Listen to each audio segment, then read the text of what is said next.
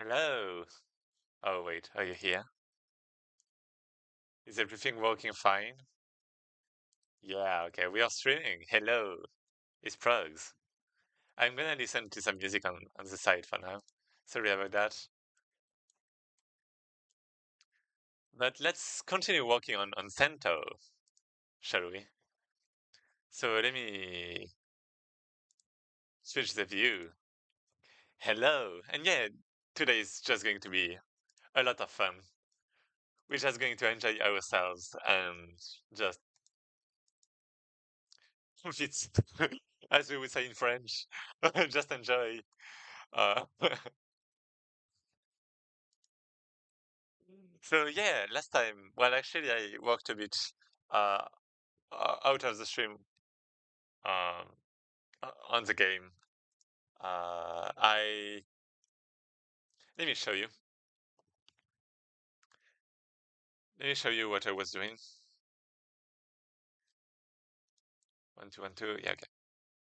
So I have my deck editor, right?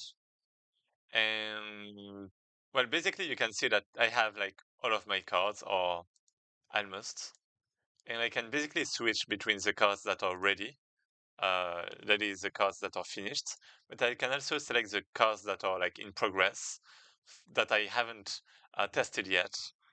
So I can like get them in my inventory in my deck and test them. That's kind of good to test that without modifying the files, right? And then we have cancels, which are cards that I'm probably not going to use because they're using kind of obsolete things. So we have a few problems.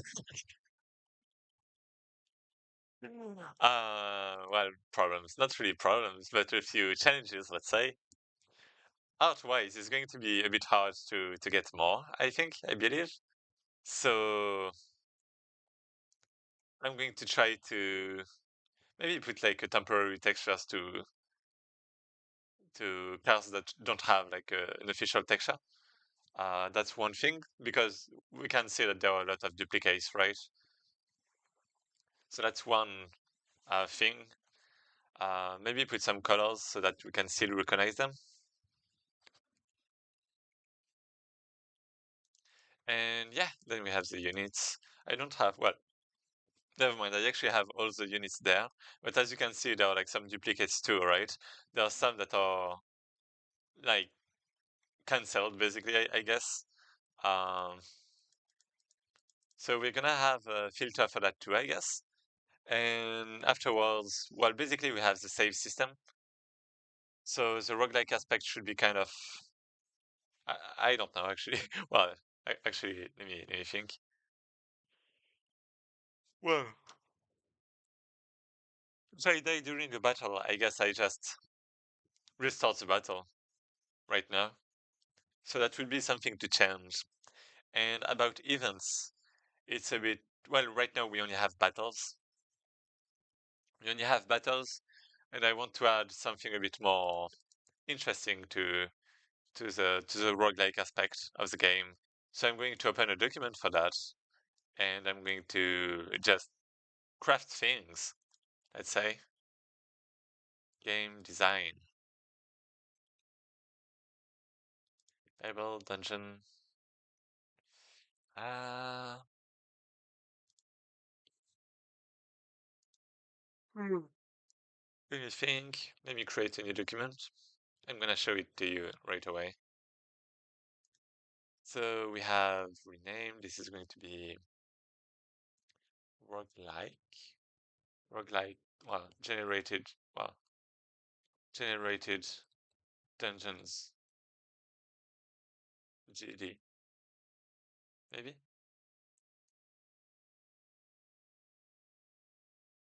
So we have this,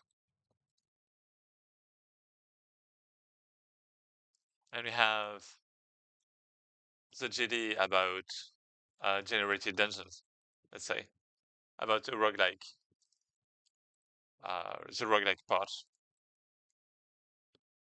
So we can remove everything there and refresh. And okay, so roguelike. Hmm. We actually have a document about it, right? So let's go there. Let's go there.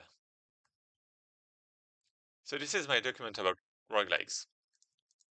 So what do they try to do? Permadeath. Okay, so we have the pillars.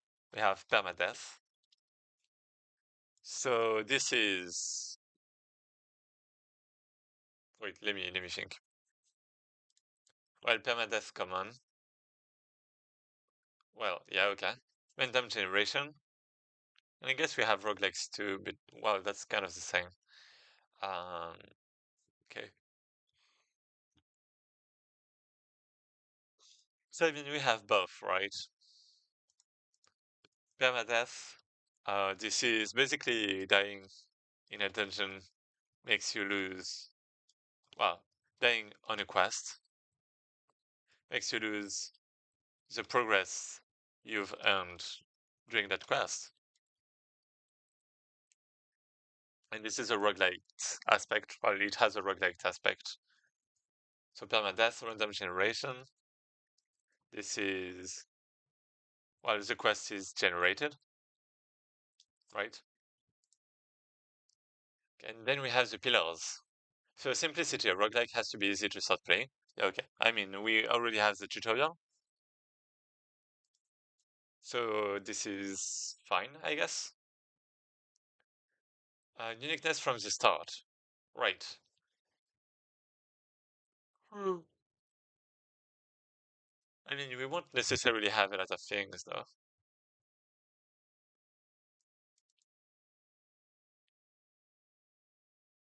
But yeah, we have something from the start. Uniqueness from the start. This is kind of... Okay, okay. I'm actually thinking about Chaos Zero Nightmare, right? Let me... Pillars. Let me copy this. So simplicity, let's say this is the mechanics have been explained in the tutorial.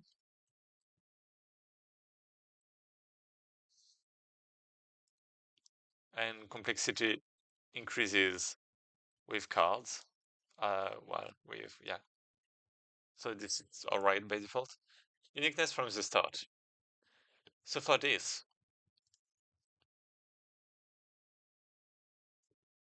Mhm. I thought, oh, that, hey, hello, people. So uniqueness from the start.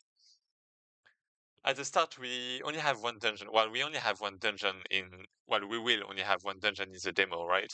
So this is not going to be very unique, right? And you have like similar enemies, I guess. So, well, problems. We only have one dungeon. Things can look pretty similar, right? They can look pretty similar. So, I mean, at least art-wise, right? Um, like for now, only one background, a few sets of characters, but kind of the same kind, right? So that's not really a big difference. So what we might want to do is have things be different mechanically wise. We want, um, well, I can't really impact that. I can't, well, let's say that I can't really, well, I can't really do much about art, music, and story isn't really, narration isn't really, you know, well, it's not the gameplay, I would say.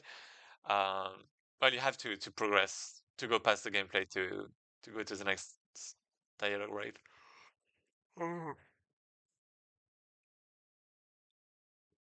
I mean, you can still have like side events. Yeah, I guess it's just art and music actually. But the goal is to, well, yeah, but the goal is to have the gameplay become unique enough every time so it feels fresh, right? Okay. So, yeah, Hades. can choose a unique weapon at the start with its own mechanic. And you can, choose the aspect of the weapon. Then you have this, you can choose a different button.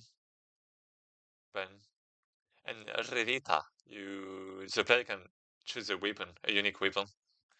So maybe we want something like that, a mechanic like that, where you choose like in Chaos Zero, you also have.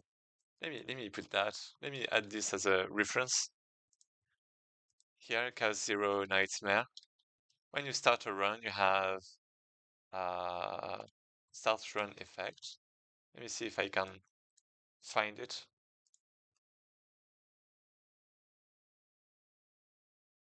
Chaos, I guess. It's called Chaos, the region. Chaos, select bonus. How is it called? But yeah, you can basically select wait,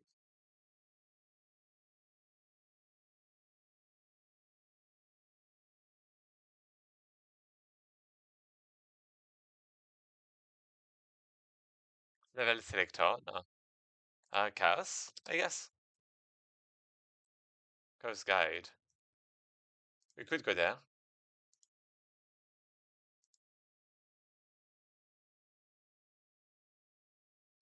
So okay, we have this. We go in. What do we? Fate. Okay, this is fate, right? And you get basically bonuses. So we have to. Well, I mean, I'm going to add this as a reference. Chaos Zero Nightmare. And this one is like a roguelike deck builder. And this is going to be uh, at the start of a chaos run, you can select a fate, which is a bonus, right? I'm just gonna link this video, I guess. Fate revelation. Okay, here we go. Wait, which is a bonus specific to your run?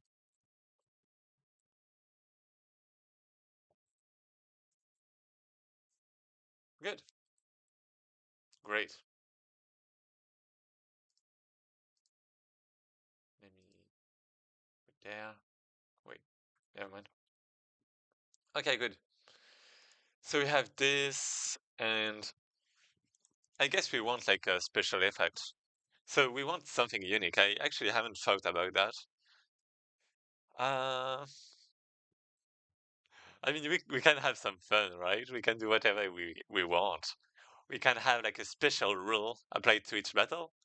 We can have like, well, give items, for example. We can do a lot of things. So like, for example, we could do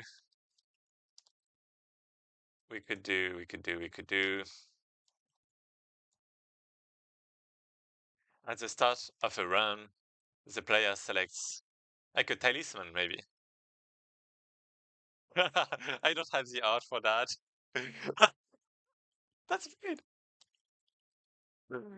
Let's keep it like that. I can probably do something, right? Like a button. Player selects a talisman. Okay. And we can have like we're going to give example. For example, um every turn, well, at the end of each turn, +1 HP to each character. Or or like a relic, it could be.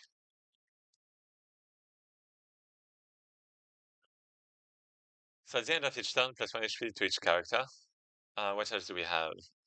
We can have, I was thinking, basically, if you lose a game, well, if you lose a run, a quest, right? If you die during a quest, you don't save your progress. But I was thinking maybe we can have like an effect for that. Like you can, save what you well, right? What you've gotten. But that feels a bit tricky. Like, how would you even select your thing? Hmm. Let me. well, let me just write it, but it's going to be temporary. Your first, uh, the first new character, character? The first new individual character that, let's say character, that joins your team will, if you lose the game in the end. Good idea. Hey, Sado. Sado? Vati! Vati, Vati, Vati. Sado sounds a bit too much like a French insult. Vati, how are you? Allez, yeah, let's do this. That would be so. That would be such a good troll. My hair is such a mess. Okay. That would be such a good troll. But yeah, let's say well, that joins your team will be permanent, let's say, even if you lose the quest. Um, okay, that's a possibility. All of these are possibilities. We're just writing ideas. At the end of each turn, +1 HP to each character. Maybe we can have +1 attack for each character. I don't know. Maybe we can have. What can we have? Maybe we could have the opposite. That would be a bit too complicated, I feel like. Um. Oh, right. Never mind. If I add this, then the player is gonna try to tempo. That's not good. Doing good. Just got back from Europe, so my sleep schedule is a bit weird. Oh, it's 5 a.m. Oh, insane math. Okay. What did you do in Europe?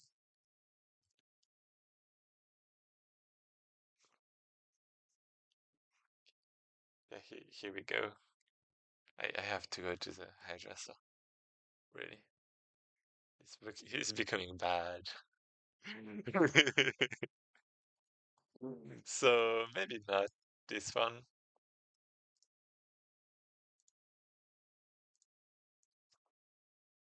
We don't want the player to tempo. Yeah, this is actually kind of complicated.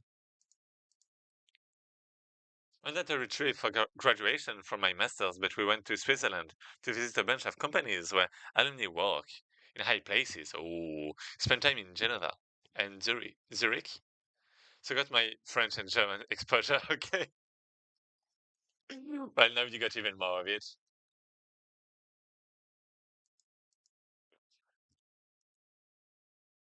Mm, maybe we can like give a special card. It could be whatever. Um, we could also have, well, basically, let me go back here. So we have uniqueness from the start, right? So it's kind of good. But then we have risk versus reward, which is kind of, tied to it, right? Because we could take something like better for the end game, but, a bit worse in the early game. And that kind of stuff. Then you have cursed effects, come with a downside. I mean, yeah, I guess. Long time effect. Well, I guess this is kind of what I was talking about. Yeah, risk versus reward is, well, it's kind of similar. Diversity, okay, I mean, this is fine. Random effects, then nah. Okay. Random enemies, random levels, controlled randomness. Yeah, I mean, we're probably going to like suggest select a talisman slash relics between three different options, right? As usual. I personally have traveled to France, Germany, Italy, so it was kind of weird to not ever go to Switzerland. So it was a good chance. Let's get some good footage, such photos for environment inspirations for my game now. Oh, great. I've never been in Switzerland. Like it's kind of embarrassing, but I've actually been only like in the UK one time, and it was like for a school trip, and like in what in high school, I think.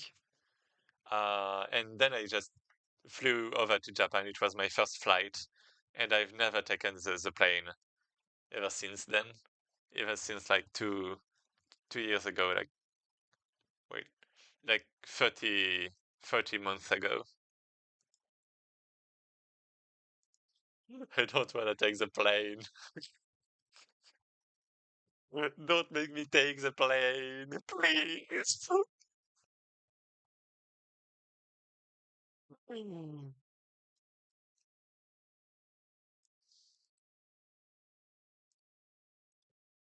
Yeah, I guess we have this synergies. I mean, this is gonna come from our decisions. It's okay, you can train everywhere instead from Japan. I mean, if I was still in France, yeah, but from Japan, train. I mean, I guess I can Shinkansen. I can use the Shinkansen, but that's it. The train doesn't go on water. There's no underwater train like between France and the UK. Train plus boat combo. I could, I could go to Korea. Or I really wish I could code. Oh, Merino. Can't wait for practice game. Thanks. Oh yeah, you actually remind me. I have to pin it. And yeah, I mean, if you want to code, then you can. Like, it's actually, I would say it's like easier than drawing, probably. I mean, I can't draw. Uh, I still have to learn. I'm trying a bit, but it's complicated, right? And yeah, it's like programming is like really just logic, right? So like even if you're paralyzed, like even if your whole body is paralyzed and you can only move your cursor with your eyes, then technically you can program. So I mean, it's just up to you. I That's something I said during the my graduation speech because I was valedictorian, so I had to give a speech at my college, and it was basically about that, about like we graduated as programmers, but basically don't put labels, don't put labels on yourselves. You can do whatever you want. You can be artists, you can be programmers, you can be I don't know, cooks, whatever you want, right? I think it's kind of like I wouldn't say a shame, but yeah, maybe a shame to limit yourself. So just if you have the time, of course. If you don't have things you wanna do first, like depending on your priorities, right? And like programming is like it has different levels too, right? You don't have to learn like the deep technical side, mathematical side, if you just want to do gameplay, for example. Like that's totally something you can just hop on. Like high schoolers learn programming, right? Like I think middle schoolers too now. So yeah, just gotta join the game jam and program, start coding. What structure milestones? I guess we do want milestones, maybe. Do we?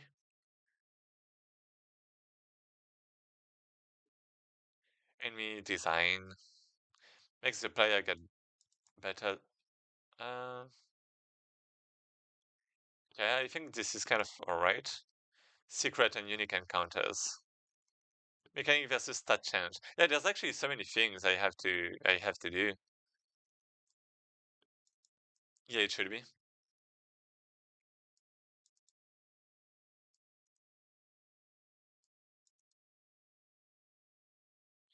Important to find a mechanic that makes the game feel different. Okay. So card design. Games divided into categories depending on the mechanics. Games? Oh, games, right. Power, skill, attack cards, minion spell cards. I guess this is okay. This helps having the player's deck organized. Oh, right. Yeah, yeah. I only have, well, I have units and cards, I guess. So like this, basically. Rarity, yeah.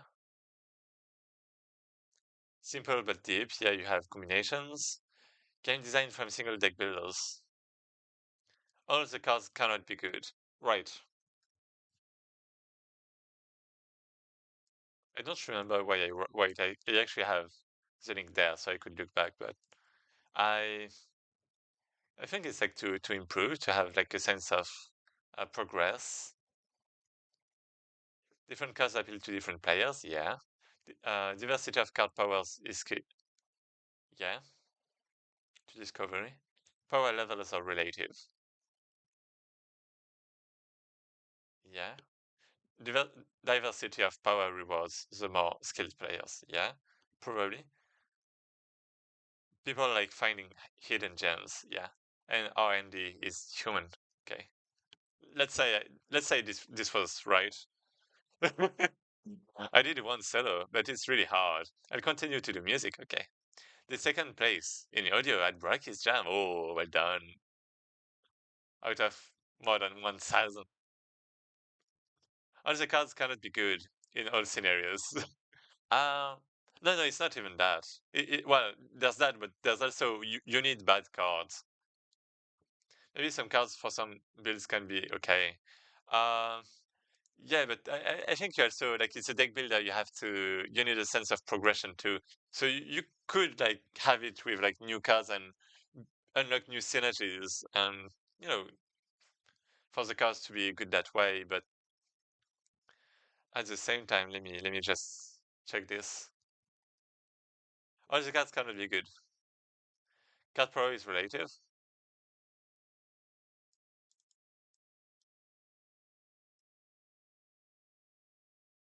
Okay. 222, many players complained. Why did Wizards put such a bad card? How can a bad card be good enough to play? Oh yeah, because it also highlights the other cards, I think.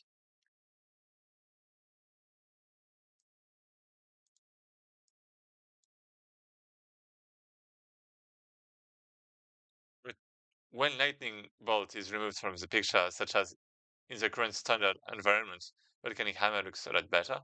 Um, okay. We only have some unique cards. Why? Because even amongst the best cards, some cards are just better than others. And let me zoom a little for you. Some of the good cards become bad cards in this environment. The phenomenon always holds true. No matter what cards you pick, the cards will rank in a power order. When a player goes to build a deck, he will choose cards at the top of the list before cards at the bottom. If you can, we could design this. What about the next set? Oh, right. Yeah, because you have different like expansions, right? Yeah, I mean, this is basically progression. Like, well, with TCGs, like it's actually with TCGs in this case. But you know, like TCGs provide a new, how do you say, not decks, but like new sets, right? Where like new sets of cards come out like regularly, and the new sets have to be stronger because they replace the other ones. And it's like progression. It's like encouraging the player to continue playing and getting the new cards, because if you don't have a power scaling, then yeah, you don't buy, right? You won't have a sense of progression, and battles would stay the same, and it would be repetitive, I guess. Mm, I think you need bad cards to make it more interesting, also combos and synergies. Yeah, yeah. Basic defense slash strike are considered bad. What if you add an artifact that doubles effects of the basic cards? Yeah, you can do that and do some synergy, but you have also some cards that are bad in, all cases. And in deck builders, I would say it's like interesting, specifically deck builders, because you have, when well, during the roguelike aspect, you can like, well, you have strategies to remove your cards. And in this case, you want bad cards so that you can remove them, so that removing them becomes a strategy in your roguelike run, I would say. Like, yeah, of course, there's also synergy and stuff, right? Like, conditionally bad, you could say. But yeah, there's also like curses, right? I mean, that's also why Pokemon TCG is so successful. You have different deck types. That's not why. Well, I mean, Pokemon TCG is so successful. You have different deck types and also kind of rock paper scissors dynamic, but that's not absolute. Would be frustrating. Um, I mean, even among Pokemon TCG, you have like legendaries and stuff, right? And I would say Pokemon TCG is like really popular because of the collection aspect. It's not because of the gameplay. I mean, the gameplay is, I think it's probably fine. I haven't really played it, so I mean, I can't really, give my real, well, give a good opinion about it. Um, but from what I've seen, it's like there's a lot of people that collect Pokemon cards, and for the collection aspect, and because Pokemon is a franchise, right? And people want their favorite Pokemon and stuff. So I don't know if it's like if it would be a reference TCG wise. I mean, it's still on the market, right? So I mean, it's I think the base game is probably nice, right? It's successful. Um, but yeah, I guess I haven't played it, so maybe I can't think enough about it. Well, say enough about it.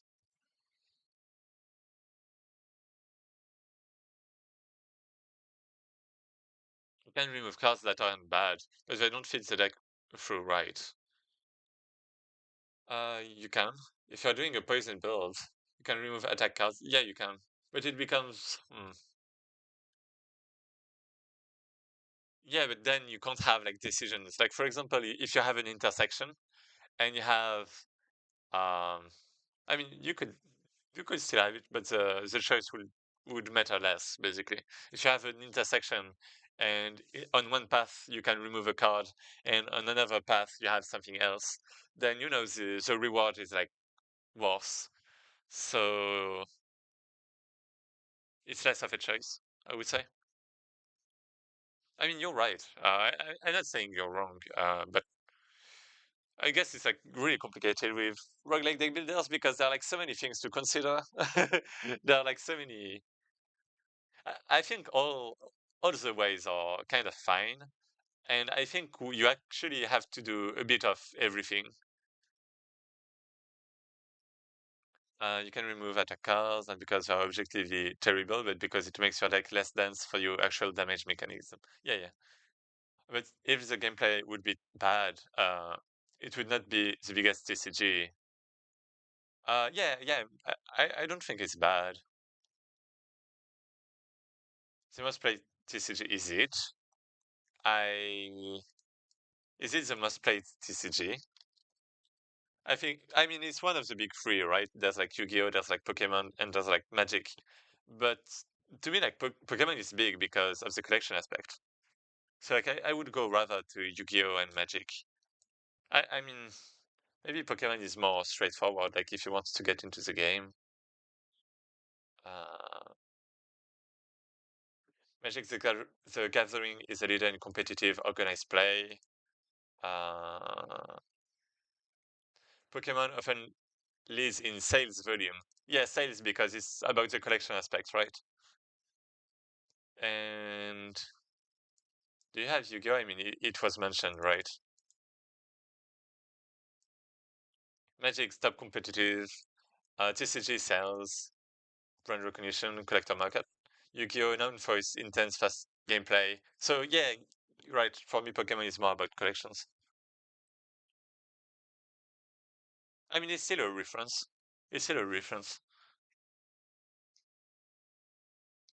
I wouldn't say it's the most played. Maybe it's the most played, but it also depends how you define most played.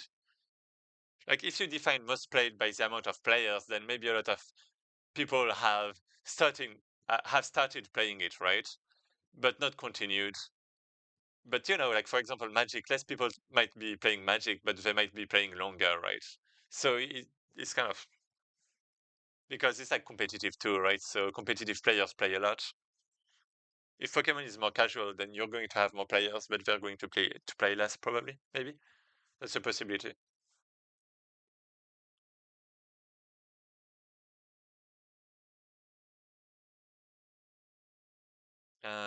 To yeah, I'm the devil's advocate too, Vati.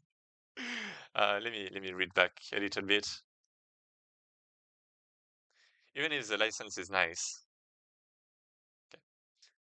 I'm just playing devil's advocate. I actually agree with you too. I don't think there's a right or wrong way. I think there can be wrong ways, but probably not what we're talking about. I mean, there are definitely bad deck builders, right? So there's definitely a bad way, but yeah. So I think that cards for consistency are important. Like draw new cards, or wait, or put one card down and you can draw two more. That cards for consistency. Oh, like drawing, right? So that you can get to your combo again, basically, right? Pokemon is the most played, not only collection ways. I mean, okay. Both decisions dominated. Wait, dominated cards versus situational cards have different trade-offs. Yeah, for example, you can make every card situational. For example, it needs artifact A, B, C, and fighting specifically enemy D. But I would argue the player isn't making a decision, which is the skill and fun part. So I agree with sometimes having bad cards too. Okay. Tournaments have been bigger than any TCG. Okay, for Pokemon TCG, I guess. But I just wanted to mention that. Maybe you could get ideas from there as well. Yeah, I mean, I've definitely looked a bit at Pokemon TCG for like my. I mean, basically, I have a. Wait, that's not the one. Wait, I have a document about that. Can you believe it? Let me get it. So I also have this TCG, and yeah, I have like. I mean, references. Basically, there's like Yu-Gi-Oh! Magic Pokemon, right? And I have like a few things from it. But I guess that would be like the TCG part would be like the battle itself, while right now I'm thinking about the deck builder aspect, the roguelike aspect. So that's why I'm not really looking at this document right now. Uh, but definitely, like I think resources is using resources in Pokemon, right? You have like the weaknesses, the strategy triangle, and yeah, power creep. That's what I was talking about. Like when you have a new set of cards, then there's like some power creep. And it's like the same in deck builders. I think it should like the power level should just increase with new cards. What about Hearthstone? I actually probably I don't have it. Do I have it here? I don't have it here. Wait, really? I mean, I've played Hearthstone, so I kind of see how it is. I actually that's the inspiration for the for the resource aspect of the game. Like this is the same as Hearthstone. Well, actually, it doesn't increase every turn, but yeah. Your game will be so cool with all the research you do. Thanks. I hope. I I'm really when people promote my game, I'm a bit embarrassed. I'm a bit embarrassed because I'm like, oh no, it's not going to be good enough. What am I gonna do? They're going to be so disappointed. But well, I hope. I mean, I try my best, so it's fine. Um, I'm aware of some bad things in my game right now, and I'm not fixing them. I'm delaying that. I hope I would be able to fix them before releasing it. Well, releasing it before the demo, I guess. But yeah, I mean, yeah, this is the TCG aspect, right? Let me go back to the roguelike one. Categories. I mean, okay. Okay, so uniqueness from the start, okay.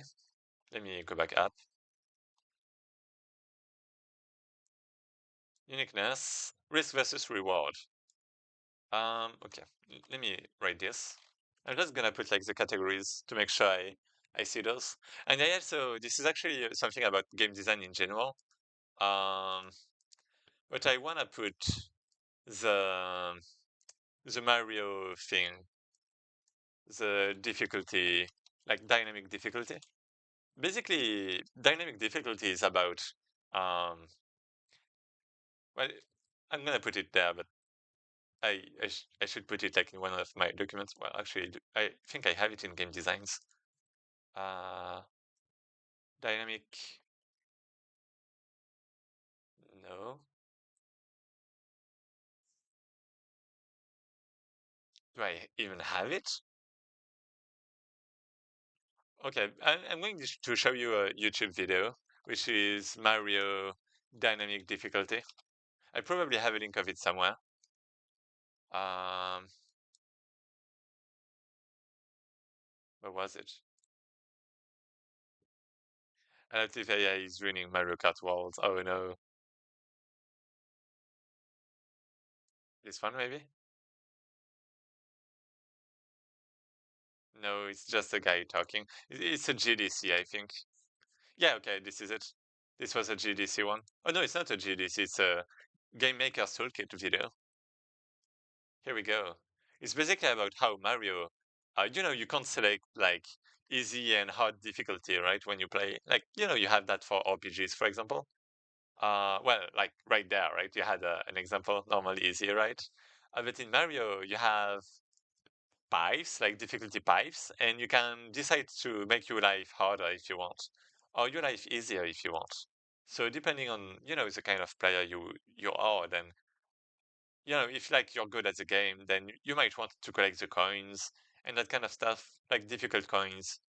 And it is a way to like have the difficulty depend on the player itself when he's playing. So the goal is to have something like that. And in that way, we can have, well, I guess it has to do with risk versus reward in one way. We might want to increase the difficulty to give more rewards. That's basically the thing. Like if you are a new player, then well, if you're not really good at card game and it's maybe your first one and that kind of thing, then you might want to do quests a few times, but get less rewards. So that basically to continue the story, you have to play a bit more. But that way, you can discover the game and learn about the game, like the mechanics and stuff, and the card aspect, right, of the game, the synergies and stuff. But if you are a veteran, if you're an experienced deck builder player, then you might want to get more risks because you think you can get more rewards that way, and then you can finish that part of the game faster. So because you already you already know the stuff, right? So you don't get bored doing the same thing as the other games you've played too. So it's kind of a pro to that.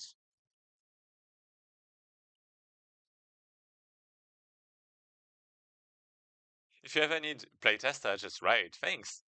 Sadly, I have to leave you now. Oh, yeah. Yeah, I mean, there's gonna be the demo for the Deck Builders Fest. I'm probably going to have some playtesting before, I hope. I'm really afraid of the time, but I mean, we're gonna see how it goes. I'm gonna try my best, and yeah, and this is it. So dynamic difficulty, it's about making sure that no matter the level of the player, he gets his fun, let's say. So um, like what? Like new players. Well, example, you have an option. Well, well, risk. Well, if you get an item, well, if you decide to get a specific power up, that power up makes battles more difficult, but the reward bigger, right?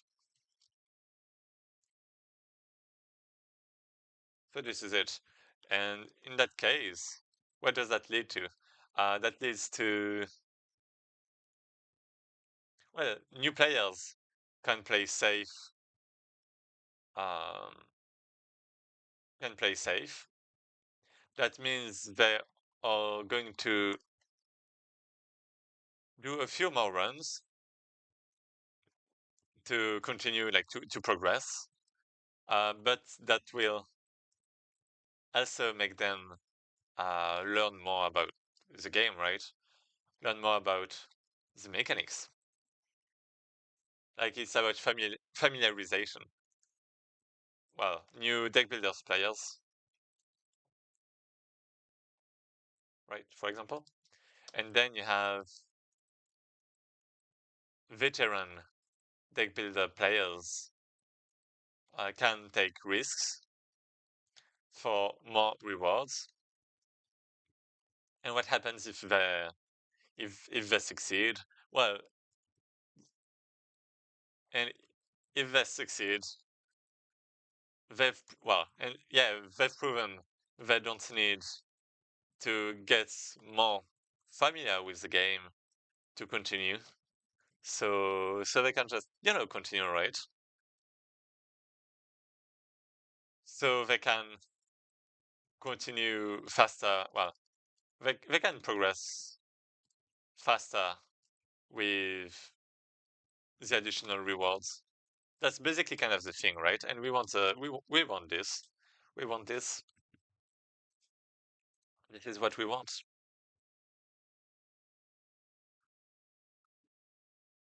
So yeah, this is kind of risk versus reward. This is kind of very similar. I This is not the same because risks versus reward can be kind of a risk management kind of thing, right?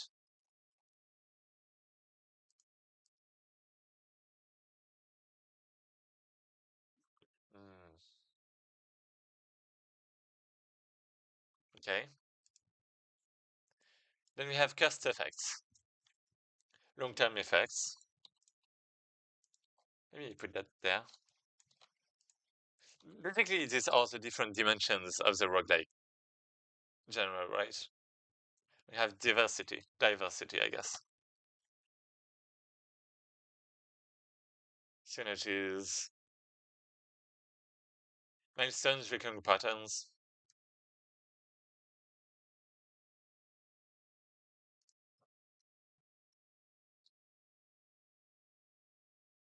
I mean, yeah, the world, recurring patterns, enemy design.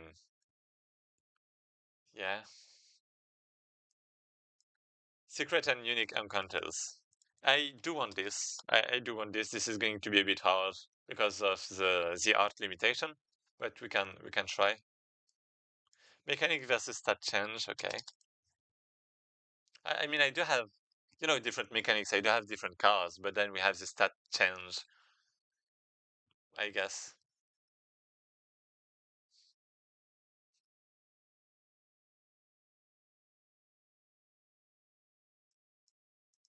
Hidden gems. Yeah, I mean, I do have to make a few more cards. Skill-based mitigation. Wait, what's that again?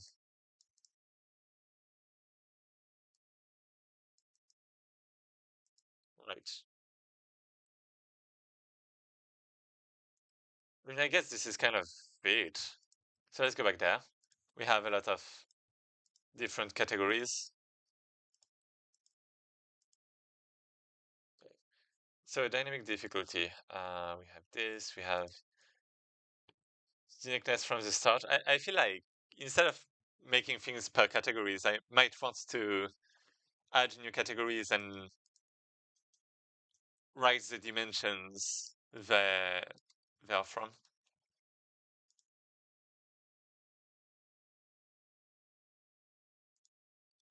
You have one dungeon.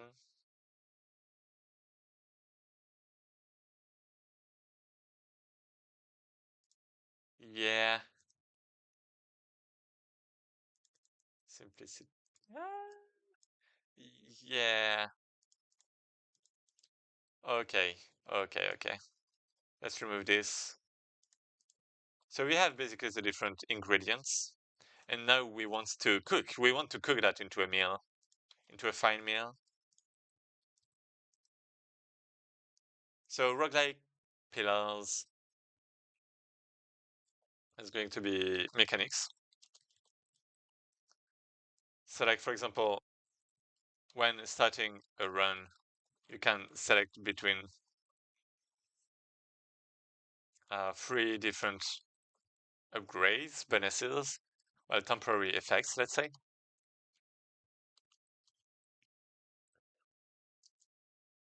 And we can have something like three random different temporary effects. And I think we should have always one that is choices are. Um, one is good in the early game, but worst in the late. Like, just fine, right? One is good in the late game, but not in the early game, for example. So this is also kind of the risk versus reward, right? You risk your early game for the late game. You can have, I guess, more complicated ones. Yeah, like for example, one makes the game harder, but gives you more rewards, for example.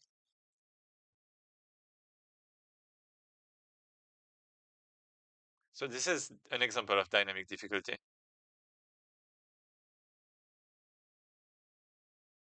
So yeah, dynamic difficulty, risk versus rewards. One is good in the dimensions. Well, let's put the dimensions there. So this is basically uniqueness from the start, I guess. Yeah, but I mean, it's not gonna feel different though, is it?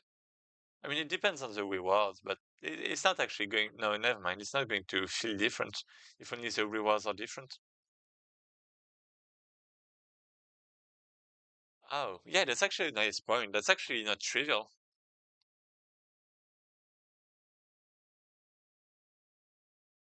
It's actually not trivial. Maybe it should be something different.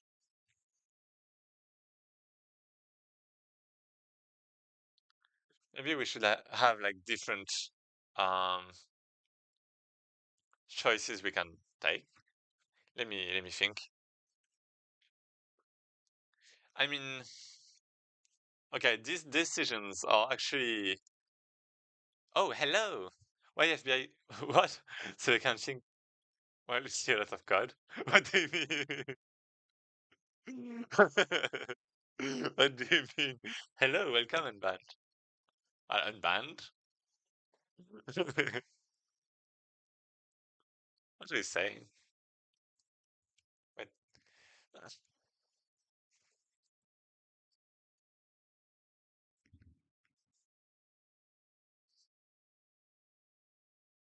I'm going to put my panda eye mask, and this is going to be incredible. Don't you know that? No, no, so focus here. What? I don't. I maybe don't talk about that. I don't know about the monetization. I mean, I'm not even monetized on YouTube, but how are you doing?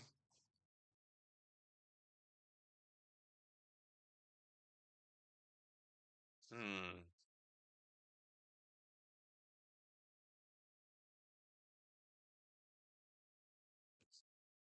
Making a website. Oh, what kind of website?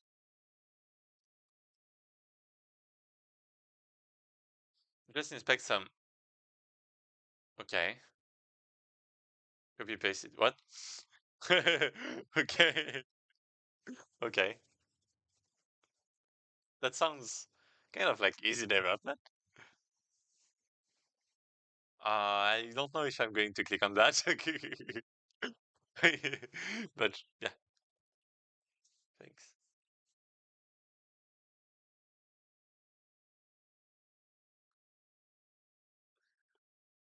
Yeah. Is it like a website? Yeah, what is the website for? Like what do you why are you making a website? What's your reason? Are you learning how to web dev?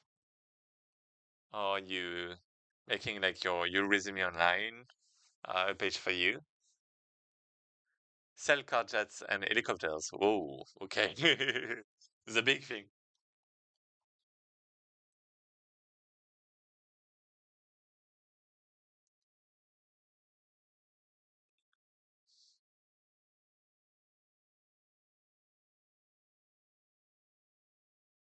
Mm.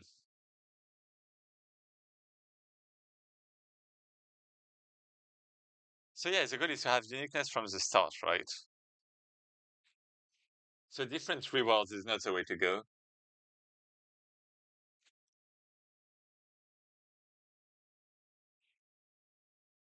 Maybe I can. Oh, actually, I have such a good idea for that. Hello and band. Well, hello, yeah. And thanks for the follow. I appreciate that. Yeah, no, the stuff like unique and genuine. Okay, if you say so, I'll believe you.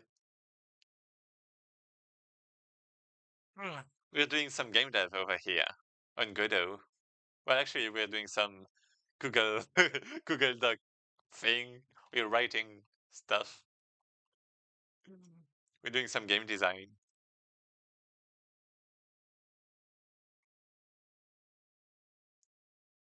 What kind of game? A deck builder, a roguelike deck builder. So, like for example, if I go in Play Quest and I run, oh, there's going to be this dialogue. That's fine. Do do do do do. Oh, wait, there's the dialogue. Anyway, so yeah, you can basically put your characters. Let's put this one, and yeah, then you have different cards, and you know the goal is to basically beat the enemies. Yeah, a lot of a lot of streamer uploaded game on Steam. Yeah, yeah, yeah, I'm gonna do that. I actually have a Steam page for my game right now. It's currently pinned. If you want to wishlist it, that would be appreciated. Then that's a very good, cool game. Thanks. There's still a lot to work on, right? But yeah, trying to.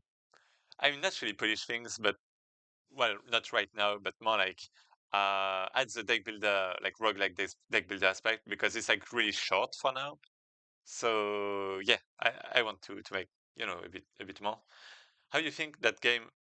That's really a good idea. Like how am I thinking how to make the game? I mean, basically, I guess I got a few references, and yeah, right now I'm like working on the game design of the roguelike aspect. It's called competition game. You know what I'm saying? It. Oh, it has potential to have a lot of fun. Yeah, I mean, deck builders are kind of popular, I guess. So that was also like one of the reasons I decided to make one. Like roguelikes are kind of replayable, right? So that's like a nice thing if you don't want to spend a lot of time making the game. Well, I'm actually spending too much time on it already, but it's like limiting the scope too, and it has like a lot of replayability, so that's great. But I guess the language is going to be a problem. Well, maybe not. Well, it depends on the amount of players and stuff. But at first, it's going to be in English only, right? So that depends on that. And yeah, trying to think about the game.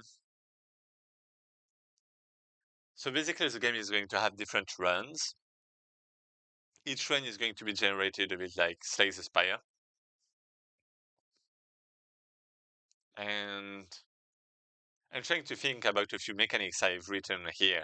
I have a lot of documents about game dev, about game design and stuff that you can find here if you want. It's on my Discord. Um, and I'm trying to look at my own document to try to extract the different dimensions and add new mechanics that extrapolate multiple dimensions.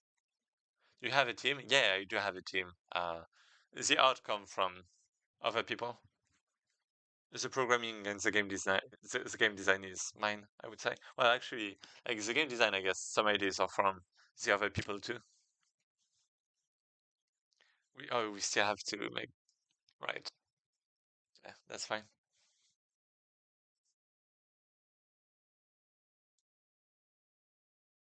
Let me. Yeah, okay. Okay. So when starting a run, so yeah, my problem is that I wanted something like that, but if I increase the rewards, then it's not changing the run. So it's not unique from the start, because we want something unique from the start, and it's kind of the same for good in the late game, bad in the early. So this is not good.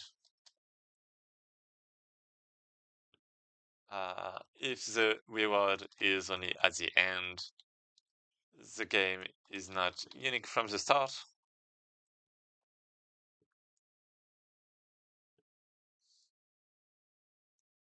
What I was thinking though is another mechanic that's like it's actually a card, and that card is going to be um, effect nothing. There's not going to be any effect. And if in your deck at the end of a run increases rewards, basically. So this is like risk versus rewards.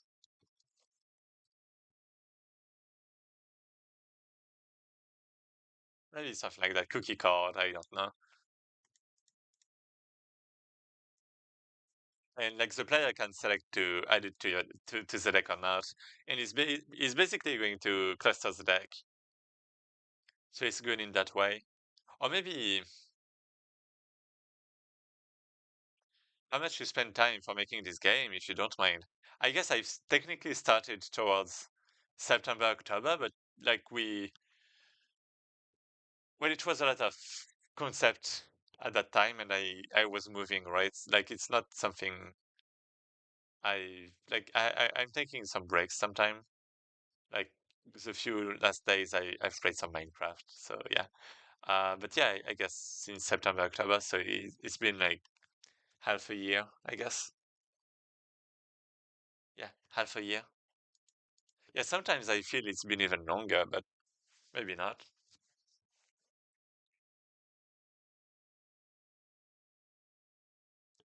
Maybe I don't want this. Maybe I want a quest. Maybe I want something like if added to your deck at the start of a run increases rewards, and then the player has to find a way to get it out, basically. So you're good at making games. Am I? The progress is so fast, is it? It's really slow. It's really slow. I would say it's really slow. Um, there's been something that took me a lot of time. I guess the base architecture took me a lot of time and a bit of re- re- restructuring, because it has to support a lot of things. Well, and it's still not getting. There might be some more updates. I mean, if you want, I have a few more games on my itch that I made for game jams that are like not big games, but they're basically there. Mostly jam games. Other people making game like 1 years. Yeah, but like I'm at the beginning of my game. Let's say. Well, like it's still in progress, right? So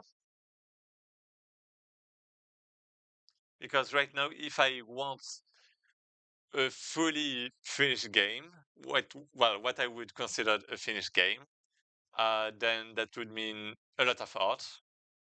That would mean, I mean, I guess I have the basic architecture now for the gameplay, so gameplay wise, well, programming wise, it will be a bit faster. But there would be like things like um, content creation, like allowing for mods or that kind of stuff, support for mods. There would be uh, console support. There would be like the whole, well, roguelike deck builder aspect that I haven't made yet. There would be the town builder, the city builder aspect that is not here yet. We need the sprite animations. We need more juiciness. We need audio. We need like the sound effects. We need the music. Uh, we need we need a lot of stuff. So I wouldn't consider it finished at all. You know, it would be good enough for a demo, probably in like a few, maybe 1 month, hopefully, because this is when I plan to release the demo. But yeah, are there any obstacles such as bugs? I mean, bugs are fixable. There's not like something game breaking. I mean, it's not, bugs are not obstacles. It's what? It's, you know, part of the progress. It's part of the development. I wouldn't say obstacles. An obstacle for me would be making a game with a specific USP, so like feature, but realizing that it actually requires a lot of performance and that you can't have the performance you want with that main unique mechanic. Like, for example, that would be uh, every pixel simulated game. Which one was it? Noita, I think. Like if I put Noita. Yeah, Noita, right? For example, Noita, that's the USP, the unique selling point is the thing that every pixel is simulated, right? But that could be like a bit too much to ask for like performance because of performance. So like for example, in the 90s, it wouldn't be possible, and it would be a blocker. It would be an obstacle. But there's nothing like that. It's kind of straightforward. But it just has to do with like what? I mean, programming wise, I'm kind of fine. So I won't have a big problem. There's not going to be any performance problem with a card game. That's a 2D card game.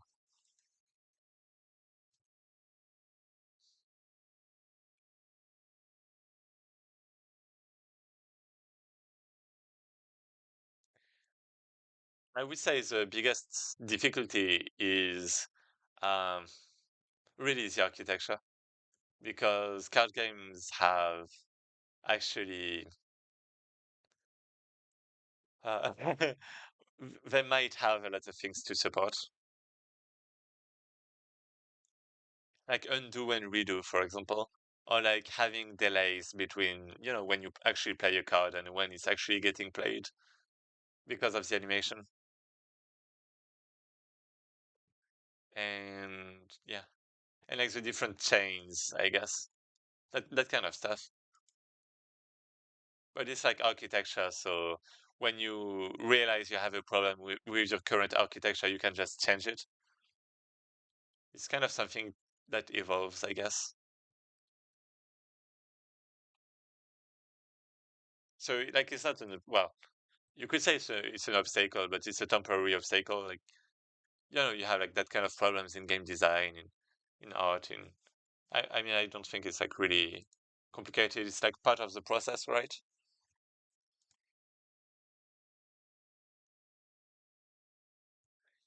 So if I do this, if like nothing, if I add it to the deck as a start of the run, it increases the rewards. Player has to find a way to get it out. So this is uniqueness from the start too.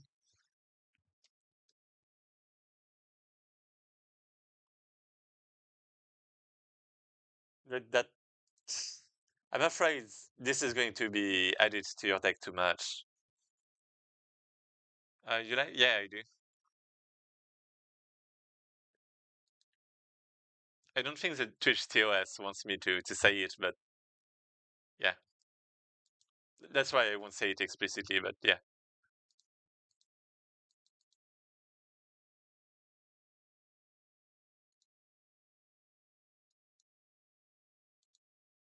wait, there.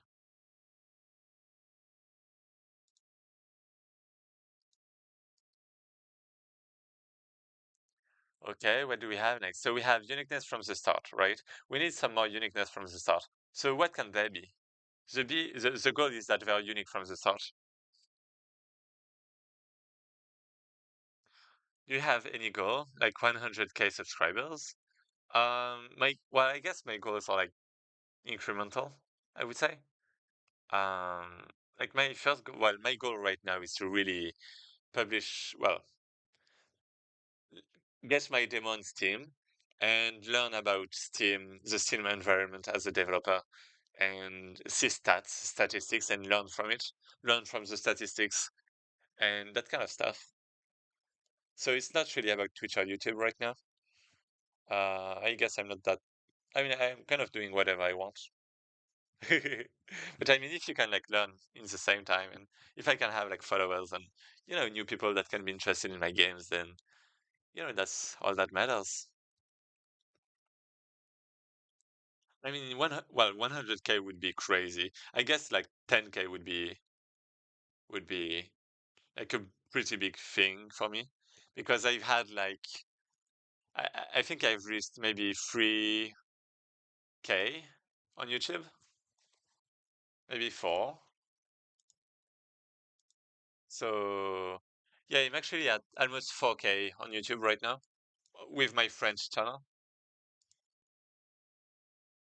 not my English one. My English one is like 100. It's 100K.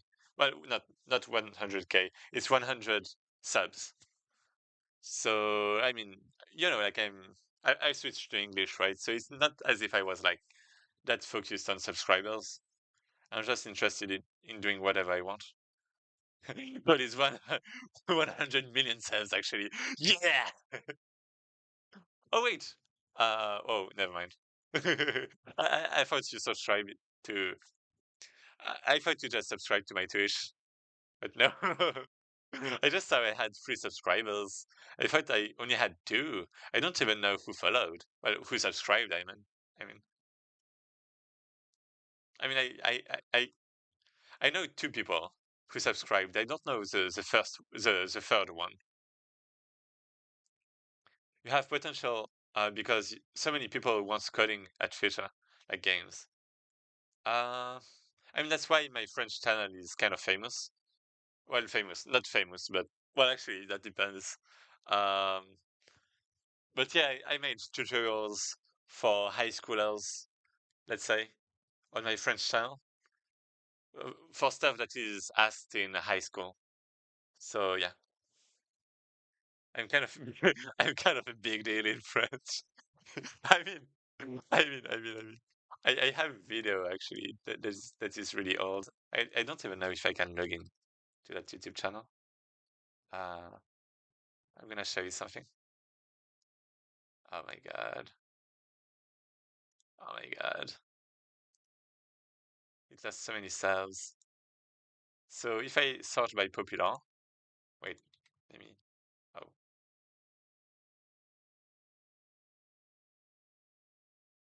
okay.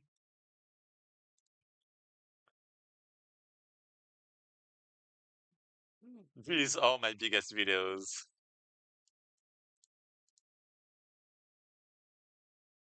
That was 12 years ago.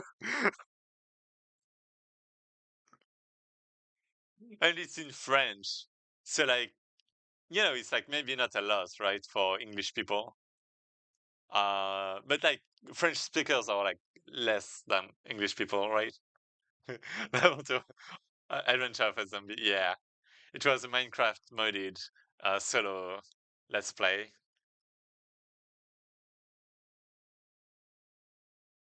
Actually, yeah, yeah, it's me, it's me. I had my little voice.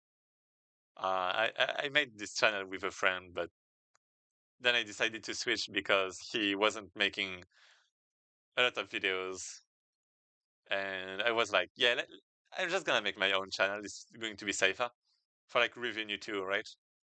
Bro, you OG. Yeah, yeah, yeah. I have Portal. I mean, these videos are not that popular, right? They're like really old. But well, they're there. They're there. And then I made a new French channel.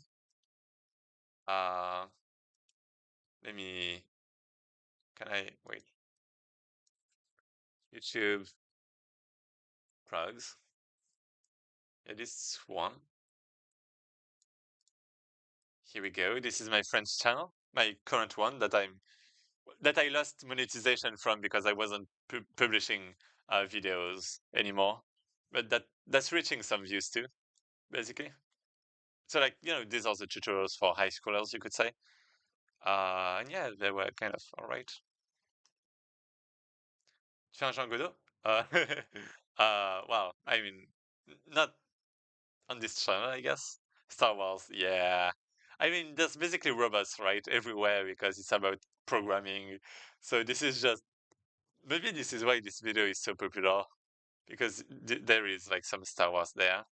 There's like some Portal, Star Wars again, RoboCop, Doctor Who, Unreal Engine, the base model from Unreal Engine. You have Wally, you have League of Legends Blitzcrank, you have Mega Man, Star Wars, Portal, Iron Man, and stuff. Oh my god, this is so old. 5 years ago, my god. Any TikTok? I don't do TikTok. No TikTok. And I also have a French gaming channel, but I shouldn't have done, maybe. That's there. I did some. Oh, she dares me.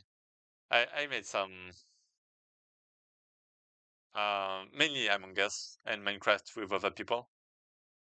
A bit of chess, I guess. Oh, if you wanna play chess, then maybe one day I should do something. Does any of you play chess? I love chess. Won't that make one the Among Us? Oh, why don't make one the Among Us? Wait, what? What do you mean by that? Like make a Among Us game? I have source game of chess. You do? Source game of chess.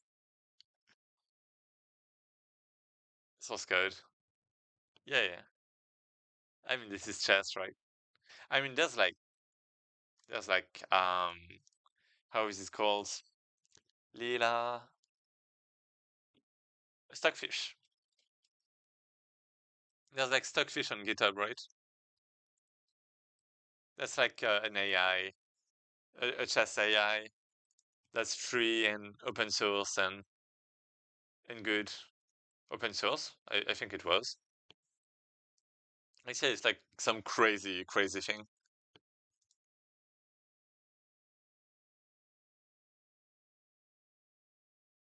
There are like some nice optimization because the board is like only 8 times 8 tiles.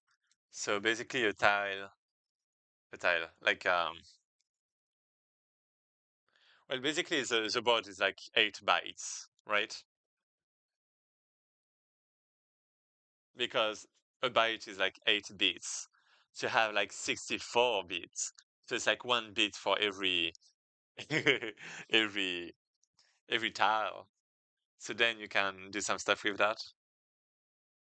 You have portfolio website. Maybe I can get inspired. I do have it, I suppose. Um,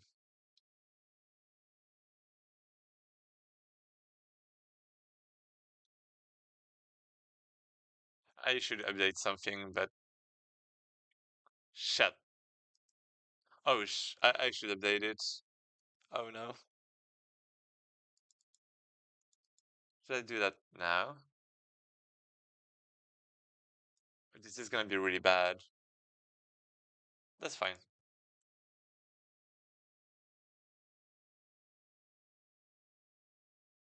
I mean, it's a bit obsolete anyways.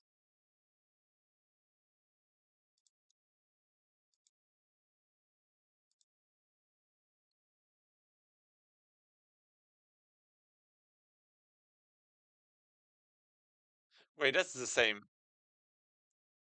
Oh, it's broken. I have the same peak for those. But yeah, this is basically my portfolio website, I guess. Ah. And then there is my itch with like my games on itch. And then I have my current job, right?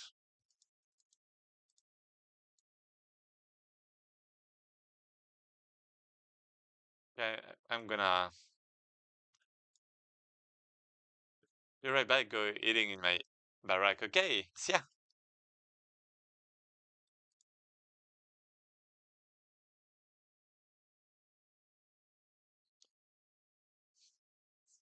Wait, it's been. Oh, I haven't done much. I need to do more. It's already 8 p.m. So free random temporary effects. So what can they do? They should be like they should change the mechanics. They should change.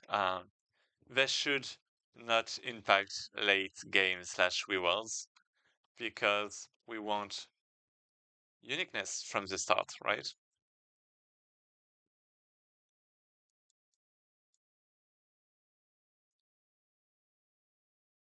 I'm going to put it again, just in case, right? So the rewards are going to be no, not rewards. The mechanics are going to be, for example, um, plus one. Well,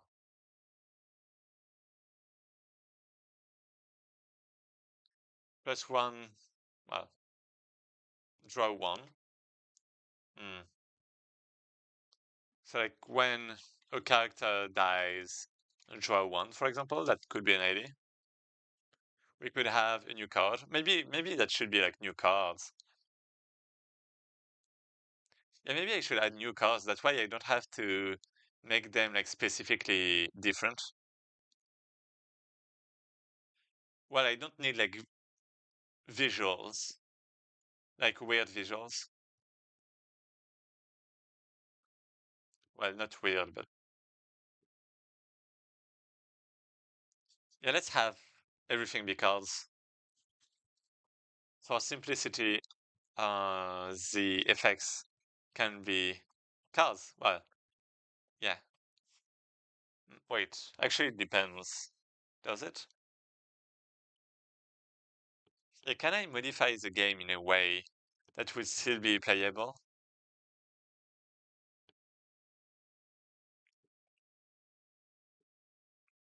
So what do I have in the game? I have action points. I have wait. That's a good idea. So I have like action points. I have characters, let's say, like range and HPs. I have cards, so like hand, deck, discard pile. And I guess this is it. And then there is like enemies, but like that's characters. So I guess this is basically the game. So I could like increase action points like by one, for example. But I mean, there's not a lot of variations. I could deal damages. I could do things with cards. Uh,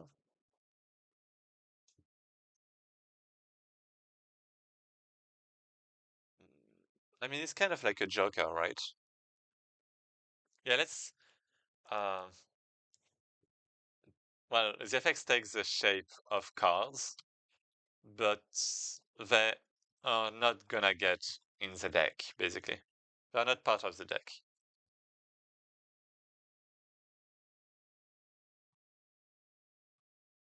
Part of the deck, yeah. Okay, maybe. Not necessarily, right?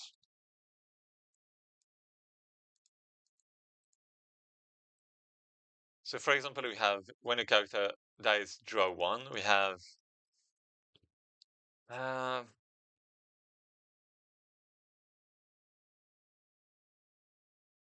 burn maybe.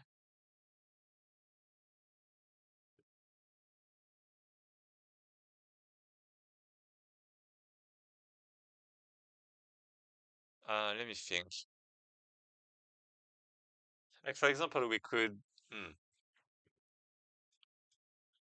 we could have something like all attacks deal one less damage, but apply one burn instead. Or like maybe instead of one less damage, it's just like all attacks apply one burn.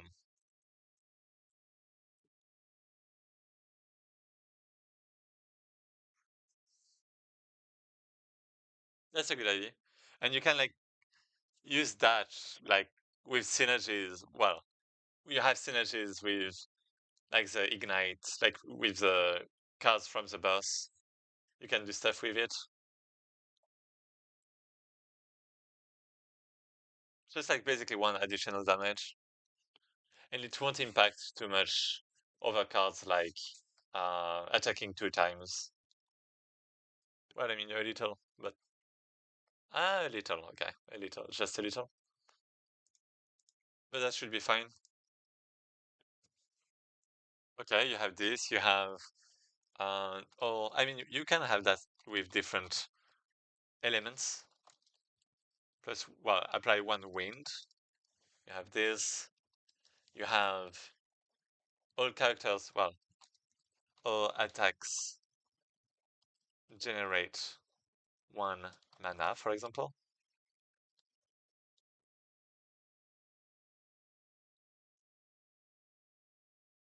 Mm, you can have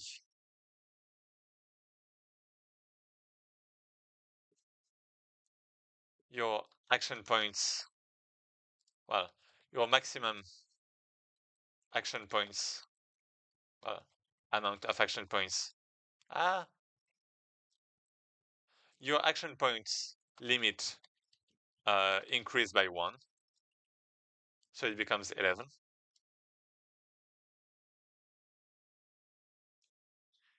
You can have, so yeah, these are statuses. We have attacks. We have other triggers. So like, for example, when you draw, no, no, no, no.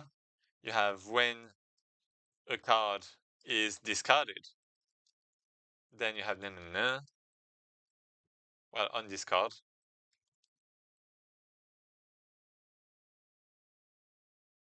on draw, no, no, no. On card used, I could have, but I might not want to do that.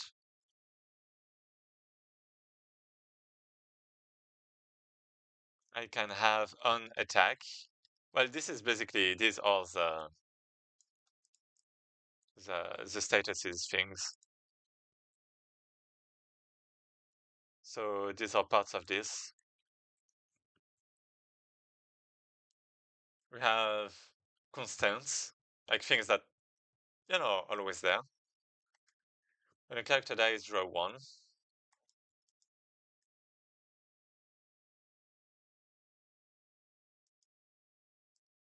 Okay.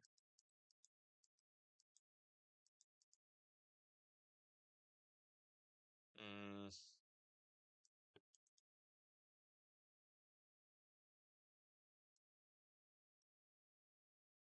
So I mean, there are triggers and there are effects. So I could also, I could try to generate things. Like for example, I have the trigger at the end of a turn, all characters, and I'm going to apply this, for example. I can do this. I can work with triggers and effects. And that would mean I can multiply possibilities that way.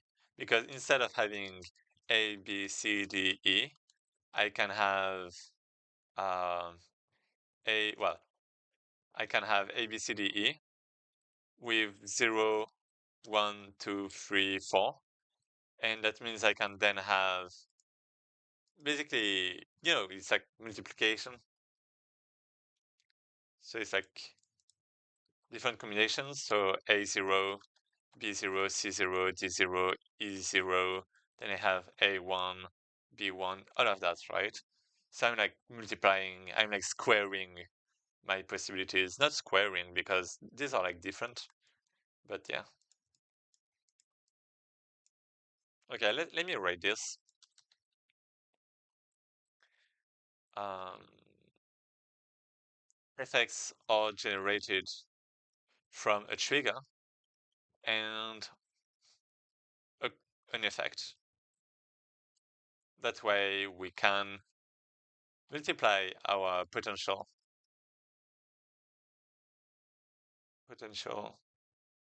results, or like, well, the multiply the possibilities, right?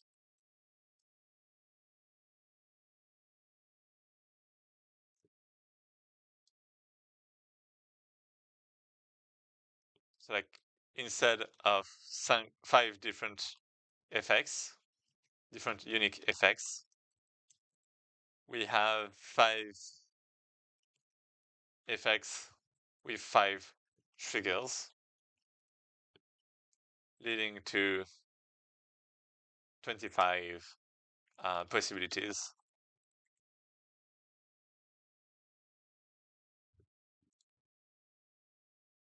This is a possibility, right? This is kind of neat.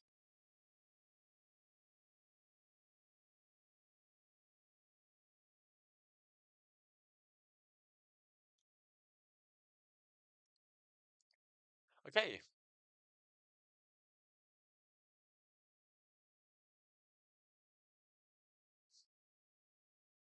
so I just have to be careful about who is gonna be selected for that. Because, for example, the statuses were applied on characters, but like at the end of a turn, you don't have like the targets, right? It's like a trigger, but you don't have like the targets. The targets are like every character. Um, so that's something.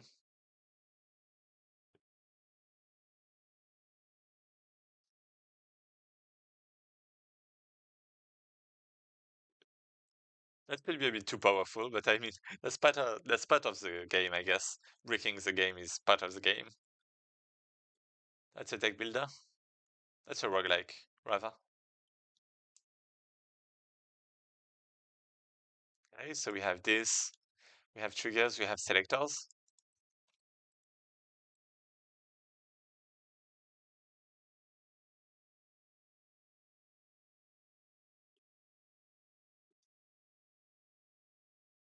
Okay. So now, I mean, I guess this is a good first mechanic. This is a good first thing, a good first draft. So I'm going to put it. I'm going to give it a name. Let's say uh, new new effects. Not effects. I need talismans. Let's say.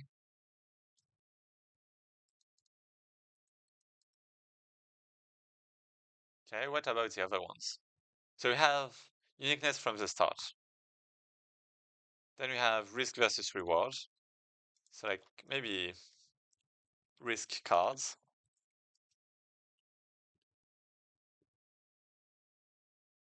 Do I want to add it at the end of my run though? Do I want to keep it as like a card I keep? I don't really think I do. Do I?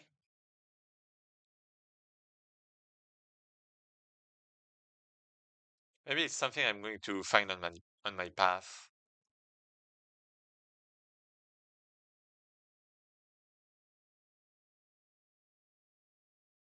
Yeah, maybe that's something you are going to collect. Like maybe the items you're actually collecting are like risk cards. Wait, that's such a good idea. But that has the potential to be so troublesome for the player, like so bad. Is it? Oh, because if your deck becomes your inventory, what does that mean? That means you can collect items along your way. But if you collect too many items, then you're just gonna lose because you won't get the cards you want. Ah, that's a good idea. Wait, that's a good idea. So risk cards, maybe well, yeah. Um,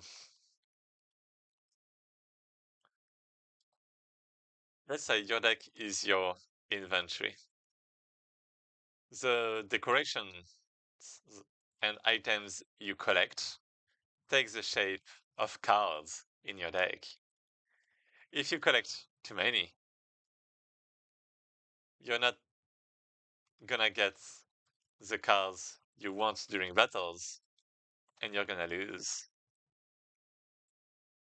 because the deck is gonna get um how do you call that? Deck is it's not bottled. It's not uh wait.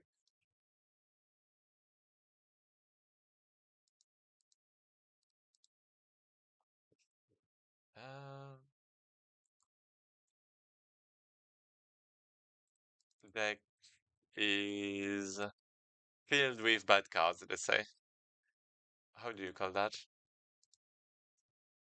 Name.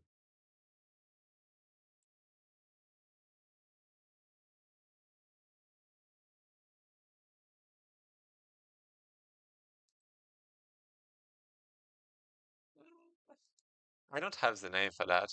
But I mean this is basically you understand what I mean, right? If you have the name of the thing, please let me know. Please let me know.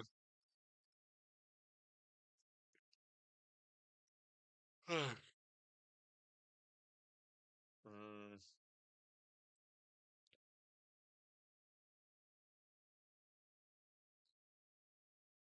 mm, yeah, okay.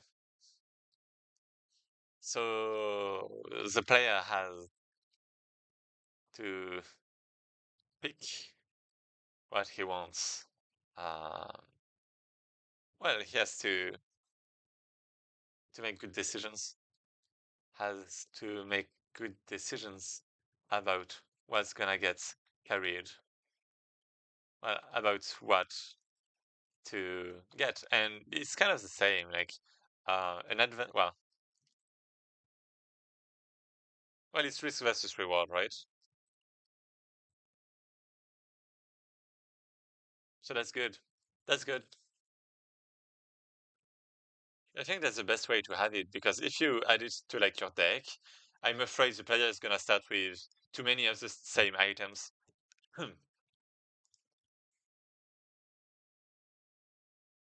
So maybe a round is only going to be about getting like one or two items. It depends, right?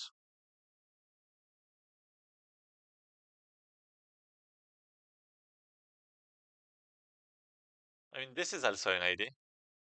Risk cards. So collectibles, let's say. I mean, that can also be new cards that are not useful on their own. Clogging. They are gonna clog the deck. Uh, Decoration can clog the deck. And new cards that ain't compatible with your current deck works the same. I mean, I guess that's kind of the same. It's like collectibles.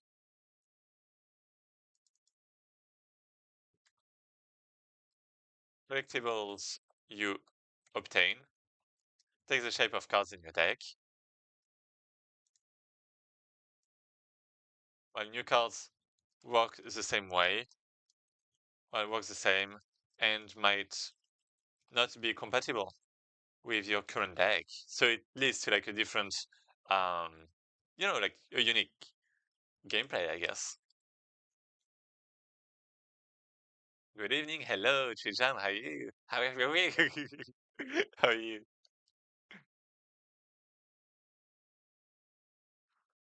Hmm. Oh, there's so many people, actually. I'm kind of surprised. I mean, I appreciate that a lot.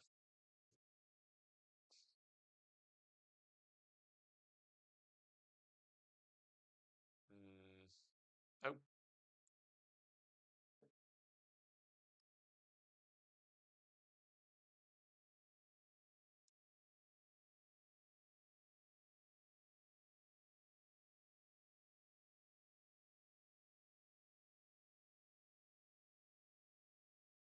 okay. Um,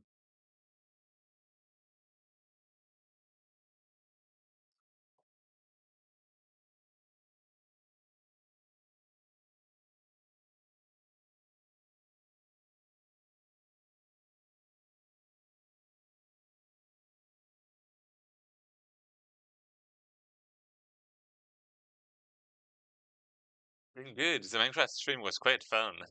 Glad you liked it. I mean, might play it again. Probably will. When I get more time for it, I guess. Because if I, well, I mean, I played it like from midnight to like 10 a.m.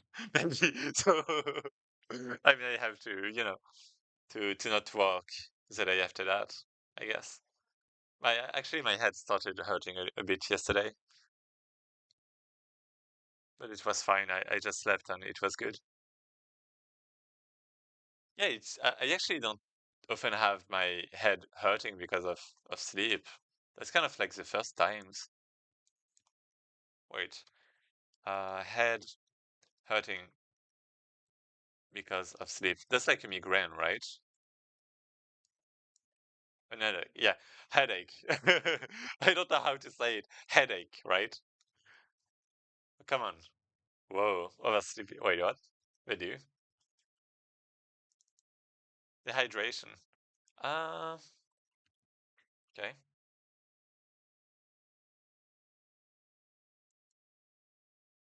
Okay.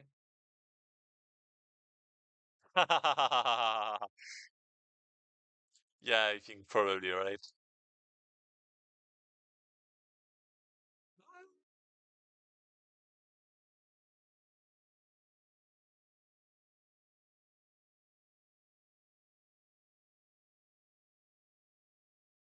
Yeah, okay. Okay, I guess it's like a difference in hormones or hormones stuff. Yeah, I was laughing a lot. You and really have a good had a good chemistry. Thanks. Add. But yeah, it's add. It's either migraine or tension. Got it. It was on the game design of my game.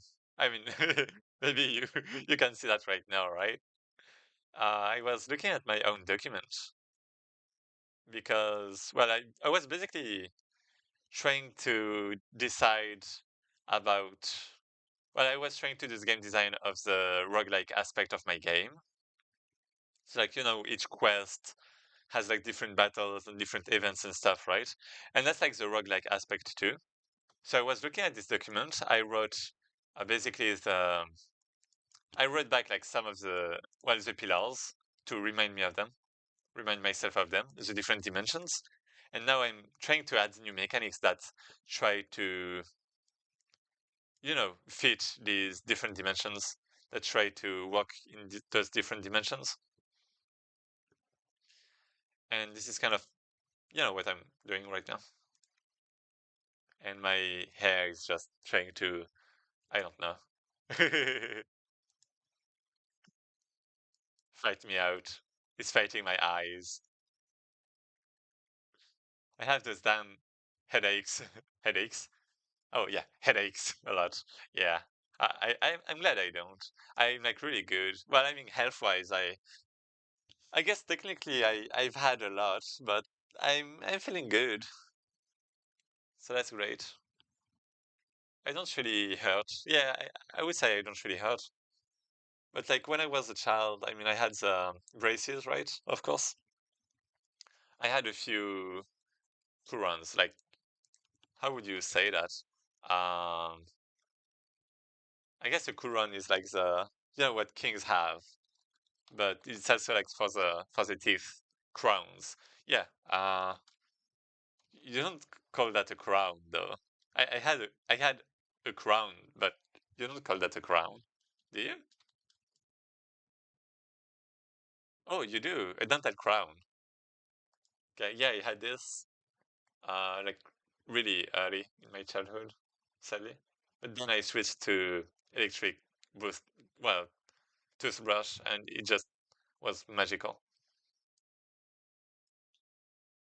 And I had also a surgery to like get my my I forget the name every time I've talked about it recently. But yeah, basically surgery. And well, I cut some bones. And I had like a corset. I had a corset for like some years. It was incredible. It was so painful. I had this. No, I actually do not have this. That looks a bit too not for me. More like medical corset. That looks small. It had something. What about resin? I had basically this but bigger, and this but smaller, because I'm a bit smaller, right? And I had, well, yeah, let's say, and I had a corset but in carbon. It's not medical. I mean, you should have like some stuff, carbon fibers.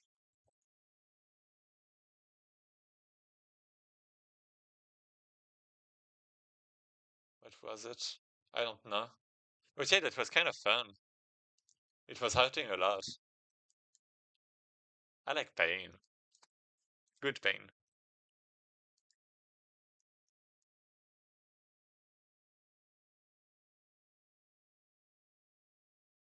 Uh, We call them here in Latvia a crown as well. Oh, stylish. I gotcha. Wearing that must have been annoying. Pain makes you stronger. Yeah. I mean,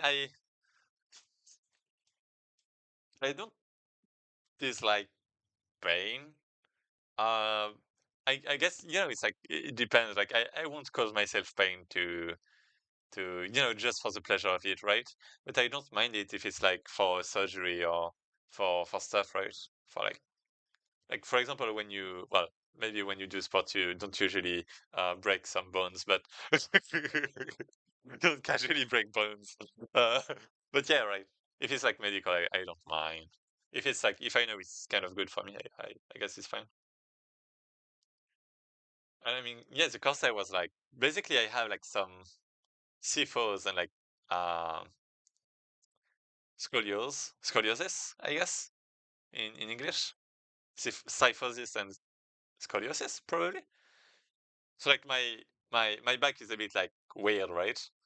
Um, and yeah, it was like to make things straight, to make the back straight, and I had to wear it like 24 hours, like all the times, all day, all night. Even during the night, I was sleeping with that, and it was funny because the first week was really hard to. It was very hard to sleep, but that's fine. I mean, I could remove it for the shower, right? To shower, but yeah, I had two surgeries to my shoulder last year. Oh, to your shoulder. I don't know how that would feel. Probably bad. Well,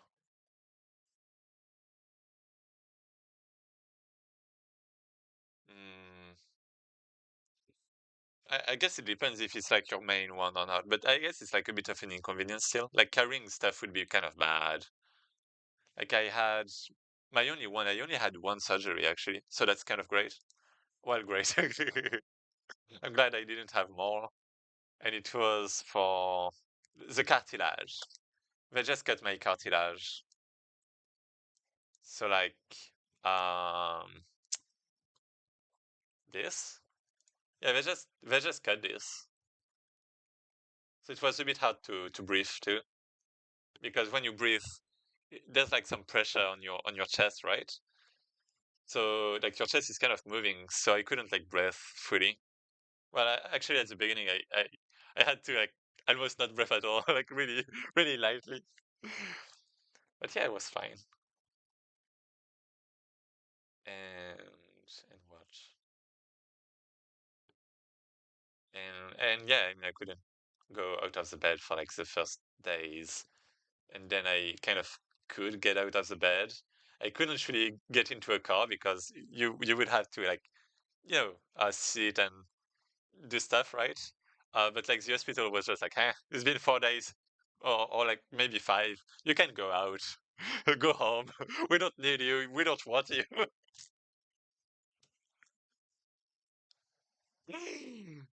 But it grew back.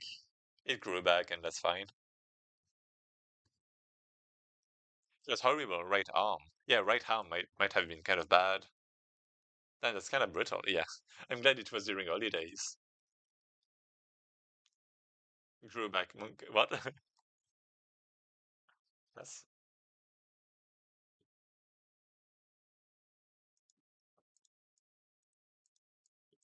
yeah. I'm glad I can move now. But that was kind of fun. That's like an experience. Like I think when you, it's like kind of the same with my arm. Like I recently got a big, well, a big, not a big, a small hole in my arm, and I didn't really want to go to the hospital because, well, basically, I'm gonna tell you the story, right? It's a, it's a what? It's a just chatting, right?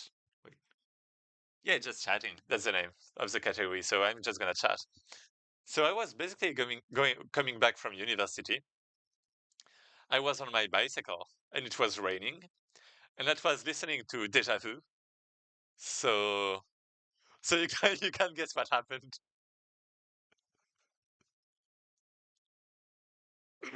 Yeah, I just fell, and this time I actually bleeded a bit because I guess I fell down a few times before too, but not that fast because it was like I was going down and like the rain was kind of really heavy.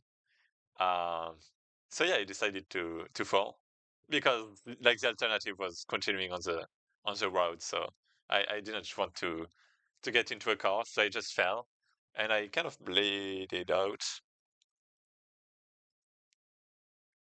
And then it was bleeding, right? But I didn't like really want to. I mean, I guess first thing was going to a drugstore. I went to a drugstore to like clean things a bit. Like the people there helped me. They they they let me have access to the bathroom reserved to the employees, I guess, I think. So I'm really grateful for that. And I cleaned things up a little. I took a few photos. And it was like there was a hole. So like in that well, in those circumstances, what would you do? A, call an ambulance and try to have your skin get, patched up like with I don't know how you say it, like sew your skin, right? Would you do that?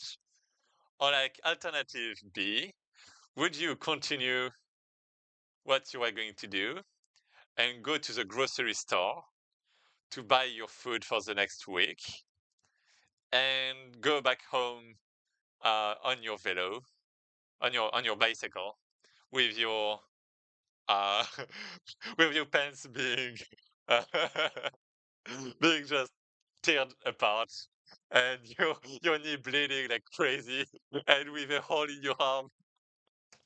I just did that. I was like, that's fine. That's fine. Let me just get back home. I'm gonna get my groceries and yeah, maybe I won't be able to move a lot afterwards, but I at least I'm gonna have my groceries, so I'm not gonna have to go outside for some time. And yeah, after that I called the ambulance. Well, actually, my friends called the ambulance. But I'm like, if it, it wasn't something really bad. Like it just healed up on its own. Well, with some pomade, I guess, with some stuff. But yeah, it was too late to sue too.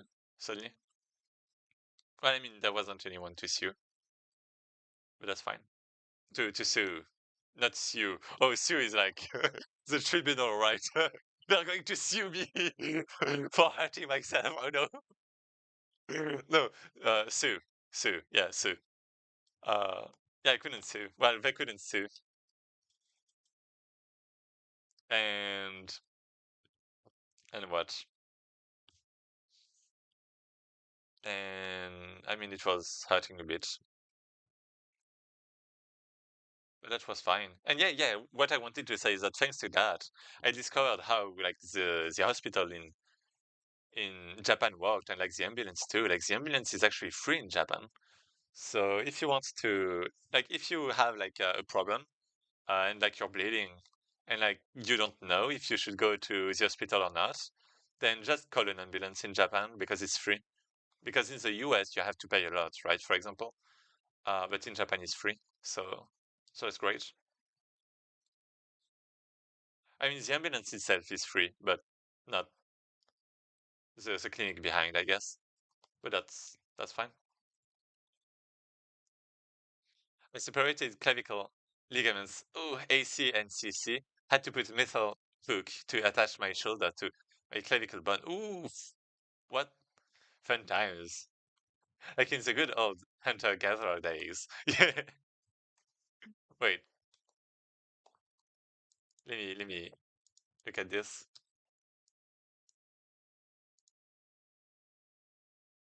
So clavicle ligaments, it's like around the neck, right? The clavicle.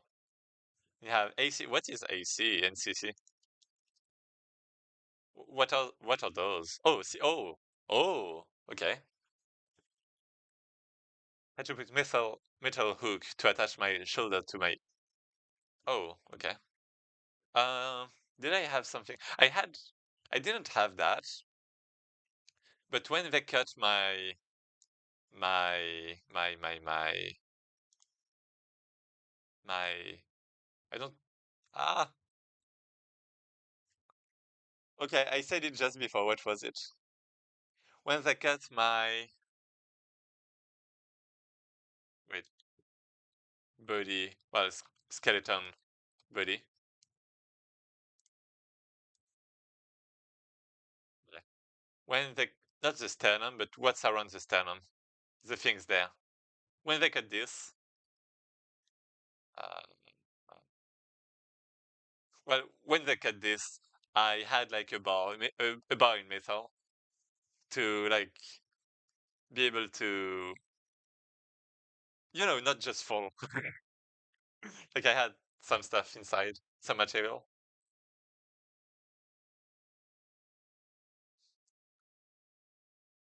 Yeah, let me tell you the time when they cut my body.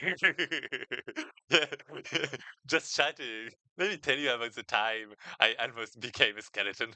But actually, I'm going to tell you a secret. Okay, I'm going to tell you a secret. So you see, there are skeletons living among us, like in the wild, like in the city, like everywhere. And there's actually even one living inside you right now. I know I sound crazy right now, but I swear, there's actually a skeleton inside you right now, living its best life.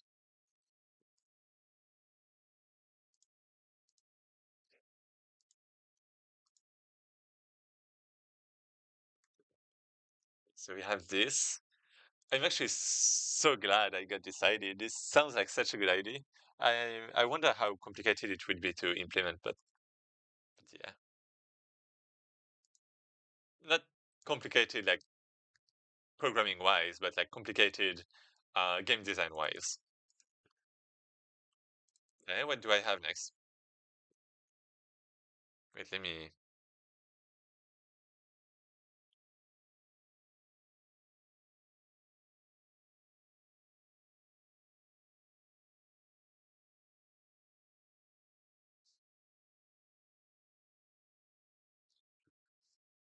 Hmm.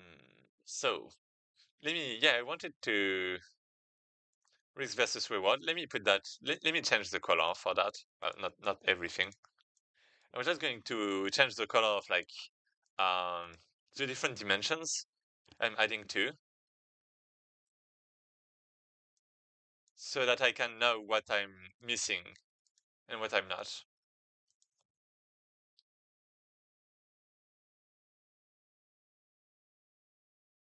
Okay. Uniqueness. So I have this. I have risk versus reward. I guess I kind of have this dynamic difficulty.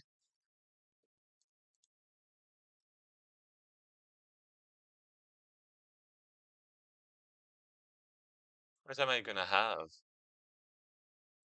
I think uh it doesn't have that fun time in my body. What what do you mean?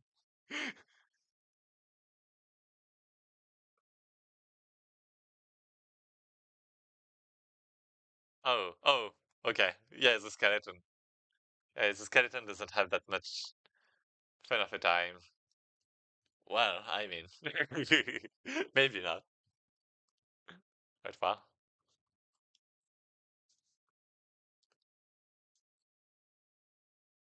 I'm sure it's liking your life, watching what you see, your everythings.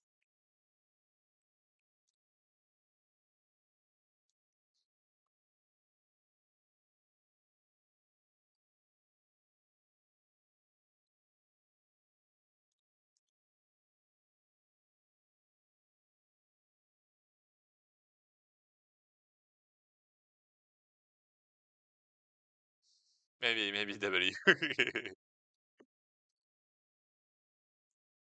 Okay. So simplicity, uniqueness, dynamic difficulty, long-term effects. Do we have long-term effects right now? We don't, right? I mean, yeah, we don't. So we might want something about it. And we have basically all of this that we don't have.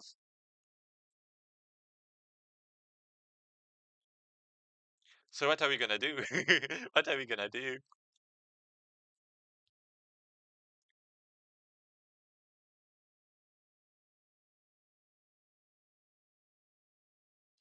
Long-term effect. What can we have about long-term effects? I think there are like some things that can be, well, actually, that's kind of the risk versus reward, kind of. Well, actually, no, because the reward is not part of the game. We're gonna go get some coffee. Okay, enjoy. I actually don't drink coffee at all.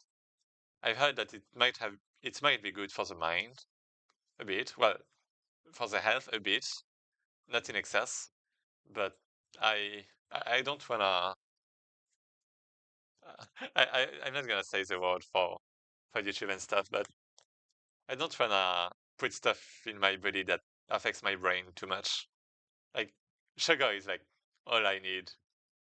What? You monster! I think it's really helping me though.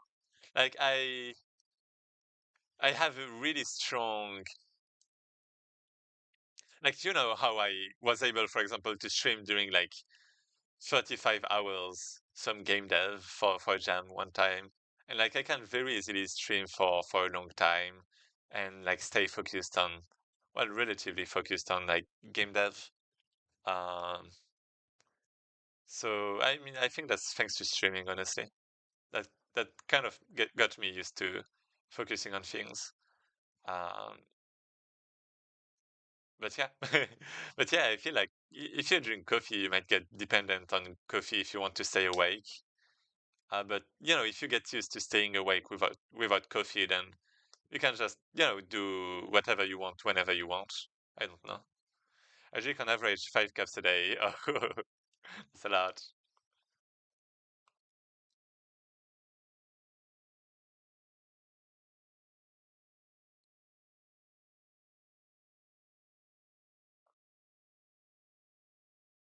But yeah, do you have like do you find some um benefits from it? I mean, I guess the con with me not drinking coffee could be that I'm I'm yawning a lot. I don't know if you yawn if you drink coffee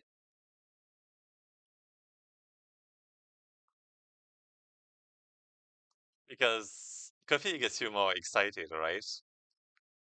So like it keeps you awake. But do you still yawn? Like, do you yawn the same? Because like from what I've seen, yawning is like allows your brain to reset, to like evacuate some bad chemicals that accumulated through time. No benefits, just relaxing. Okay. I mean, relaxing is a benefit, right? My mom actually drinks a lot of coffee too. I mean, like, you can see that with the teeth. Yeah, I guess the teeth. You can you can see who drinks coffee a lot from the teeth. It's kind of the same with like other, like alcohol and stuff, right? Well, maybe. Well, that depends. Well, a lot. Like other things that I'm not gonna talk about, or Twitch or YouTube are going to to do things to me.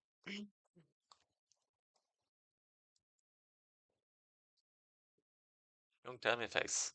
Uh, Cost. You know what? Let's go with cost effects because that looks like simpler to implement.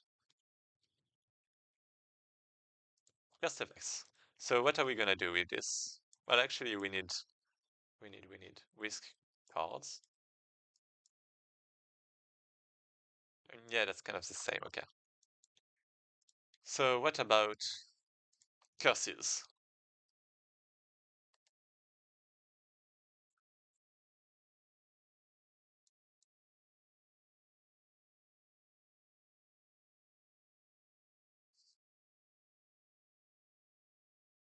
Yeah, but I think people who drink really black coffee have it worse. I just drink latte all the time. Oh, yeah, I guess latte is like latte. Isn't it like with milk? Because black is like full coffee, right? It's like pure coffee. Latte is like with milk, right?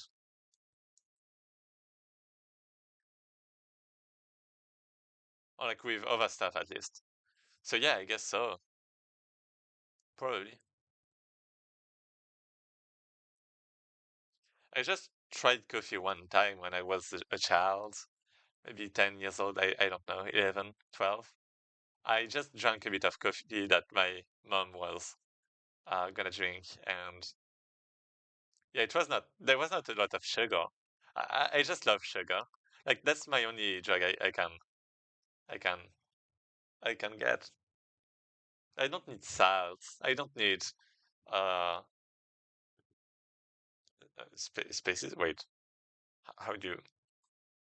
Yeah, I don't even need this. Oh wait, how do you call this? Uh spices. I was gonna say species. No, spices. I don't need spices. I just need sugar. Like just my jagaimo, my no, not my jagaimo, my how is it called again? Well, sweet potato, right? Wait, well, let me. I have to remember what the name is. So this is potato. This is jagaimo.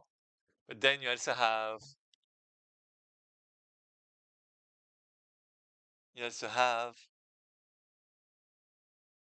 what was the name again? What's the name of sweet potato in Japanese? I mean, I'm eating it all the time. Wait, and nana imo, something imo, jagaimo, and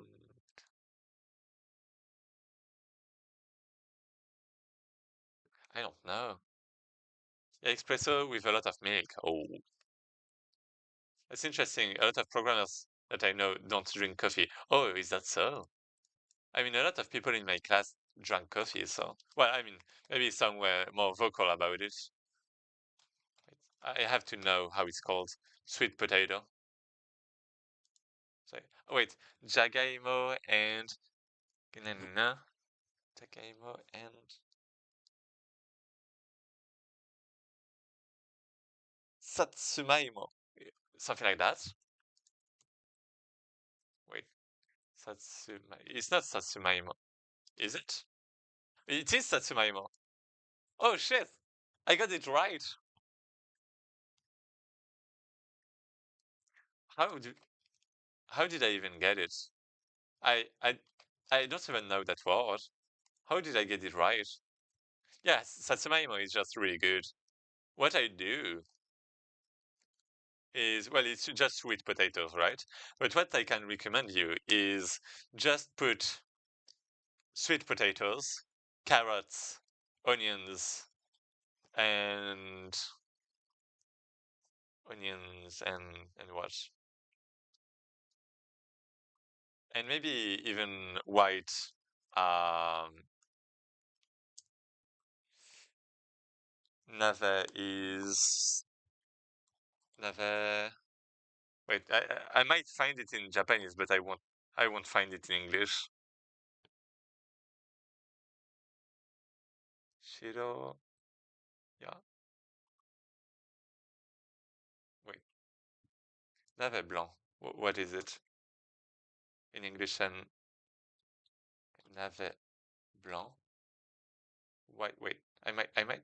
No, wait. Okay. It's a white turnip. What the fuck is that? What is a turnip?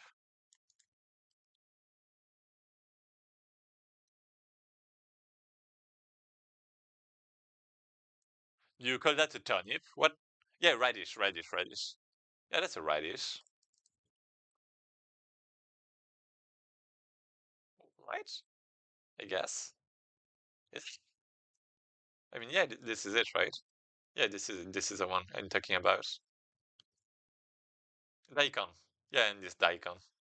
It's a daikon in Japanese. And you put that in a pot. You put some eggs, maybe with that, or like some meat. And you don't have to put anything, like no salt, no, no, not species, not spices, no spices. It's just gonna be like a bit sweet thanks to the potato. It's just gonna be sweet thanks to the sweet potato. And it's just so good. It's just so good. With like the egg. It's just so good. I tried sweet potatoes with ice cream. Ice cream in McDonald's. Interesting combination. Never tried white radish. I basically I use it because I like money and it's a lot of quantity for like really cheap. So so if you want to add like some free food in what you eat, you can put that. It has some taste. It's changing the taste still a little, but yeah, it's nice. Don't not eat it like alone. I think it would taste bad, but like it's really great with like in combination with sweet potatoes and stuff. Like sometimes, like actually the taste just changes a lot. Like I'm always doing the same recipe, but every time it has a different taste.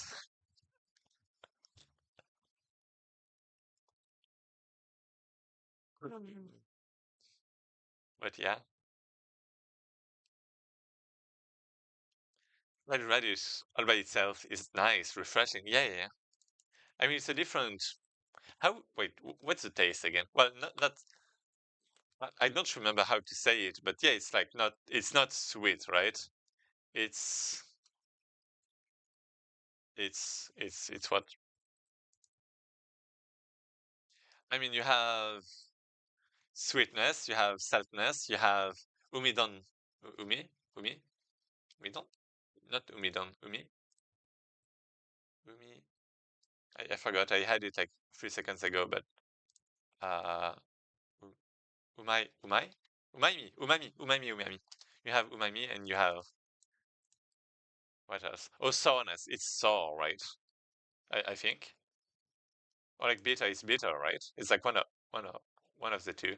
I know sweetness, and that's it. I don't know the rest. I know a bit of saltiness, but I don't know much about the rest. I like sweetness.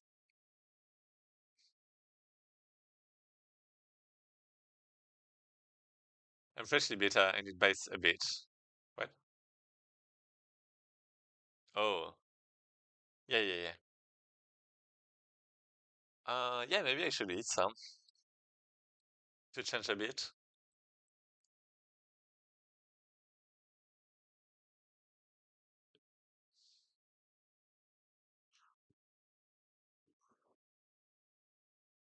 Parmesan is umami, I guess it is.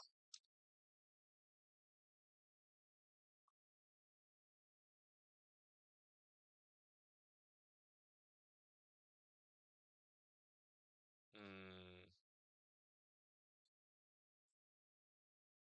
yeah,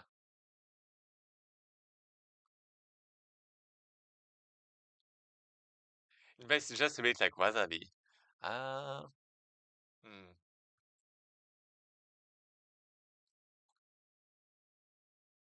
I remember one time where I was eating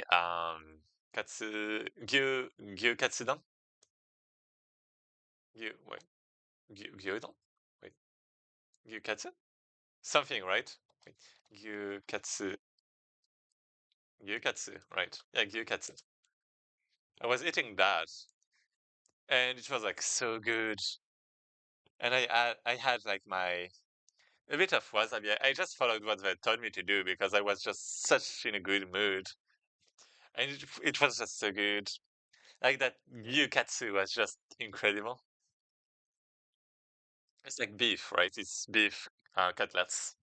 That's the translation. The literal translation. Looks good as well. Yeah, I love katsu. Like katsu, like this, right? In everything, in like katsudon, in like uh, katsukare, in like everything is just so good. Katsudon. And yeah, katsu is like cutlets because if you write cutlets, this is cutlets, right? But if you remove some letters at the end, it's like cut, right?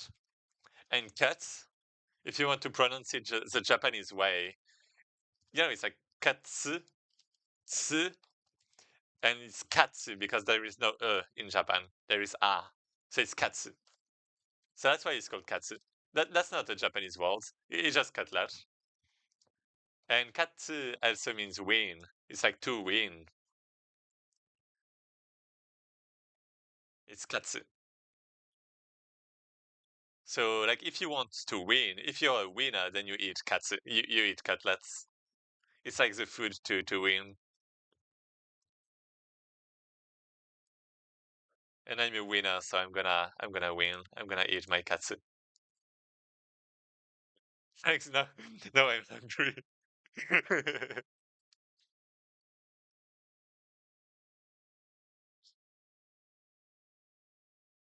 I I mean I ate. Wait, what did I? Oh, I ate some pasta today. I'm only having like one meal a day nowadays. Well, with the breakfast. But I guess I kind of wanted to get a bit thinner. Well, I was basically I gained like 10 kilograms since coming to Japan. So I was like, okay, let's let's not do that anymore. Yeah, and I wanted to get time too for to dev my game and to stream. I'm trying to optimize my time. I guess there's a lot of that.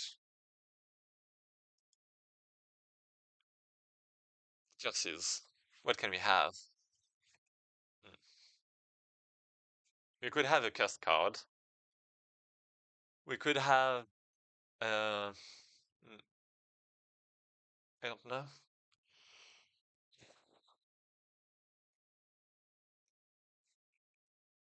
Yeah, I mean, I guess it kind of takes the shape of a card. But like, I don't want the thing to just be. I don't want the cost effect to just be like clogging the deck because I already have a card like that. So I wanted to do something like that changes the gameplay, that impacts the gameplay in a different way than just clogging.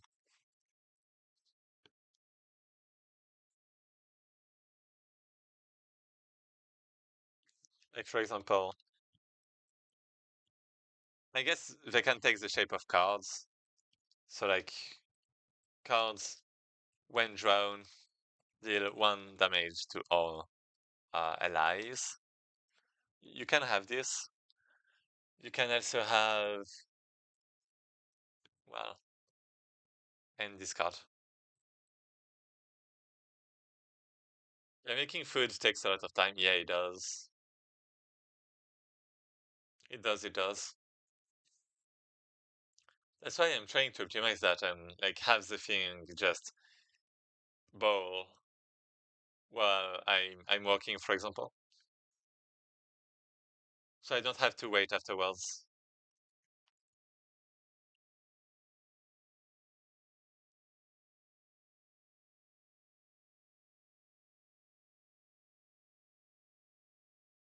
Mm, do you have any recipe you, well, you probably do, right? Do you have, yeah, any recipe you want to share that you like? All right. Oh, I'll go for the coffee. Okay. I'm distracting you too much. That's fine. That's just chatting stream, right? So it's a bit different. We can just chat. Tonight is fun night.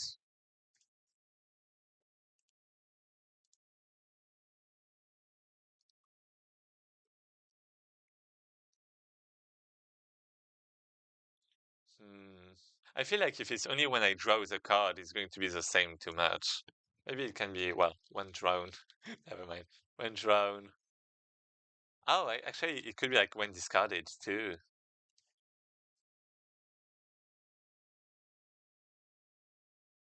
So I guess we have like triggers and we have effects. So cards, triggers are when drawn and when discarded. And we have effects. It's going to be deal 1 damage to na. And yeah, fair enough. W.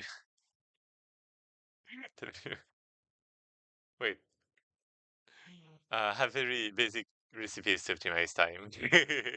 Yeah, it makes sense. I do want to like try, maybe that can be a nice thing to do in a team, like with other people, to cook. I know some people like that. I'm not really that social. Uh,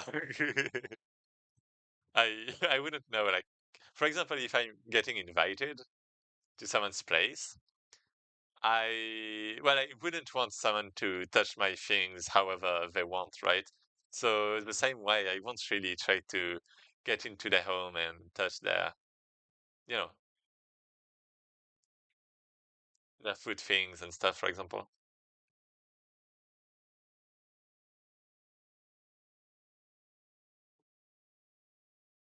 But I mean, I would ask like the permission to do anything. So I usually do it with my cousins. Oh, yeah, it's fun. I'd love to have a furnace. I tried making some pizza, but just with a pot, it's a bit complicated.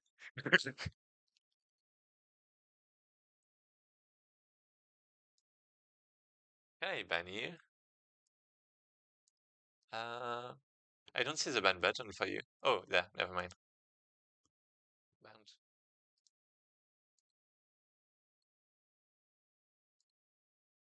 Okay. So deal 1 damage to all allies, like apply burn to all allies, or what do we have? -1 action point.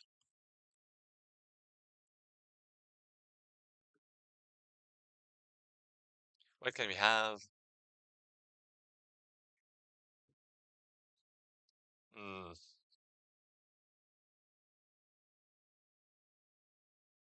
-1 action point.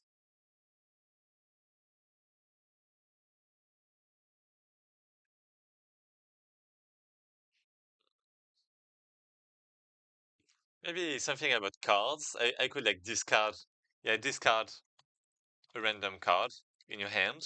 That's an idea. That's like that would be helpful, but that's an idea. That's a possibility. Then there is what can we do? So we have cards and we have characters. So we could have things with characters like a random character can't attack, like -1. Um, how do you call that? Ability? No. Uh, well, move.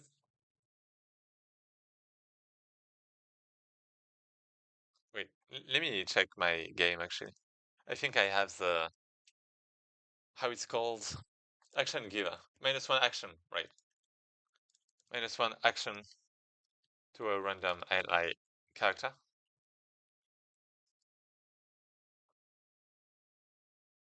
Yeah, yeah, that would be kind of bad probably.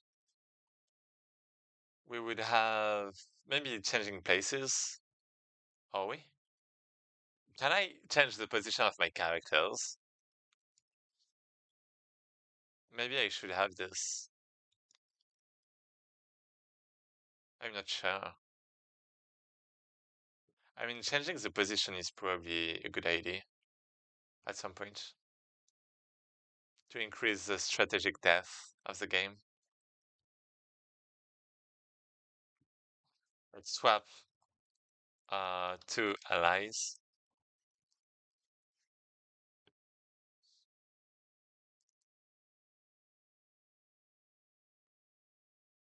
Then what do we have?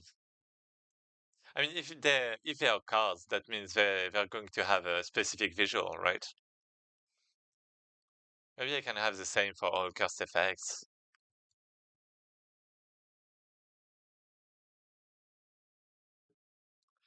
I don't know.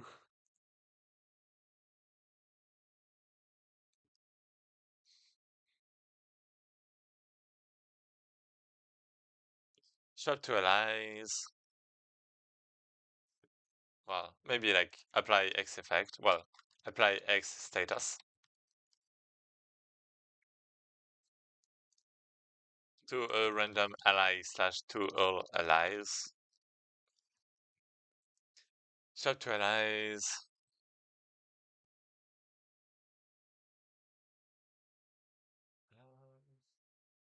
Maybe like throw your entire deck to the Discord pile. I don't know.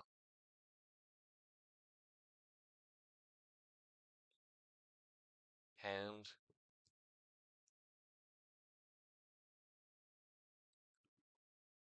Yeah, maybe there. A random card slash all cards in your hand. That would be like a very big curse, but that could be possible. I mean, I already kind of have that, though. Do I? Well, actually, it depends.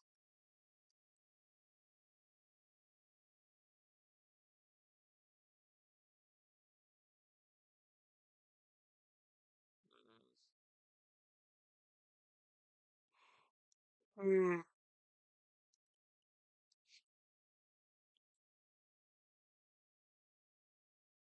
Okay. I mean, I guess that's kind of good enough. And how am I going to get those cards? You get those cards. Hmm. Hmm. So you get nope. You get a cursed card during specific events, I guess. Can get. So like one event is, for example, um, you can unlock a new card, but it has a chance to be a curse, right? Or maybe, for example, you can heal your characters, but if you do, you get a curse.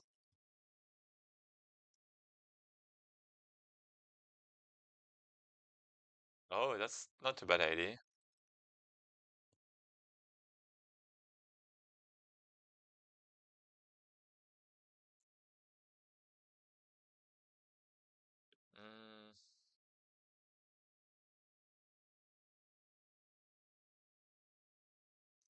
Maybe not a full heal,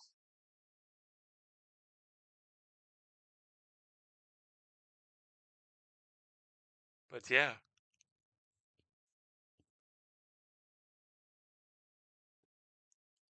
we could have something like maybe effects that lead to new events. Like if you get the curse, then you can unlock something later on.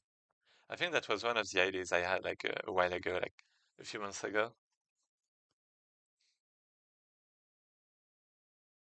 I kind of actually I started the stream. I didn't have a lot of ideas about what to do, but now I wasn't maybe very excited about the game anymore, because it felt a bit like a classic deck builder, right?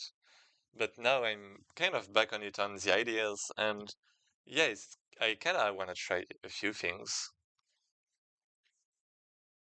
Like it's interesting me again. I'm thinking, well, I mean, I guess I was a lot limited with the art, but I'm thinking we can have just a dark panel and, just have like the dialogue, handle things, and hope it goes smoothly.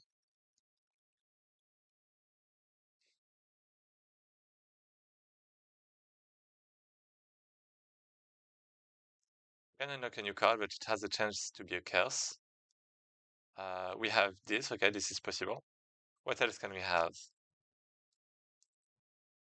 We have um, you accept a curse to unlock something later on. Maybe a secret thing. What else can we have? How can we get curses? Maybe you can get a heal, but then you'll get a curse. Oh, wait, maybe that's actually just like, um, ah, with Mikey and Soda and Mikey, Soda, Kingdom Hearts. Yeah, that's Kingdom Hearts, right? Like in Kingdom Hearts, when you die, you have Black Mouse, or like you have Mickey Mouse. You have this guy that just appears, right?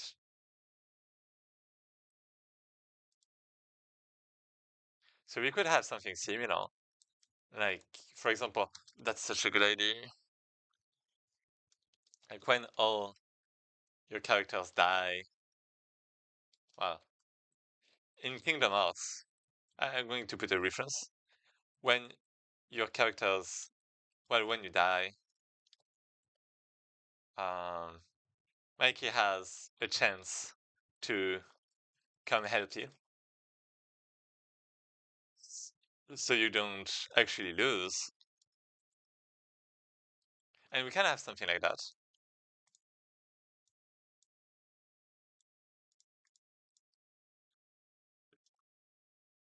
in this game. Well, on Cento, when all your characters die, you have a chance. Well, they have a chance to come back to life. They have a chance to come back to life. More like, let's say, a witch, maybe? I want to say witch. I like witches, but more like, mm, a dark figure, maybe. Shadowy figure. I don't know. Dark figure can resuscitate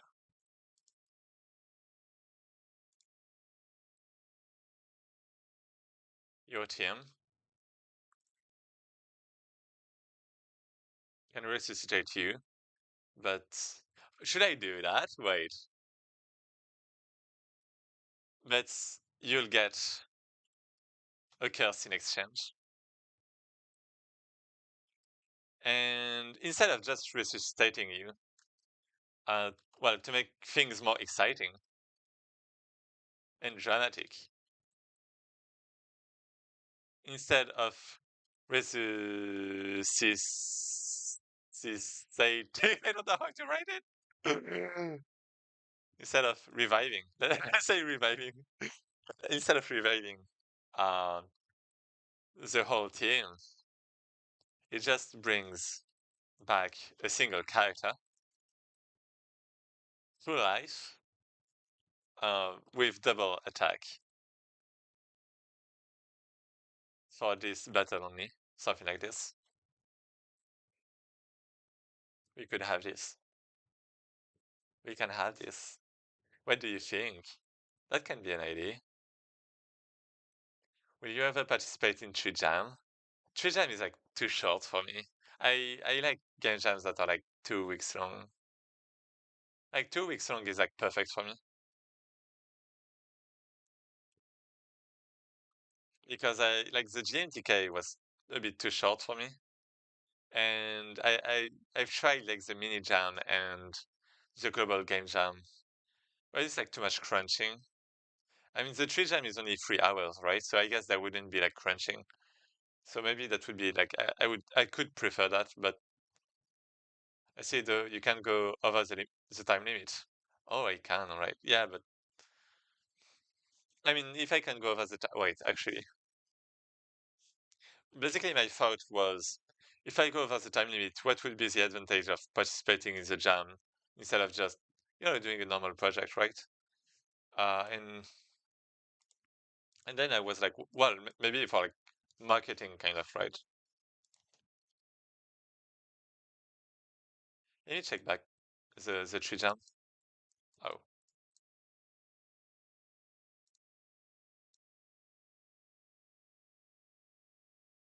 okay.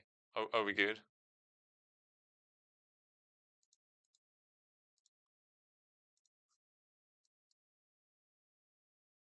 Let's say we're good. Wait, 2 seconds. Um,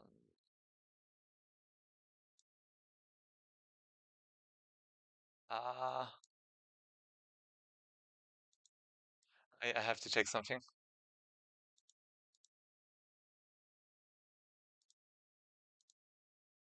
Ah, can I? Oh yeah, I can wait.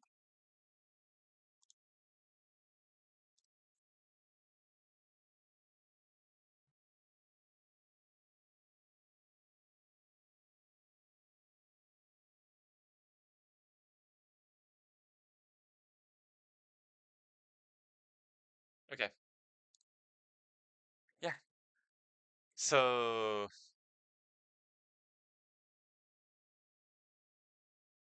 first on the 364, there is more info. 364. Oh, this one.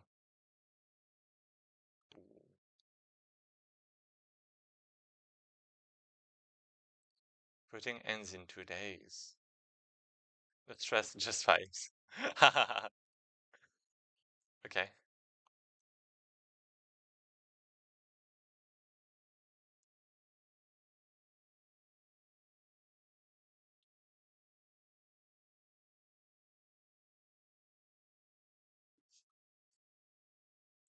Mm, wait.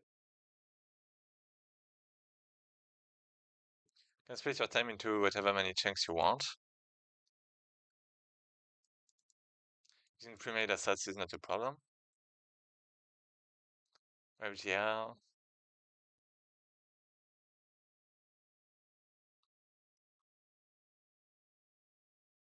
Yeah, it feels kind of free, right? So I mean that's great. Um,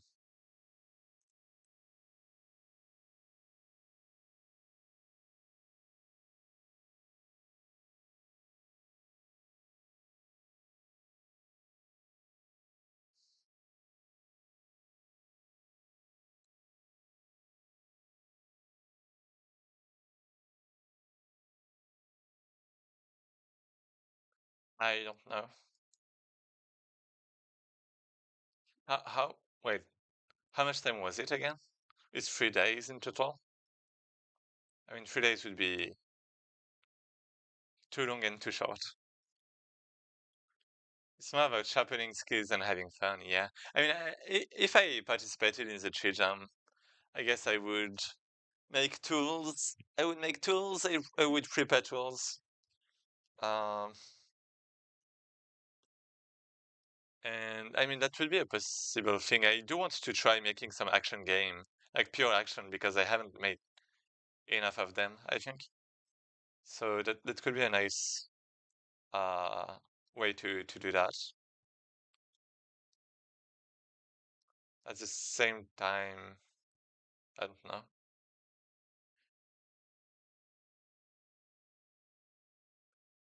I mean, maybe, yeah. Yeah, maybe when I want to make like some quick action game. Why not? Sure.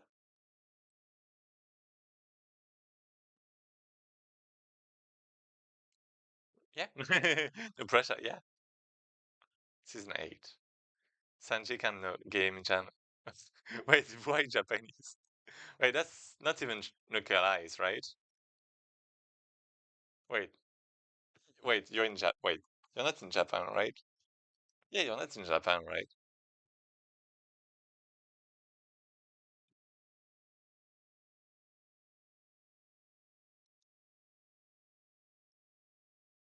Just because, yeah, for the style.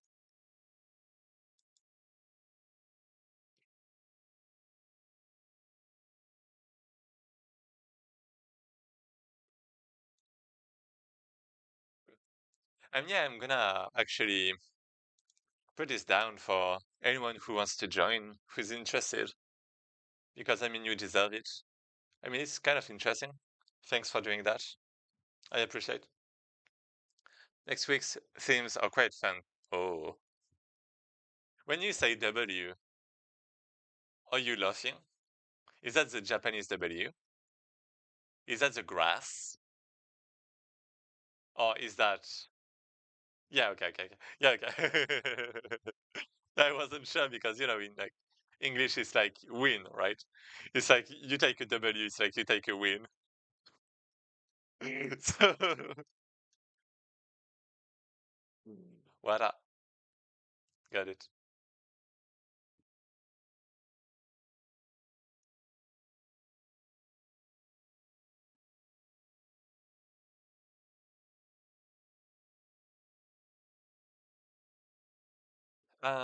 Yeah, but that can be kind of epic. That can be kind of epic. I think that's kind of something I have to add to the document. So yeah, let's put it in bold. I'm chatting on a lot of Japanese streams. Oh, I have to do that more maybe. I actually I actually did that recently for the first time actually. Someone was drawing some stuff that was great, but yeah, I don't. Yeah, I mean, yeah. I usually just watch some YouTube when I watch some Japanese, or I play games in Japanese mainly. I don't watch a lot anymore. There was Kyo that I kind of liked. Um, Kyo, this guy. Wait seconds. This one. He has like a lot of videos. Oh, sorry. Here we go. Yeah, he has a lot of stuff. He has some playlists, and you have inside my favorite ones. Oh, like Okami game. Toraware kan. No, Toraware no kan. Oh, yeah, Okami game. It's a ski game. It's like basically Among Us, but in visual novel style. It's like Danganronpa. If you like Danganronpa, then this is Danganronpa. This is basically it, and this is a free mobile game. It's, this is really great. I watched some of the Inazuma 11 too. I played the CS game, so and some Mario, but well, and some other things. But anyway,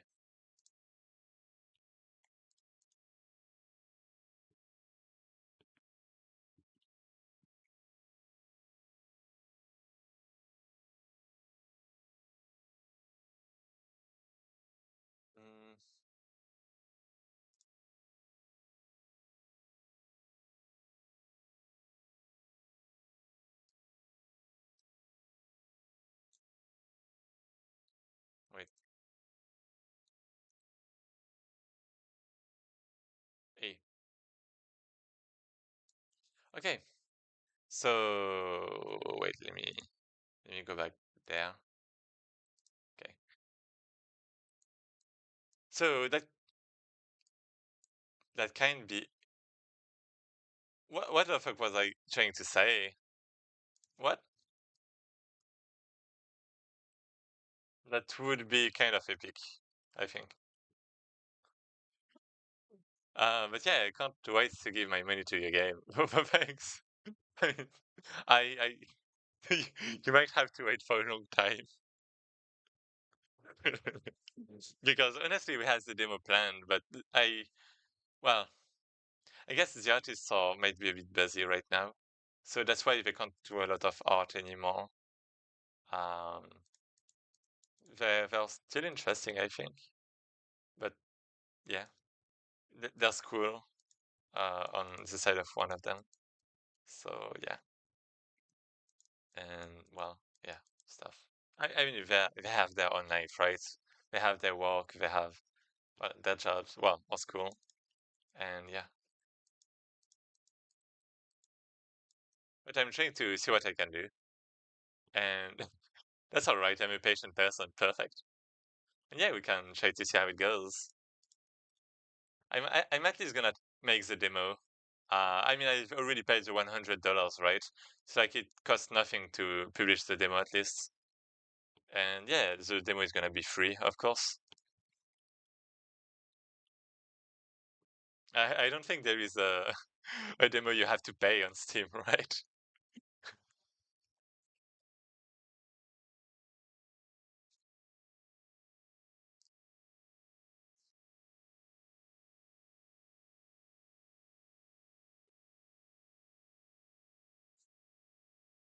Who knows these days? Who knows? I mean, not on Steam. Maybe on Epic Games, not on Steam.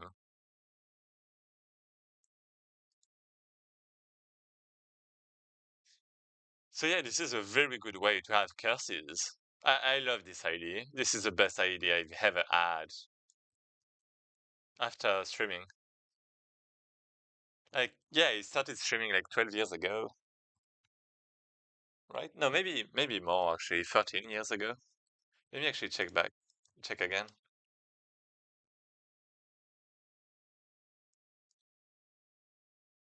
Oldest. So 12 years ago. So it was in 2014. So I was like 13 years old. But actually, I was older than I thought.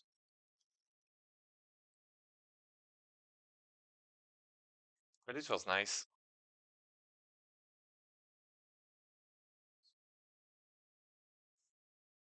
And yeah, very like the best idea. Well, the best decision I ever took. Like streaming was just such a, oh my god. I mean, I don't have like the subscribers, I don't have the followers. Like, well, I mean, like I don't have like 1 million or that kind of thing. I guess I kind of got them, but then I just switched channels and just did things however I wanted, like a free bird. But streaming is pure fun. Yeah, more like I think it really helped me personally. Like I've encountered so many great people. Like even you, right? You're one of those.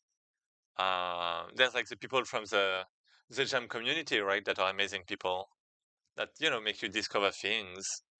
And you also have I also discovered like a French guy that was actually a chess teacher, and he taught me some chess things. There was like what there was well a few friends. Like I discovered some friends I've played games with that I got kind of close to. I even like met some IRL. Uh, and like I think like just it helped me like speak more. Like I wasn't speaking at all when I was in primary school. Like actually people thought I would well people like teachers when I was in kindergarten they thought or like even like the start of primary school they thought I was gonna have problems speaking, and because I wasn't speaking, well, yeah, and they didn't think I would like speak fine, and all of that. Well, they thought I would have problems and stuff, but yeah, actually, I'm kind of fine, and like, I mean, I think I was mostly about reading. I I liked reading. Well, I liked. I guess I don't. I guess it depends. I don't read novels anymore, but I do read mangas and I do read visual novels. I do read visual novels a lot. Well, like visual novels, like games, like you have visual novel parts in games, right? I do like stories, and I'm like, I can, like, to me, it's like easier to just read than to talk. Like, for example, in Japanese, like a lot of people, like, for example, I had a friend, like, we just started college. We started like Japanese lessons. He knew how to talk, but he didn't know how to write. I was the opposite. I didn't know how to talk, but I could write because I'm just more interested in writing and reading, I guess. Or more like I guess there's less pressure. Uh, I mean, maybe that's not even about pressure. Maybe it's more about, I don't know. I don't know what it is about. But like Japanese is like good too, like good looking. And like, well, languages have like, well, they're like pretty in some ways. How to say it? I'm saying a lot of nothing right now. But yeah, like they are interesting. Like, for example, how in French or Spanish you have some words that come from the same Latin root, right? That's kind of interesting, and like you can find like some funny things. Uh, I can't say them like right now, but yeah. And in Japanese, like it's like you have so many nice stuff too. Like for example, let me find it. Well, I mean katakanas and English words, right? Like computer, like screen, like keyboard or restaurant. Well, that's kind of funny. But then you have like more kanji like things. Like like key maybe. Actually, well, let me paint. Let me do some paint. So, like for example, you have big. This is big, right? This is dog. This is fat. I think, or maybe yeah, this is fat. This is um ten. So like the heaven, the sky a bit. This is Otto. This is the husband. This is kind of funny. And then you have like compositions. Like you have this asa, I think, that you can compose with this ashta. I think I'm actually not sure. I haven't written for so long. I don't remember if that's the right order. I think it's the right order. Yeah, this is the right order. You have stuff, right? And that's kind of funny because you have basically this is the sun, and like asa, the morning is the sun before the moon. Well, the sun and the moon. So you have both the sun and you have both the moon, and this is the morning. Yeah, I have kind of nostalgic feelings hearing Japanese. I first heard it when I was 7 years old. Oh, by watching Takeshi's Castle and Sailor Moon. Oh, I wish I watched more. Um, how is it called? I mean, wait, like the classics. Well, I wished I watched more Japanese classics. I guess I've started with like Dragon Ball, like reading Dragon Ball. and then I like watched a bit of One Piece on the TV and a few of well a bit of Yu-Gi-Oh too, Yu-Gi-Oh GX, and yeah, then I just went back to Yu-Gi-Oh and started more from that. But yeah, there's like I don't even remember how it's called. Japanese, like for example, you have I don't remember anything. Oh my god. Yeah, the Castle in the Sky, right? Well, the Castle in the Sky, for example, it's a Miyazaki, right? Yeah, it's a Miyazaki. I wished I watched more Miyazakis when I was a child because they seem like really nice, but I don't think they're for me anymore. I think I'm past the age, or like I'm not in the right mood anymore. Because I guess for some adults, it's like fine, right? There are like some that are great, but like I don't know. I'm not. I don't think I'm in the right mood anymore for them. For a few of them, maybe not all, but yeah. Now I just like villains. I like bad guys. I like ReZero. I don't know Death Note. I like um. What do I like? Goblin Slayer, right? Oh, sorry. Goblin Slayer.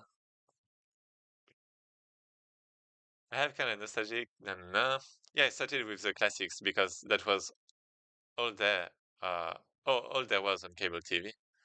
Oh, yeah, I see. I didn't have that. I didn't have all the channels. And I mean, it was French channels too, right? So I didn't have the most classic ones. Or like, I guess I mean, like movies are not coming back regularly, right? I was just like randomly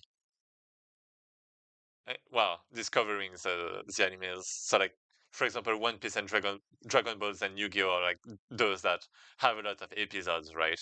So that's how I discovered them. Oh, and Fairy Tail. I forgot about Fairy Tail.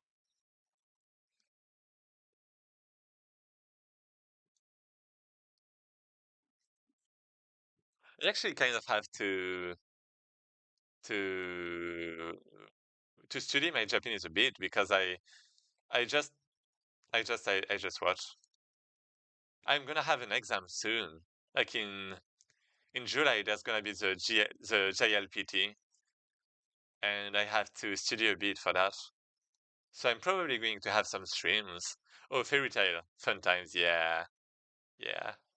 I guess I was just a bit embarrassed, like when watching One Piece, for example, when there was the Konda, the One Piece Konda arc. How is it called? Ah, Snake arc? No, not that snake. Boa and Cock. Yeah, Boa. When there was Boa, because I mean it's Boa, right? So I was just a bit embarrassed when she was on TV and I was eating with my parents and One Piece was was airing during the same time. Yeah, I mean anime can be kind of embarrassing sometimes, I guess. Um, but well, so that's kind of funny because so I was kind of so basically my parents wanted to watch the news at the time and I was eating like dinner with them. But I wanted to watch my anime like One Piece, for example, sometimes. So, like well, they were kind enough to put One Piece for like the episode, I guess. And because it was kind of a bit embarrassing, I was I wasn't looking much, at the TV. I was kind of uh dodging like watching to because right? Because Boa Hancock, right? And it's basically a kind of, can I switch? No, I'm watching. No, I'm not watching. I didn't know what to do. That was a bit embarrassing. But One Piece is nice. One Piece was nice. Probably better watching alone, but Yeah. Well, I mean, yeah. I mean, the beginning can probably be fine, but yeah, some parts are definitely. Well, yeah. I guess it's the same with like other other shonen animes. Like Bleach actually isn't that. I don't remember that many things like that in Bleach. Fairy Tail, I guess there's a bit of fan service too. Uh, Dragon Ball. Oh, Dragon Ball was funny, but there's not really. Well, okay, maybe at the end of the first manga. Well, not fan service. Well, yeah, Dragon Ball. Dragon Ball was wild, but Dragon Ball Z was fine, so that was fine on TV.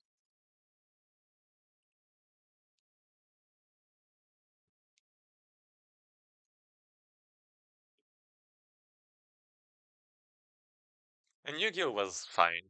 Yu-Gi-Oh was great. Well, yeah.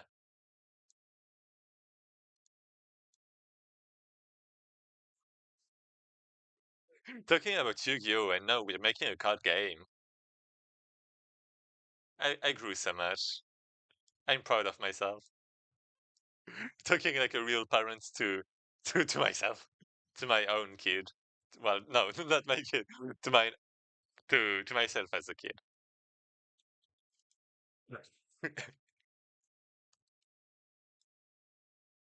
Back in the day, my mom watched with me and sister Sailor Moon. It was sometimes awkward. Was it? I haven't watched Sailor Moon actually. I mean, I know the Sailor Moon. I know who this is, right? But I've never really watched the anime. And right now, I would like the style is a bit old, so I wouldn't watch it. And it's probably not for me, right? So yeah, it was peak. Oh, I remember Pri Princess Sarah. What's the name in? Is it even a Japanese anime? We had this. I don't know if it's like French. It's Japanese. Princess Sarah. Oh, Sarah. Sarah. Oh, Sarah is Sarah in Japanese.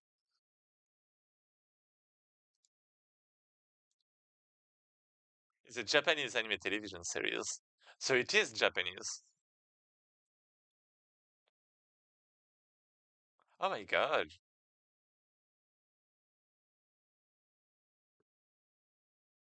When I was 8, Sailor Jupiter was my first love. I see. Who was my first love? Well, I mean, that would be kind of embarrassing.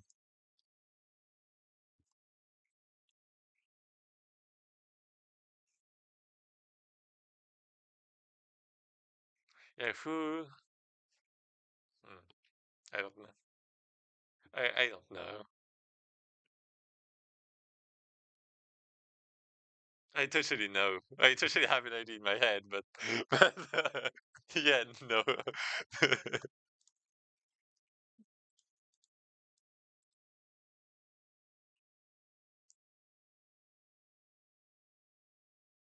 I mean, to me, afterwards, I even told my mom to buy shots in her color, in her color theme.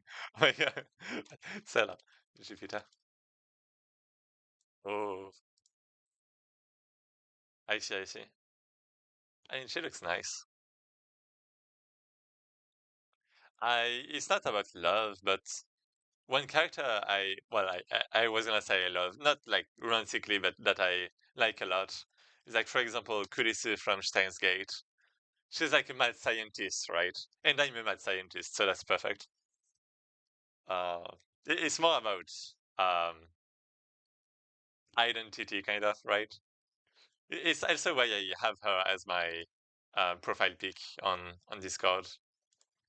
Let me show you the full chibi version of my profile, of my Discord profile pic. So this is my profile pic on Discord. Hmm, so smug. Yeah, this is me. I'm really smug. Nice taste, thanks.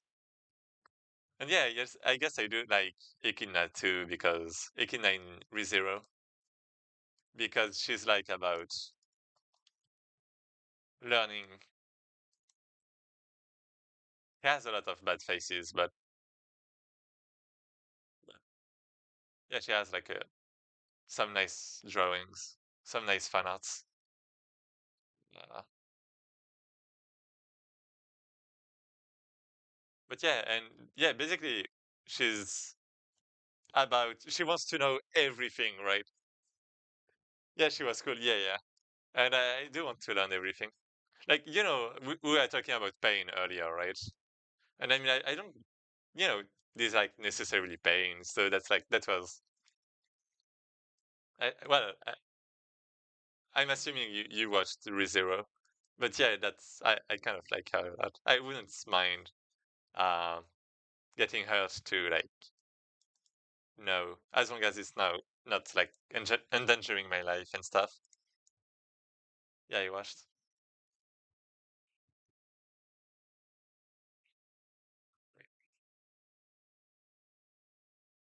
I guess there's the two main ones. Yeah, I actually, well, actually, maybe there's Mao in Steins Gate. That's kind of nice.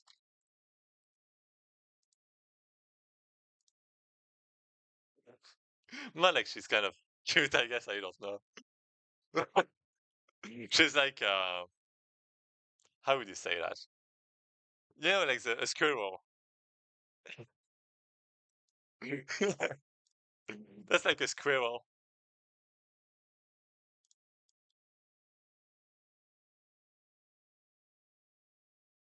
like kind of, right? Like, look at this, like the same, right? It has the hair, it has the ears. It's small. It's the same pig. It's the same pig.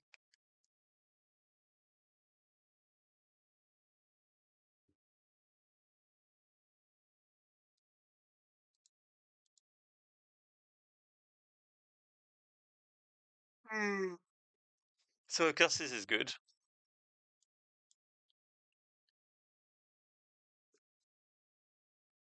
Uniqueness is kind of good.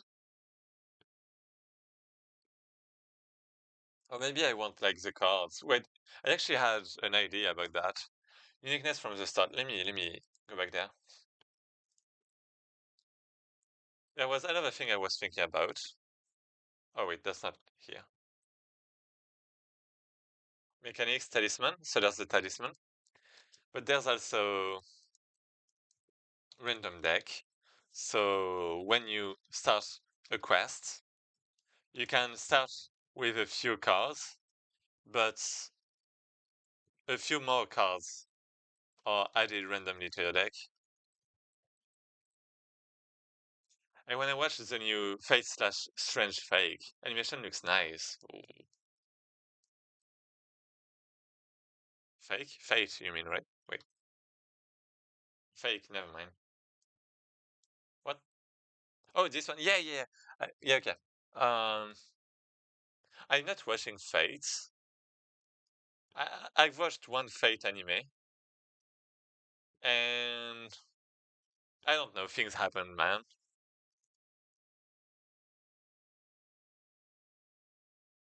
I don't know. I feel like I can't go in the series now because Fate is like so many things, right? I mean, I don't want to watch long animes. Uh,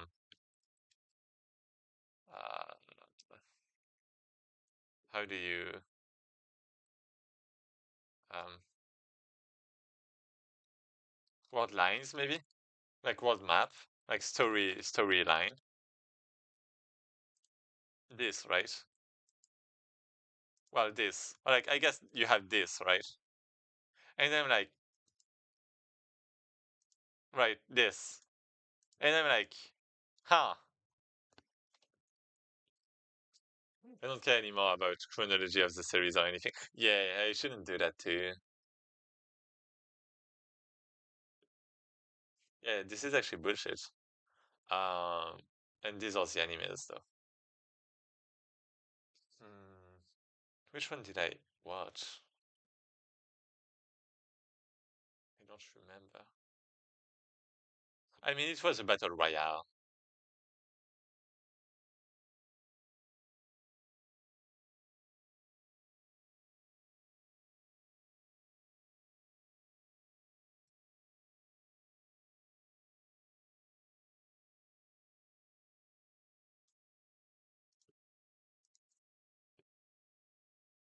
When you start a quest, few more cards. Don't know. Yeah, yeah. Okay. I mean, this is kind of the same as this. Well, yeah. Okay. Yes.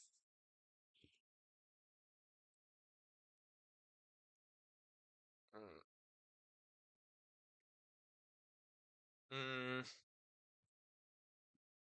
Mm, what? I guess this is gonna be it.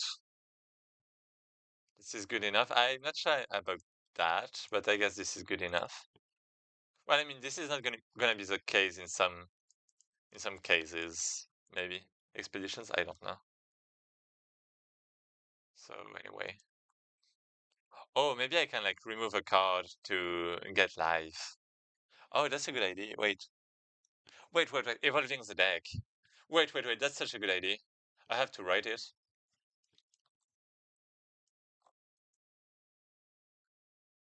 Forcing the player to evolve his deck. That can be an idea. And that could be something like, um, if you had a card for more, well, you can,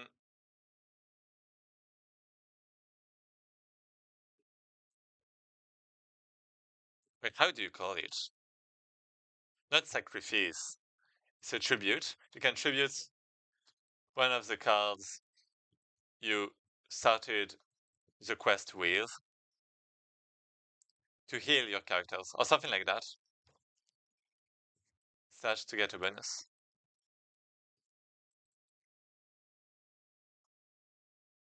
Well, and basically that forces the player to adapt his deck to the new cards,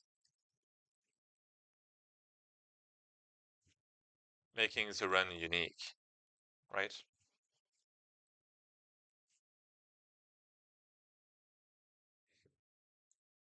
Was there a game that inspired you to make yours? What do you mean by that? Like this one specifically, or like do you mean starting game dev in general? Because it feels like you're asking that as if it was like the game I wanted, like my dream game. It's not. It's. I wouldn't say it's my dream game. It's a game I want to learn a lot from. It's a game I want to try a lot of things that I would find fun. But yeah, and I mean games that inspired me to make this game. I mean, I do have like the basic. I have to get like references, right? I would say references rather than inspiration. Like the basic. Well, I'm a big Yu-Gi-Oh player. Well, I was, I guess. I watched like the anime. I played the game like on Nintendo DS. I had like a bunch of cards. I had well, I played Yu-Gi-Oh at like primary school. I played like on my computer, right? And I do like card games. Like I've played Hearthstone. I've played Hearthstone. I've also played Hearthstone. And yeah, I guess that's kind of it. And I was kind of interested in. I mean, Slay the Spire was kind of, popular, right? Well, I guess it still is. And it seems like a genre that's kind of popular, and I wanted to know a bit more about card game design, right? Basically, okay.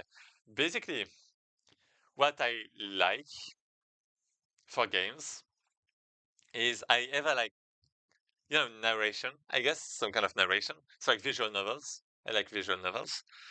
Or I like, um, you could say games that challenge you. So like rhythm games. I like rhythm games a lot. Well, not really. Okay, that's a bad way of saying it. No, that's wrong. I like rhythm games. I don't necessarily like games that challenge you a lot. Well, it depends. Okay, okay.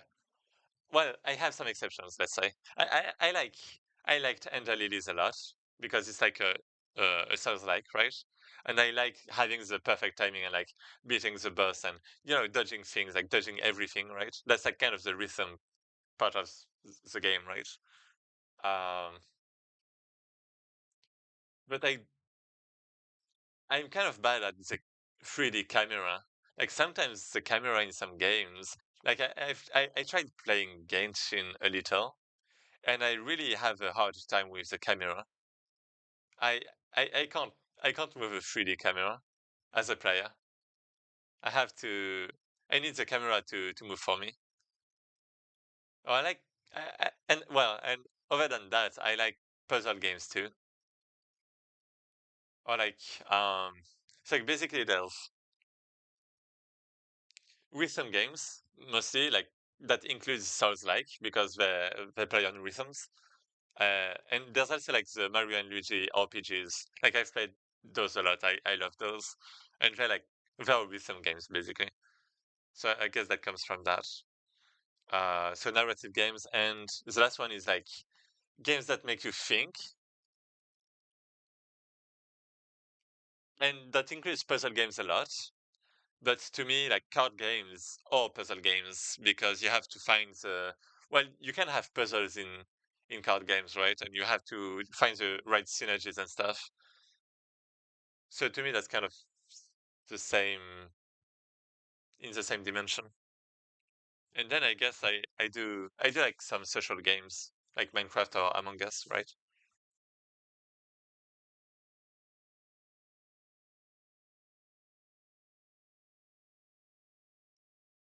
What I liked a lot in Minecraft was also like the programming aspect, I guess. Like with, redstone and pistons at first, but also like command blocks and even like plugins afterwards. And I also like the survival as like the kind of challenge, like what? Yeah, like doing the perfect thing, right? Like speedrunning Minecraft. And like then there's a social aspect that I do enjoy with Ravioli.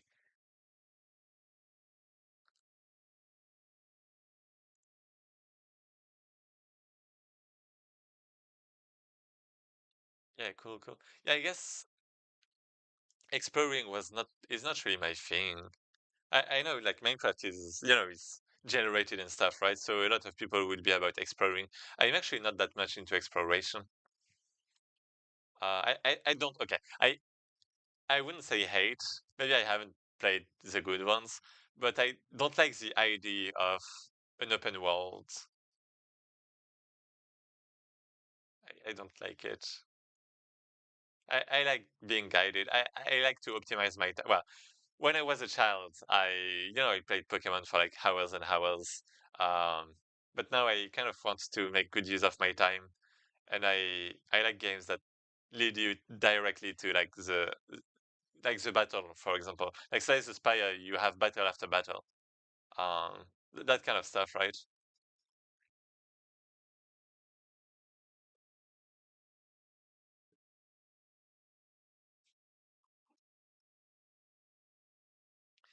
I think I'm a caveman. I like gather, explore, hunter, and okay, yeah. I mean, I see, I see.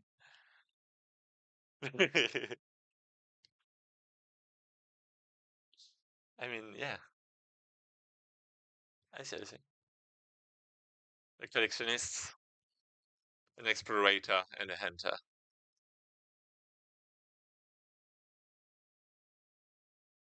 I guess some genres I don't like, as I said, is like maybe a bit of open world. Well, worlds that are too open and time consuming to go from. I don't like walking simulators or like those that are well, yeah, let's say.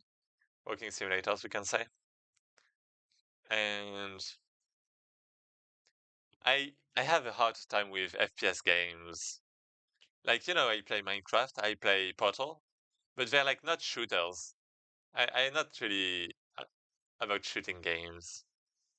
I tried playing a bit, but I might not have played enough to be good at the game and enjoy it.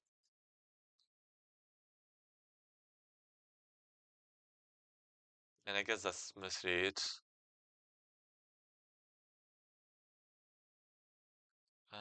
Is that like another genre I don't really play? I mean, I've played platformers, I've played puzzle games, I love puzzle games.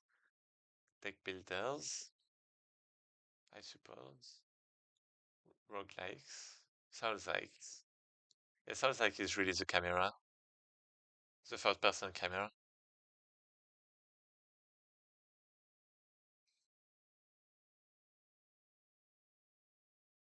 Oh, no, I know. There's Vampire Survivors. I mean, some are actually great.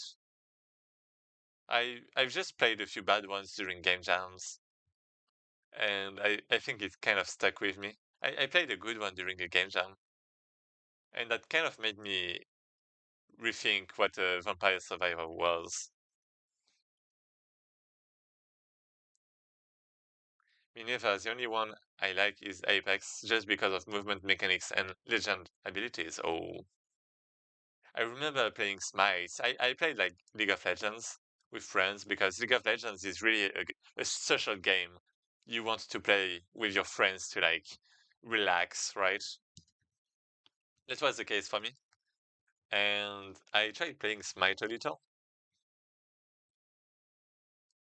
And Smite is like League of Legends, but in third person. Like you have your character, like even first. And I was playing the Dragon God. Which one? Oh, Kwang. Yeah, this one. I like dragons. It was nice. It was a mage. I like mages. And LOL, I just play Anivia.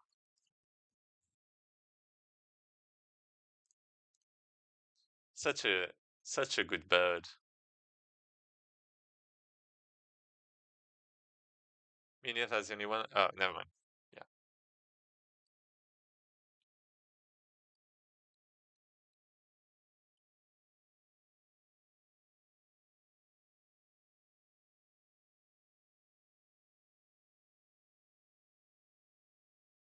How to interact? What the fuck is that? That's not my document. Well, it was, but my old one. Forcing the player to evolve its deck. Yeah, what do you think about this? Because this is not in like the pillars of roguelikes, right?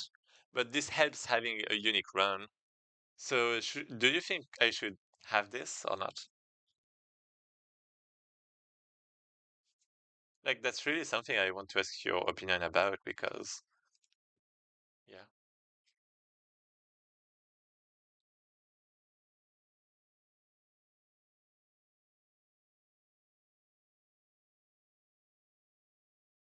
Mm.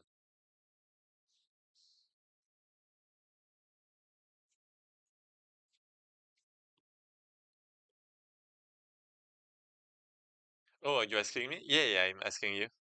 Chijam. I mean, there's only you talking in the chat right now. There's like apparently six people watching, but I don't know what they're doing. They're just lurking. Hello. I mean, I guess I'm asking everyone in the chat. So mostly you. Like, what do you think about this? Like, you can basically the concept is you start your run, your quest with a few cards, but you get also other cards that are randomly added to your deck. And through your exploration, through the quest, you can tribute some cards you had at the beginning to like get power ups, basically. Maybe not heal, but get power ups.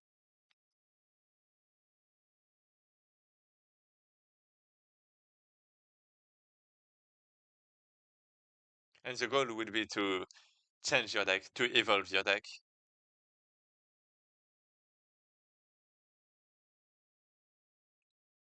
to have like a different run.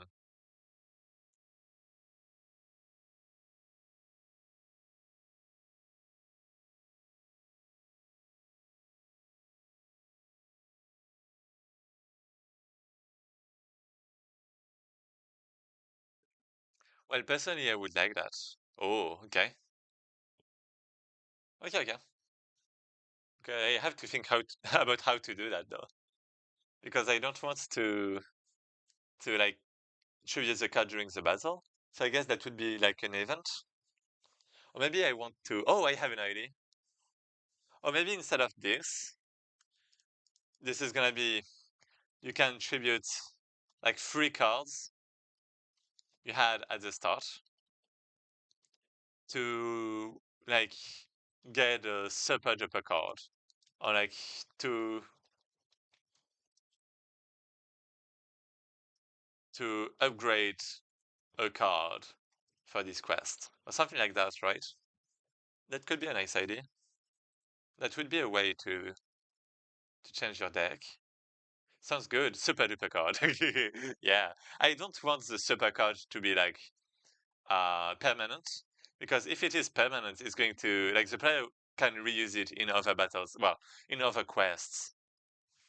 So I want it to be temporary because if it's not temporary, then it's going to, it's going to be new one time and then it's going to be the same for the other quests because you can just reuse it. So it's probably going to be an upgrade, a temporary upgrade. Temporarily upgrade a card for this quest.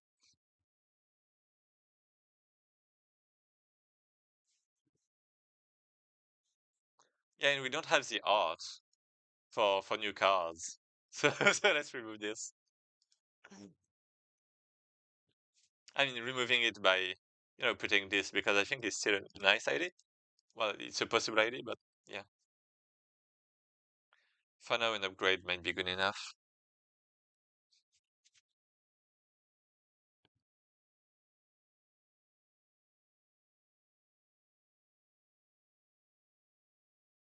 Well, maybe that could be kind of the same.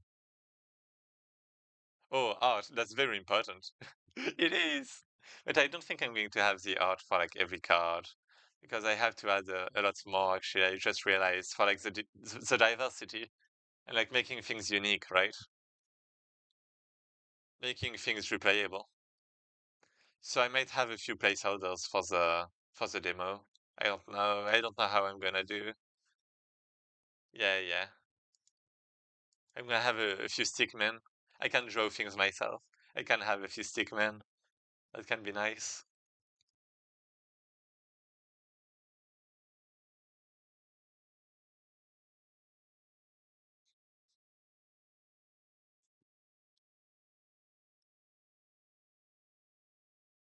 Mm.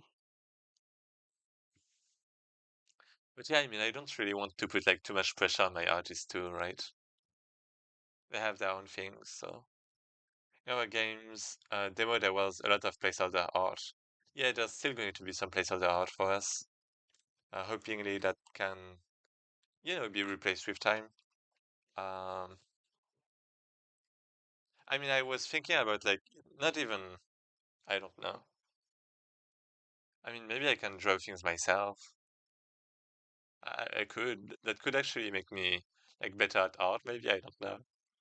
I could maybe improve that way.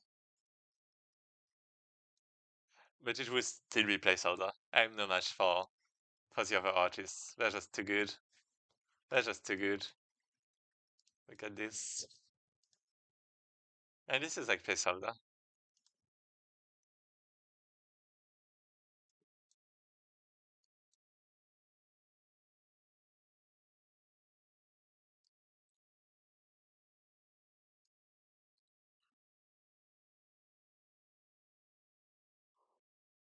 Okay, this is a nice idea. I like it. So this is basically a new event. It happens during an event.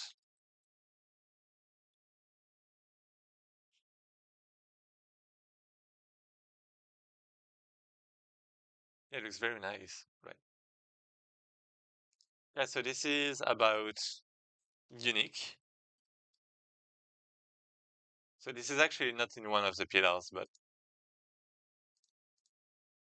it's like making a run unique. And then we have, what do we have?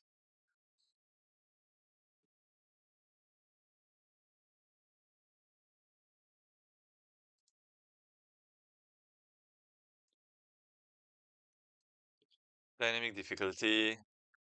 We already have something like that, right? Do we? Oh, yeah, collectibles, right. I forgot.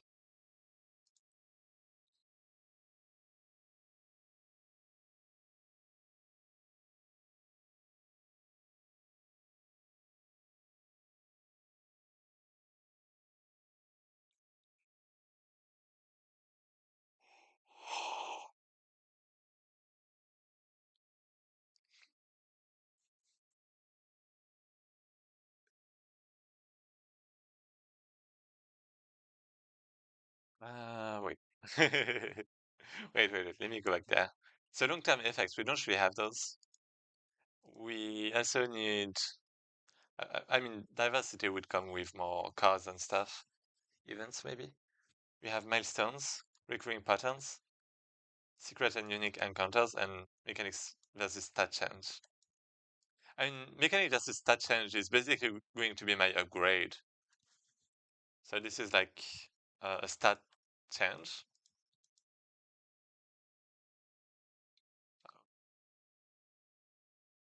So basically that.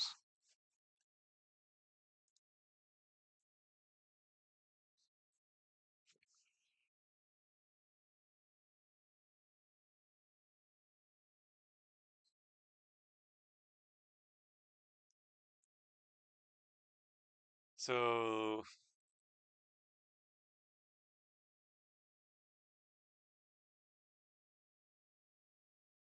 mm,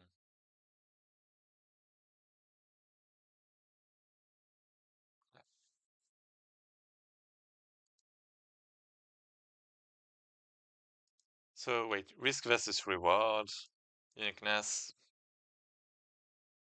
Wait, what? What am I doing? Oh, wait, what? What? Long-term effects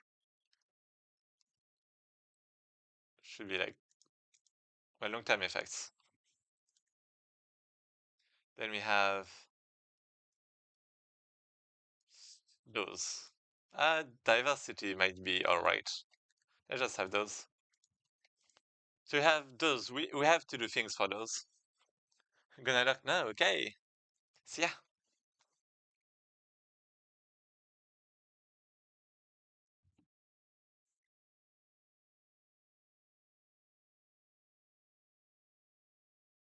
Mm,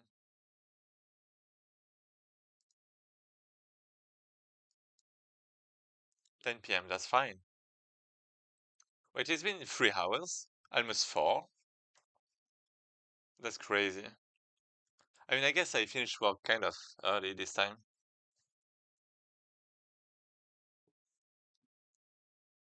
I just listened though. Okay. Oh, I will listen though. Still listen.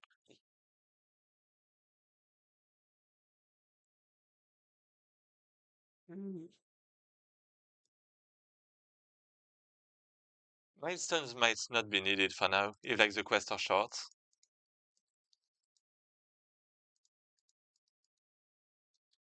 So long-term effects. Well, I mean, maybe that can be like story things.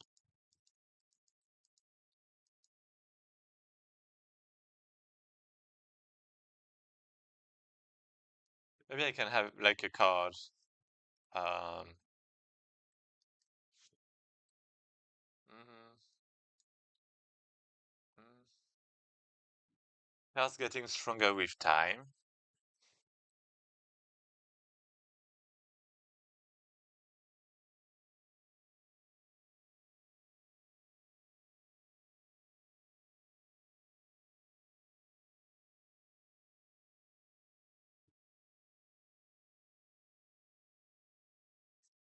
Cards getting stronger with time.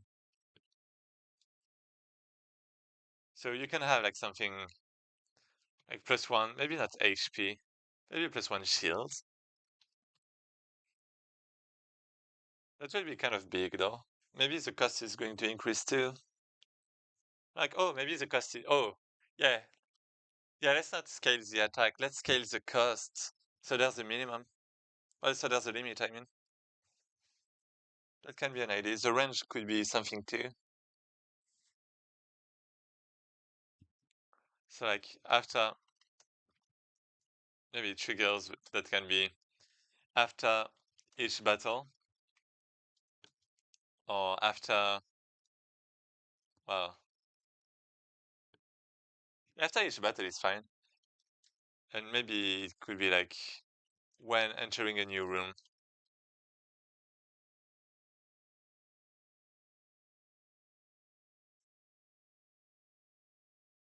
Or maybe, oh, that's actually a nice idea. Like, for example, after you visit the shop or different like specific events,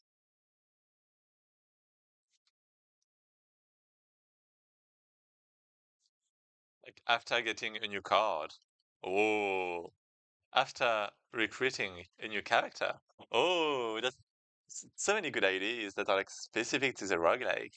I like that. I like that. I like that.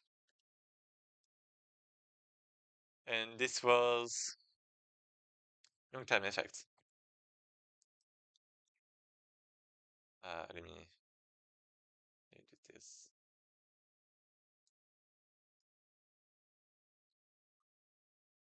So it's like risk versus reward. Wait, let me check the difference again. I mean, I think it's really similar though, but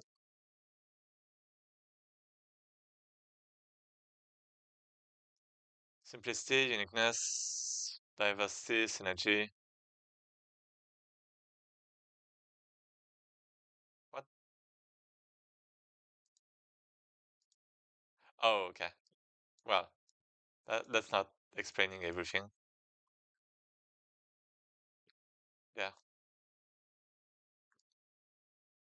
it can be useful later on.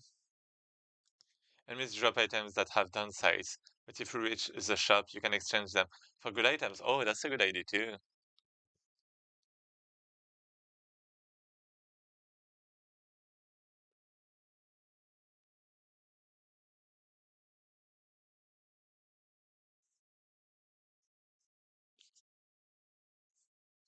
That's a good idea.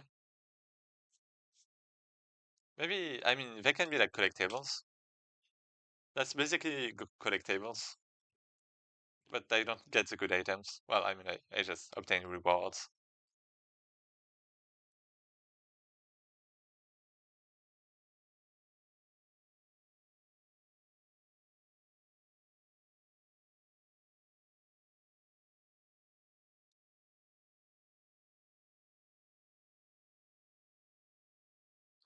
So yeah, long-term effect is that. And I guess this is part of risk versus reward, actually.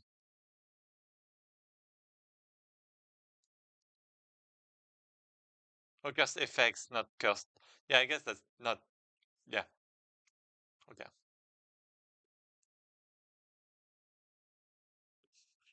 Uh, yeah, so this is long-term effect, right? Kind of.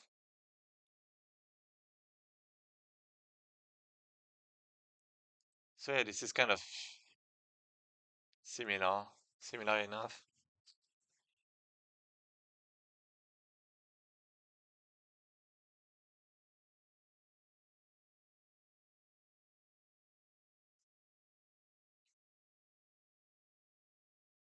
And okay, when I recruit, this can be -1 mana cost, or that can be +1 range. I don't want to heal. Oh, maybe I want to. Oh, maybe I can increase like the stats of my characters.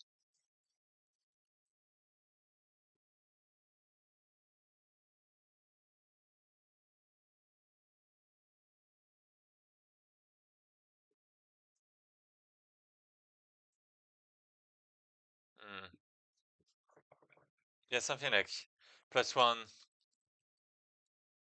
Uh, like I guess every heal. Maybe I can have heals, but I want heals that disappear from your deck after you use.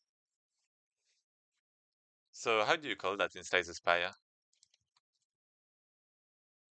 Disappear after use.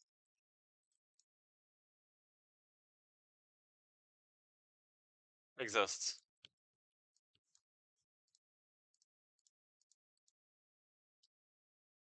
Exhaust. Heal X. Well, heal X slash +1 heal after every X, right? Well, every Y.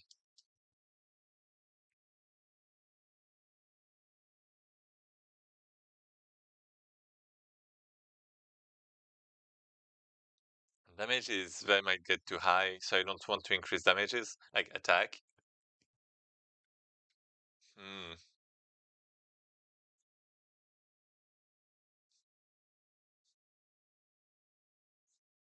Hmm.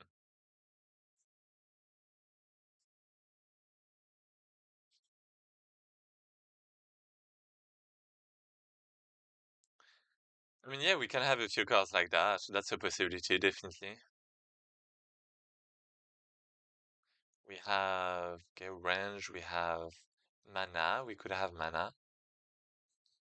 Like, yeah, +1 mana, maybe. +1 mana.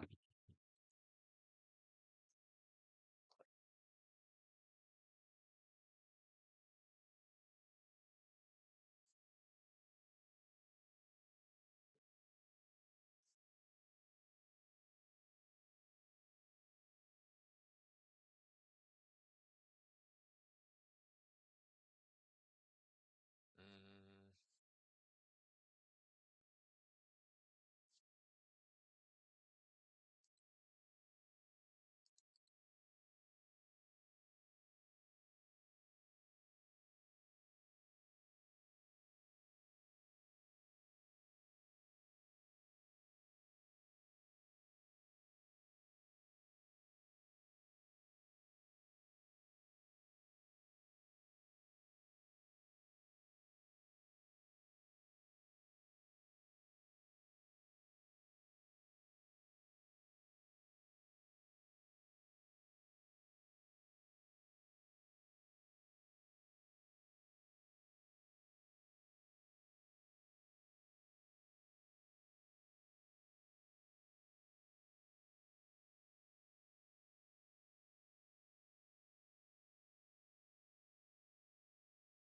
I mean, I guess that's kind of something nice.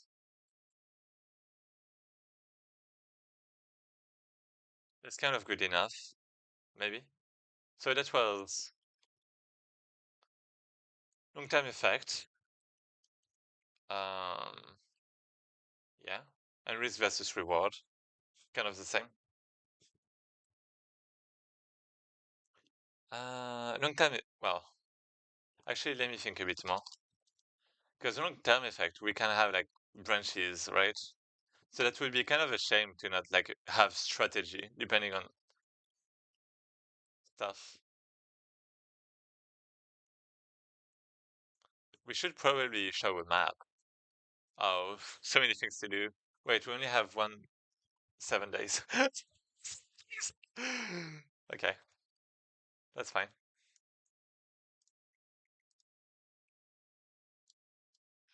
So we can have long-term effect here, and we can have map and branches. The player has access to the map of the quest. Uh, you can decide on what to do, well, on where to go, strategy aspect, maybe, long-term effect.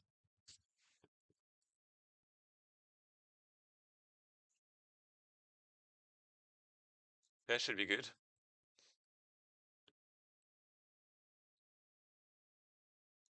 Then we have recurring patterns, secret and unique encounters,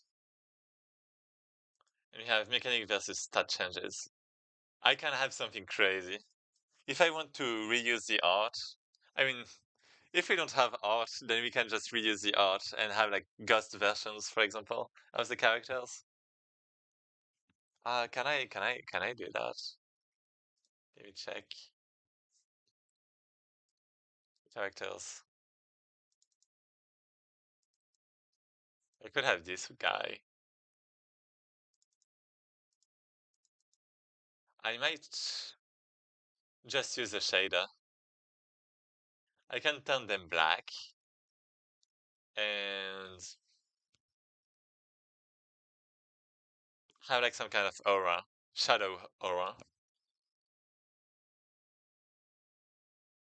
like with some curl maybe. I might have to make my own curl. I mean, I think Godot might have some, but uh,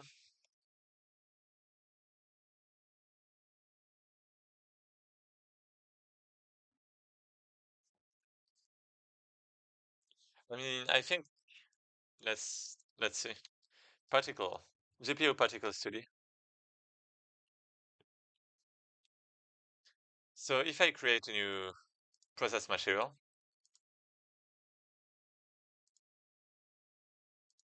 I'm then going to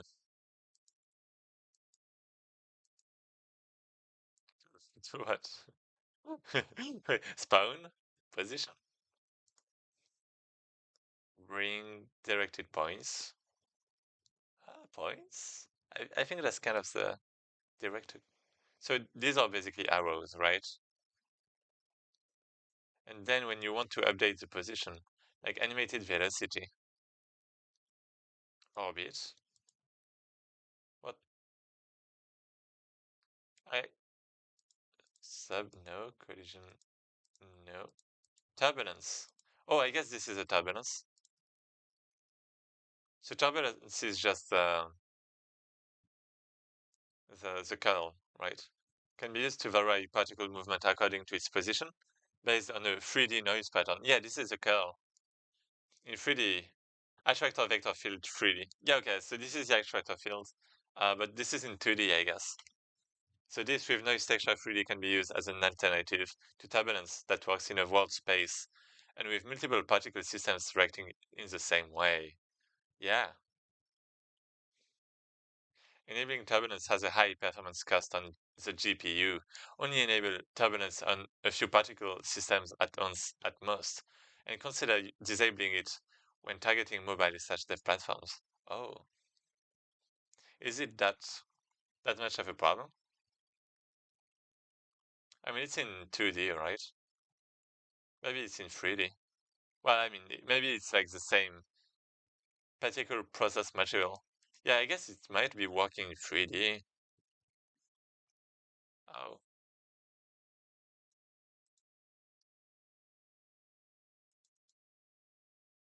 so yeah, this is it. You know what? I'm gonna test a few things. So let's just create a new scene, should we?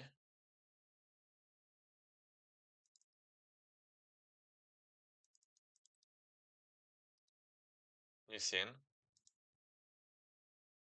2D, particle GPU.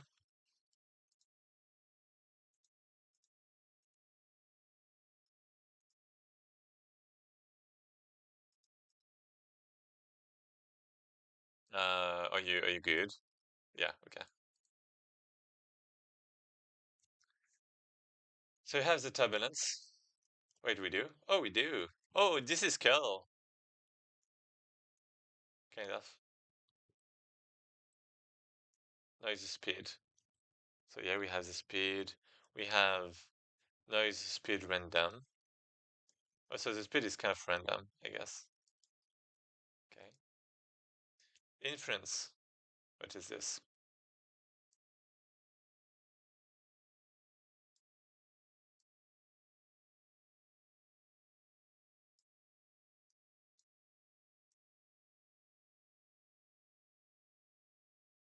What the fuck is this? Oh, this is zero influence. What? Initial displacement. What? Influence of a life. Oh, this is a curve.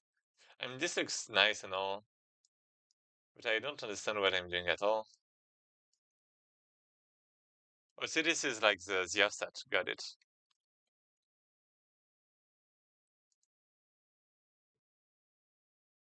Yeah, this is really what I want to modify, but it's doing some weird things. Noise scale.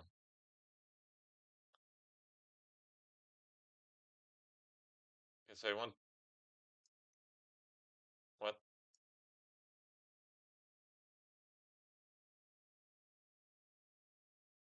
So I want this low, right? No.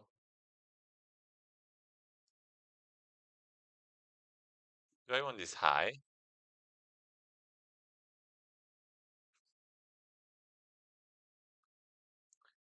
Smaller features with more detail, with while the high scale will result in a smoother noise with large textures. Uh,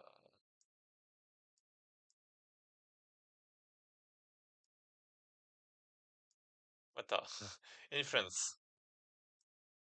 Do I want this?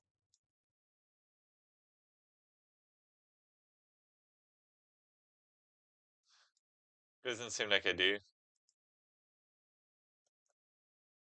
Oh, wait. Spun. I forgot about this. Sphere. Please. Don't crush on me, okay?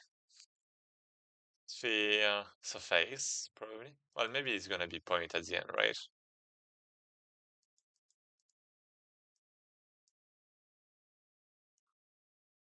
So let's say we have this turbulence. So if I reduce,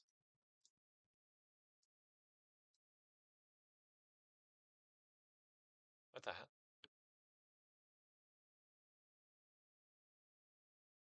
All of them are just going down.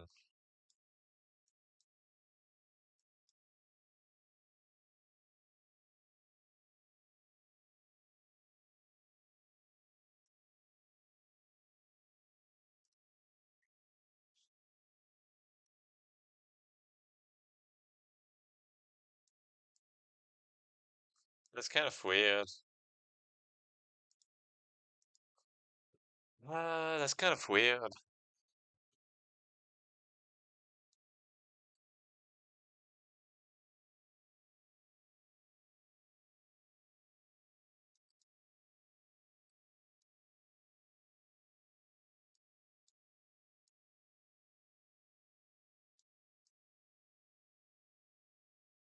Oh, because we're saying zero, right? Can I have like a radial thing instead? I don't like this. I don't like this. Do I?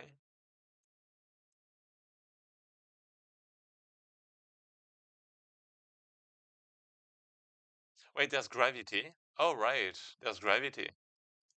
That's why. So if this is zero, then here we go. And if I increase the influence,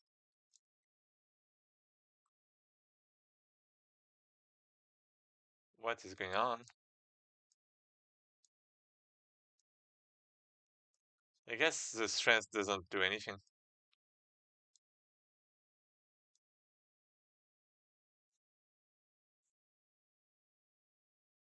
Hmm.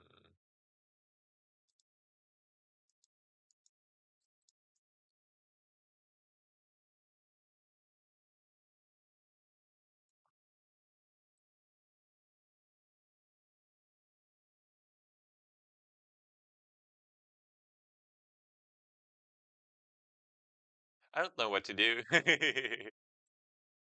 don't know what to do. Mm, position now. Turbulence. Maybe I can have like a post processing. Well, post processing. Like yeah, I mean yeah, on the character. Like I could have some kind of disintegration effect, like moving stuff around. Should I?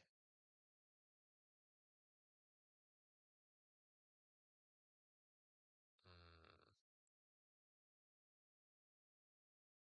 Yeah, I mean, I would have to make that shader.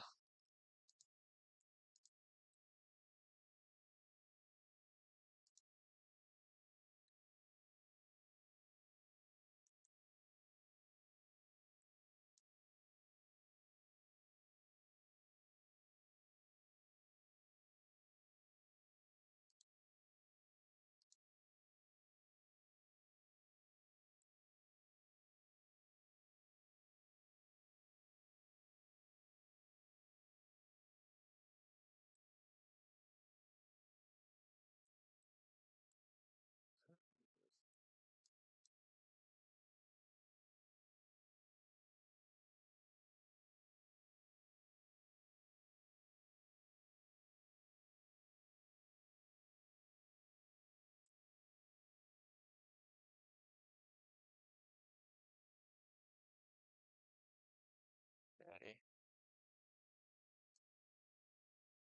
I'm probably going to stop this. I'm going to go back on my documents. I want to think about things. I don't want to spend my time looking at particle systems right now. So recurring patterns. So this would be like events, right? So like we already have one event about getting stronger with time now. So this, right? Actually, this one is like helping so much. You're gonna have the shop.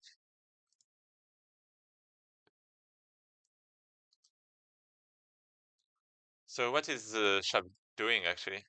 Is it actually the shop? Maybe that's the shop. I don't know.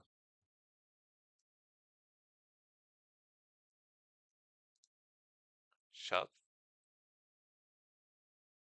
Maybe not. Mm, maybe it's about trading.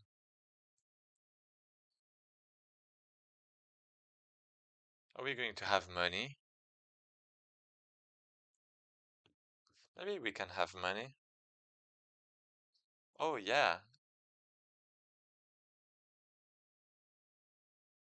Oh yeah, that's actually a good idea. And money is like added in the deck as like some kind of curse, right? Like a collectible.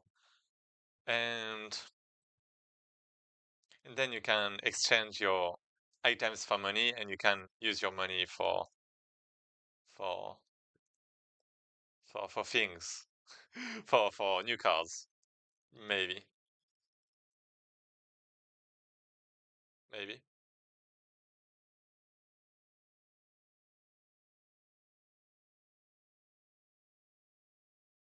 That's an idea. I'm afraid it's going to be a bit complicated, but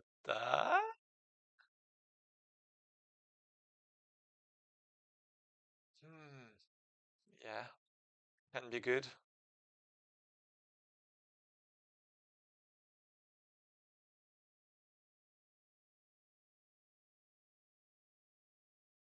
I'm thinking about my game loop. Like you battle enemies, you win, you earn rewards, like cards, like collectibles, like scales, for example. Um, and from the scales, then the next time you reach the shop, you can sell your scales, so you can buy new cards. And oh yeah, I guess those new cards are going to be a bit limited though, in range, in possibilities.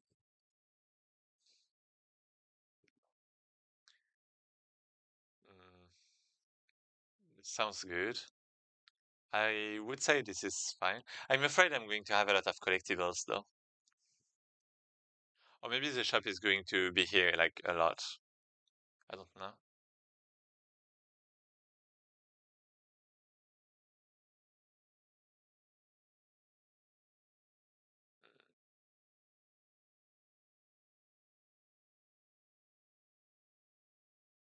Maybe that's fine.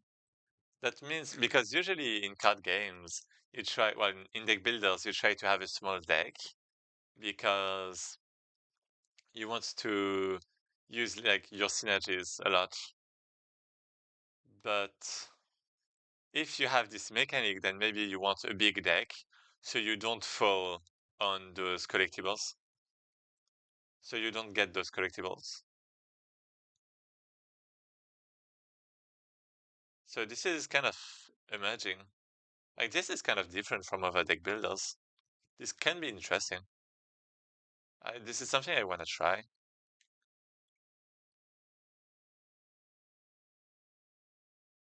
So yeah, let me do that. This is not going to be the shop.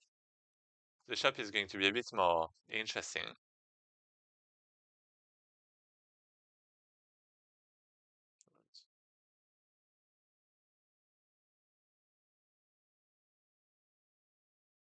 Yes, so the shop is going to be like there.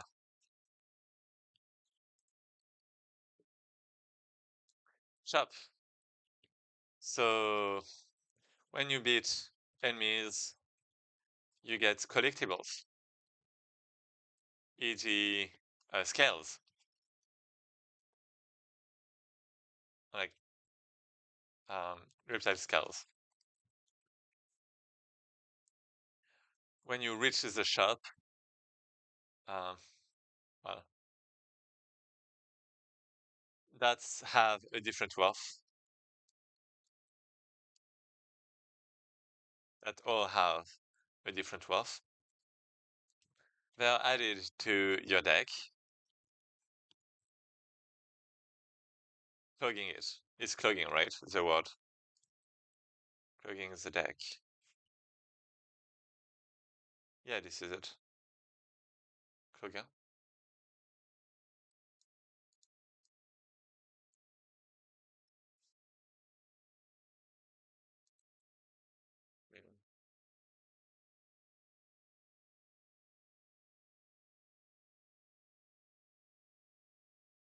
Mm, yeah, clogging. Clogging it. And can you like remove them? Can you remove them? Or maybe it's like at the end of a battle, you have to choose if you want it or not.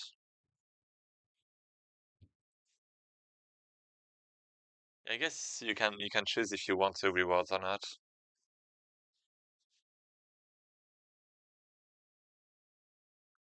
When you reach the shop, you can then sell them for money.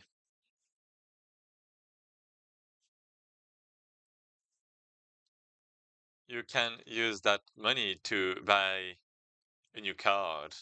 Or maybe a card that's, let me think a little.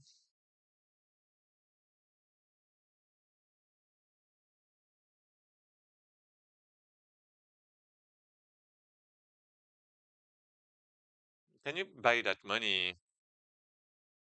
Buy that money, yeah, sure. Buy a new card. Yeah, what is that card from? Is that like a new card? Or is that like one of the permanent cards you have? I guess it's one of the cards of the area. That is from the area.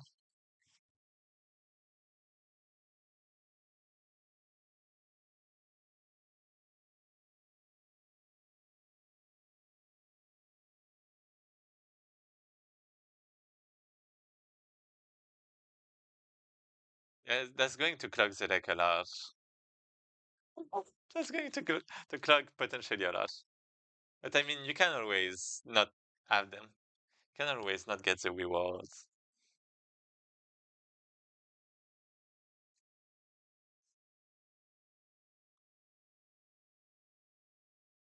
You should not pick the rewards.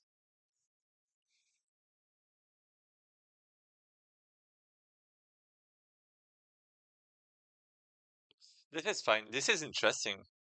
This is really interesting. I like that. So this is risk versus reward. And but this is not really a long-term effect. because it's only until the shop and recurring pattern.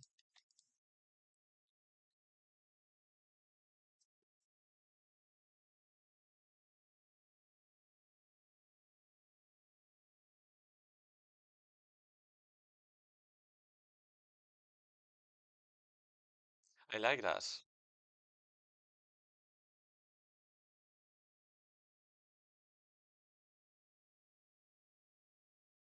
We only have 7 days for that, really. I should have planned this sooner, earlier.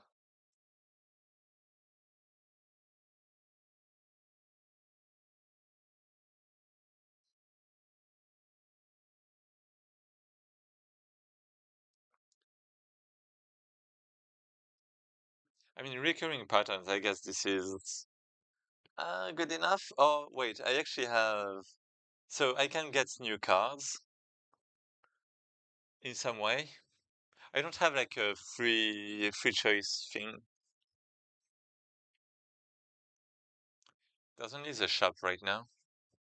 I don't get like new cards organically, let's say. Only through the shop.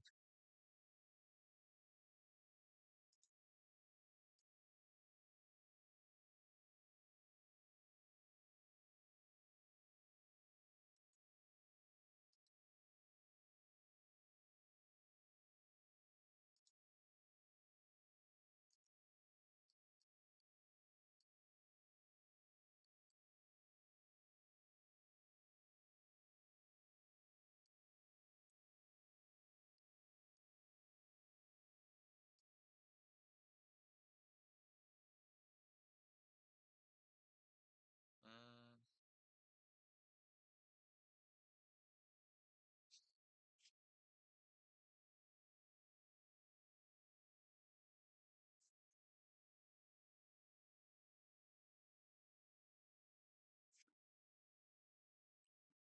yeah, I have to think about the other. I mean, mechanic versus stat change, we already have a bit of it, not much. Secret and unique encounters. Uh, I'm not sure we can do this because art-wise it's going to be complicated. Mm,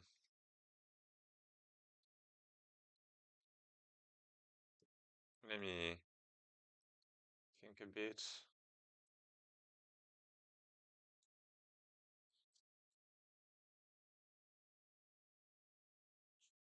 Mm,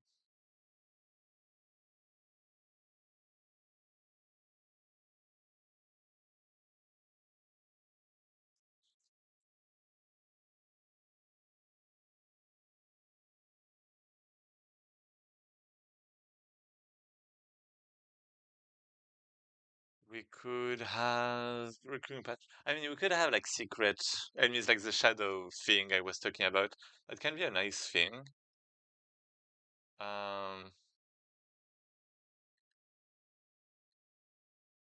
other than that,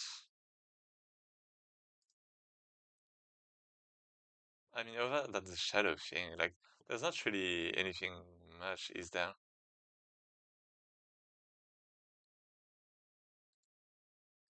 If you have any idea, then please go ahead. I'm,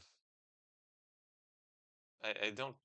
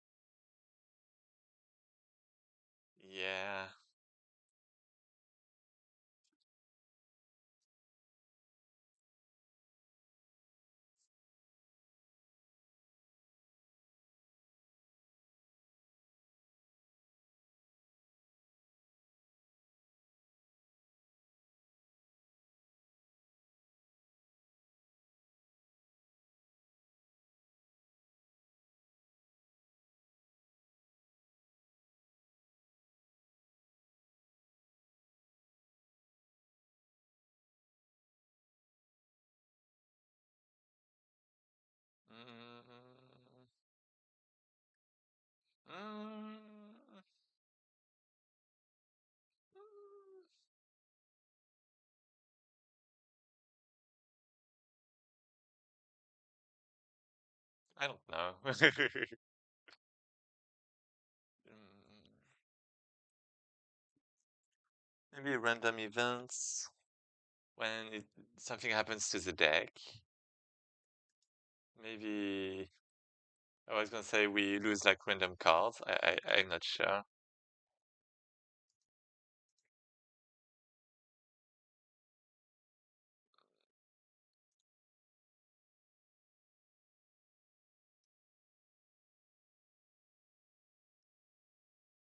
Mm,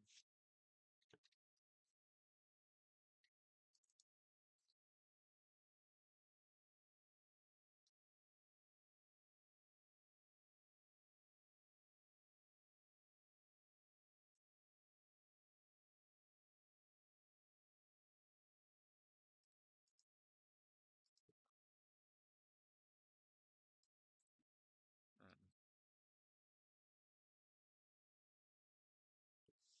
Um,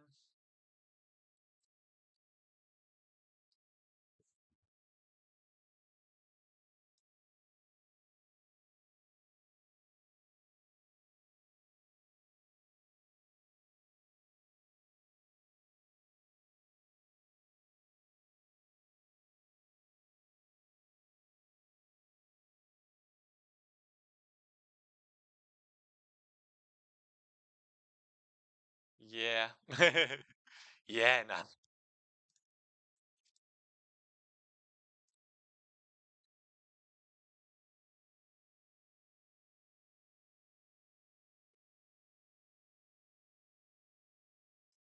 I'm trying to get like some um I'm trying to look like at a few things. Like for example, there is the Slay the Spire wiki that has like a list of events.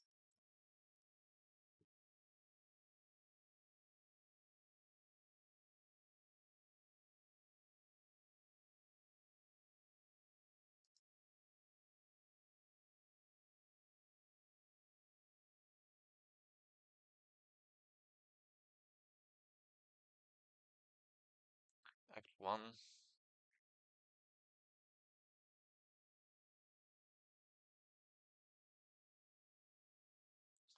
Fight 3 fungi beasts. So basically these are battles. Oh, okay, you have options. Or eat, heal, become cursed, parasite. Negative cards that stay in your deck, parasite. If transform, unplayable. If transform or removed from your deck, you lose 3 max HP. Oh, this is... Oh, bad. Well, not necessarily. I guess it depends.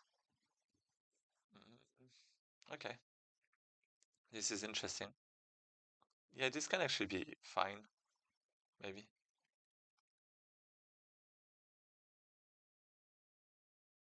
Okay, I understand why Slay the Spire is good. Now.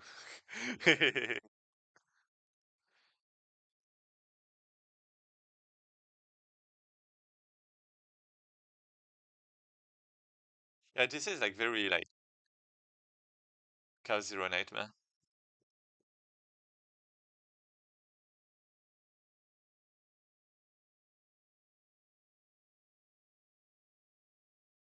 First injury. Unplayable. So it's just clogging the deck. Got it. Smash, take damage equal to this. Or hide, lose HP. Wait, why? Oh, okay. Leave, nothing happens. Whatever. Oh, wait. Yeah, it's if you take it. Oh, yeah, because you got it. Yeah, let me check a bit more. Let me check those a bit more.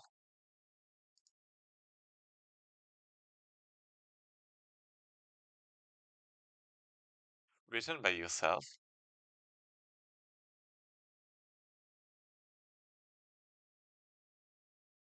Oh, receive a card that you had stored previously. And store a card in your deck in return. Oh, that's such a good idea. That's such a good idea. Oh, that's such a good idea. We should have Iron Wave. Nothing happens. This is such a good idea. Oh, this is such a good idea.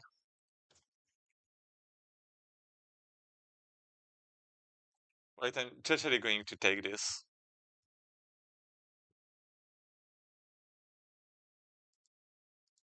Wait, yeah, this is such a good idea. Bonfire spirits. What are those?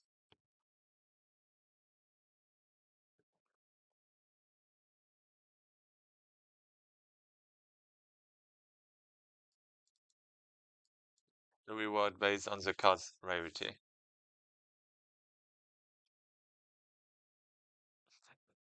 If it's a curse, spirit poop is unpleasant. The child remains of your offering to the spirits. Wait, that's crazy. What even is this? A relic.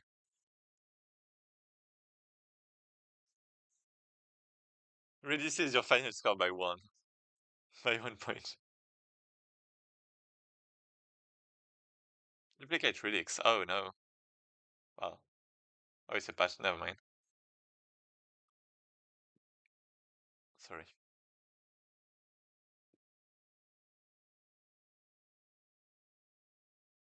Exploited for a quick healing.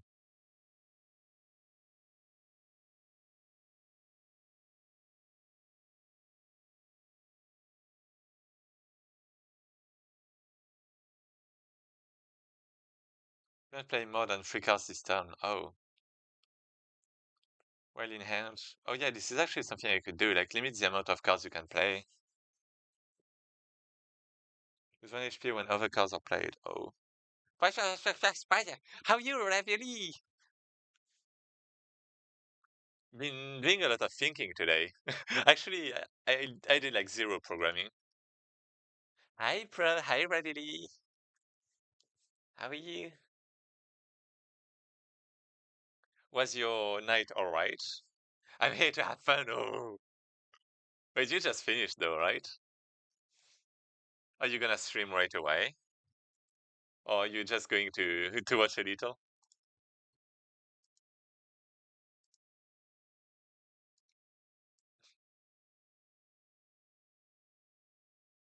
It was okay, nothing too exciting. Okay. I mean, good that it wasn't like the other day. But I have nothing than bad things, right?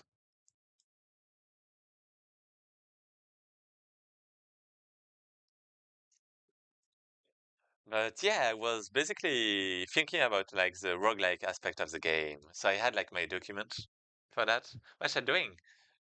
Yeah, I saw ahead of time. I knew ahead of time what I had to say. So yeah, basically I have my roguelike compendium, right? That I sent in your Discord, I think. Um, and I'm looking at this, and basically like this is defining a lot of different dimensions in the roguelike genre. And I'm trying to create mechanics that go into those dimensions. I don't know how to say it well, but you're in my head. Yeah, I am rent free. No.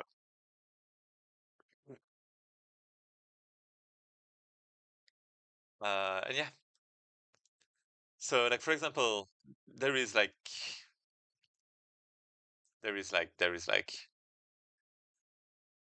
well, this one is kind of basic. Well, actually, uh, let me find one. Uh, Well, for example, this one maybe. Yeah, basically, this one is about uniqueness from the start, right? Because roguelikes need uniqueness from the start to feel like you are playing a different game every time, right? So for that, when you start to run, you can select between 3 random different temporary effects. And yeah, and this is like something quite simple that a lot of roguelikes have. But I'm basically specifying that, and then I'm like specifying a bit more for my games. Um, Well, I guess this is kind of like the rule actually. But then like more for my game. Wait, let me let me. Yeah, like for example, I can have combinations. I can generate the effects instead of having them like pre-made. If I just have like a trigger and an effect, then instead of having like five effects, I can have like a combination. I mean, this one was kind of basic, but I had like a big idea, I would say, and I would like your ideas. Well, I had multiple ideas actually. So, so wait, which one was it? Where was it? Oh yeah, it was maybe like forcing the player to evolve the deck. This is one. It's not a big idea, but it's one of the ideas.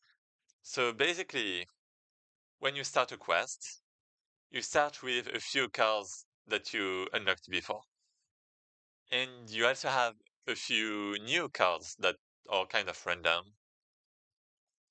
And when you continue through the quest, then at one point,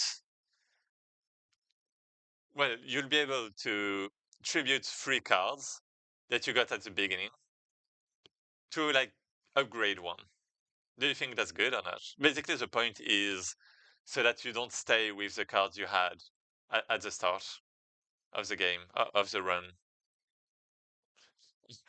Yeah, yeah, okay. Is it fine? I think it's good. Okay, okay, okay, okay.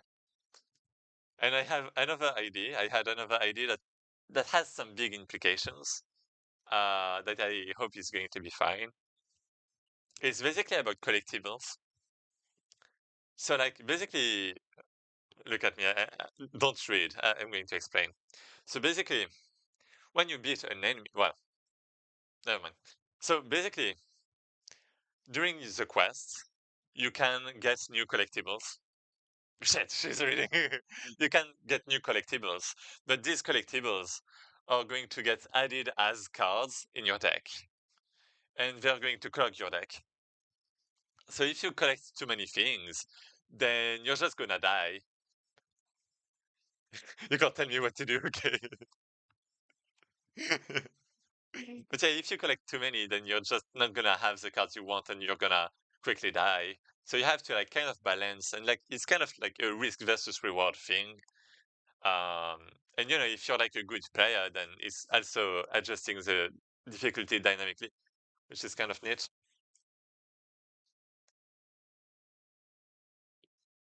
Do you think that's fine? And like, if you have those collectibles at the end of the quest, then you keep them basically. Yeah, okay, okay, this is fine. And then I have something else. This is still linked to that. This is still collectibles, you could say. But basically, when you win a battle, you get collectibles, for example, reptile scales, like some scales, like basically some, you know, rewards that you won't be able to use in other places than at the shop. And when you go to a shop, you can sell those collectibles that you earned through battles, and you can then buy a new card with it. Well, new cards, basically. You can buy stuff with it. Is it good or not? I'm just kind of afraid this is going to clog the deck a lot. A lot, but well. I mean, it's up to the player to accept the collectibles or not. And I guess you can also like discard those you don't want at like when you finish a battle or something.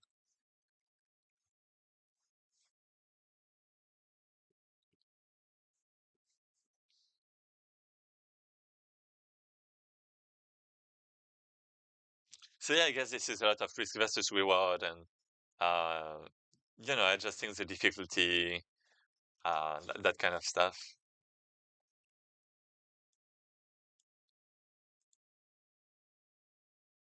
I hope this is fine. Let me know what you think.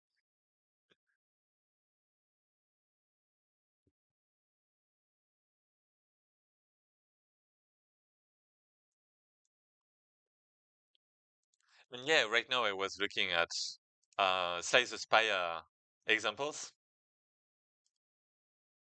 Well, events examples, because I was trying to find recurring patterns. Like, I guess different rooms, right? We want different events.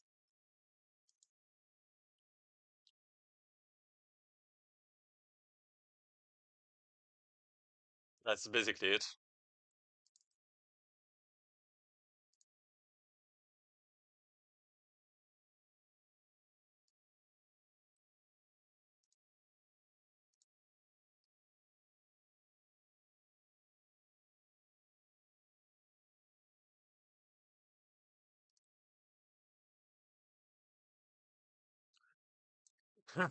Wait,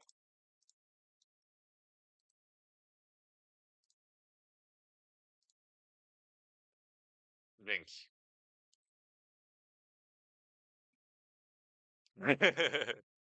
So what are your thoughts?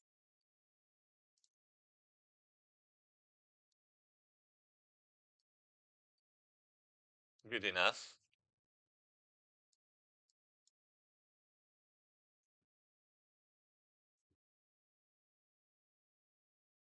Yeah, okay. Okay, okay. I guess I'll be going on with that then.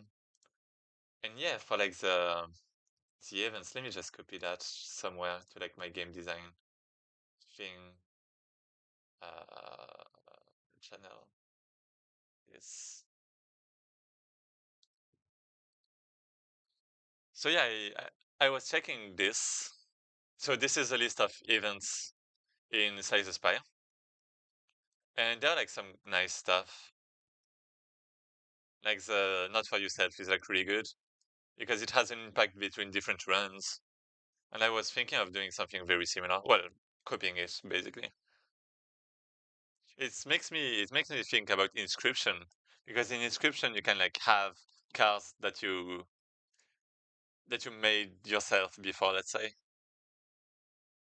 Well, you can like get back your previous cards.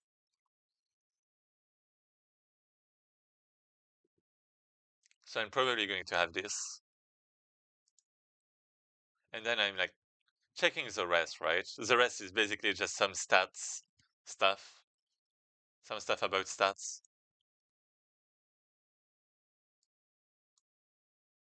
I'm not very good at Slay the Spire. Oh, are you not? Oh, you played? I haven't actually played Slay the Spire yet. Maybe my game is going to be a bit difficult for you.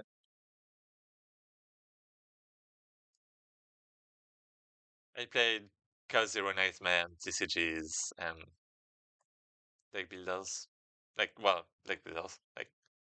I mean, a bit of Hearthstone, I guess. Well, TCG. I can handle it, okay, if you say so.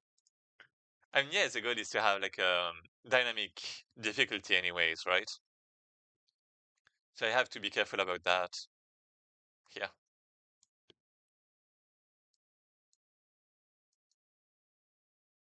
Mm,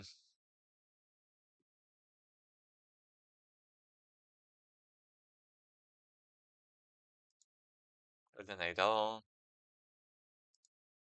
I mean, yeah. Basically, I'm just going to continue looking at events. Do you have? Well, you played Size the Spire, right? Do you have any event you liked, like that you remember that had like an impact on you specifically, or not? That you thought was great, that you liked encountering, or like even didn't like? Pray, desecrate, regret. At the end of your turn, lose 1 HP for each card in your hand. Oof. I can't remember that. Okay. I like the snaky guy. Oh.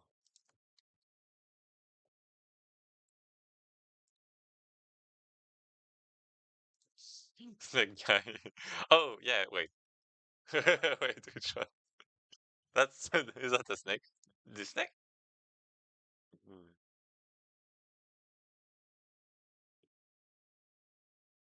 Yeah. Oh, this one.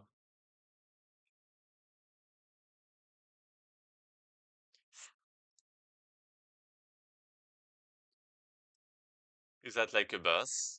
It looks like a bus. Is it?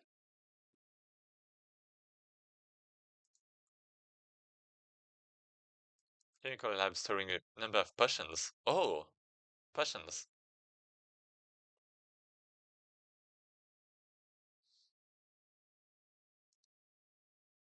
Match and keep. Forced to play a card matching game. Oh, mini game. You're so cute. You know you. Ouch.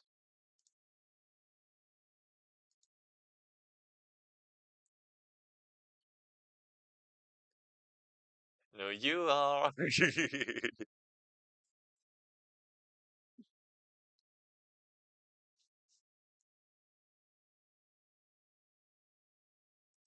Hmm. Seemingly abandoned forge. Yeah, basically these are like a lot of places. The events are about a lot of places. That's interesting because in Chaos Zero it's about people. It's about characters. It's about interactions with different people.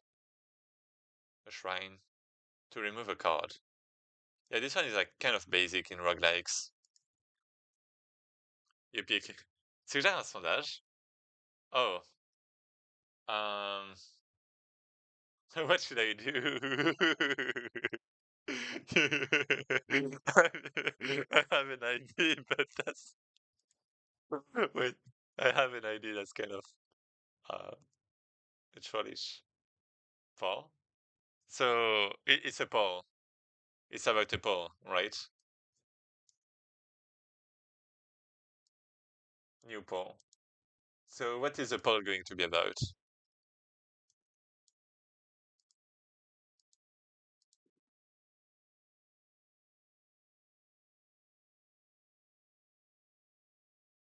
Okay, I started the Paul.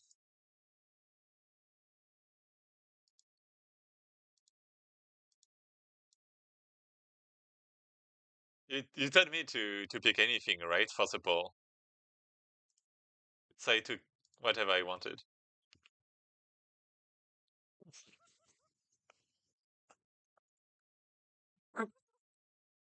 I win. This is my perfect victory. You're funny.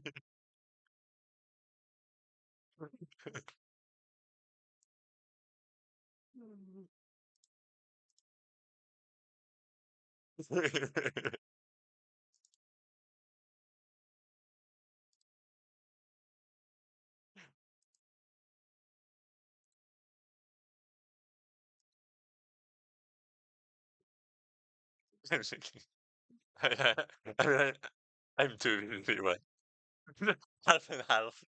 Oh no, that's a 50-50. That's a 50-50 between ravioli and ravioli. Who's really the cutest? Who knows?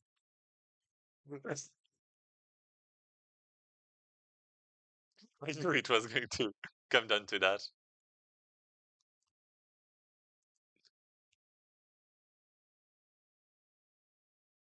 So recurring patterns, I guess. We're gonna have the shop. We're gonna have the uh, purifier. Remove a card from your deck.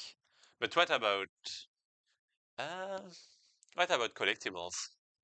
Can I remove collectibles however I want? Maybe not. Mm.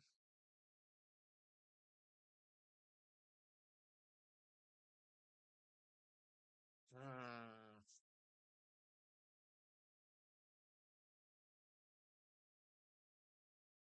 Mm. I really don't know about that. If you have, if mm.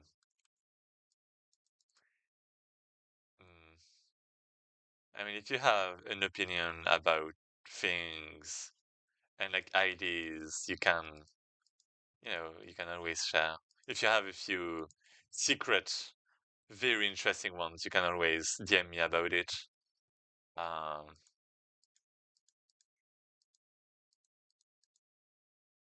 But what? The woman in blue? What?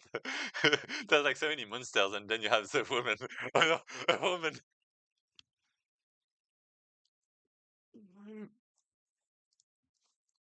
Pale mysterious woman forces you to buy her potions.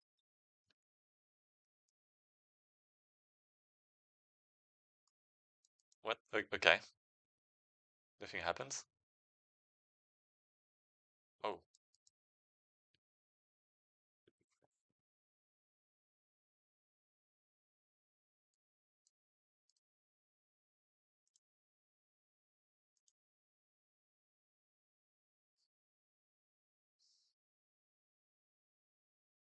Mm, to obtain the same amount of potions.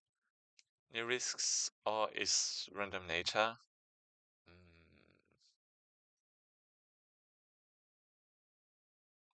yeah.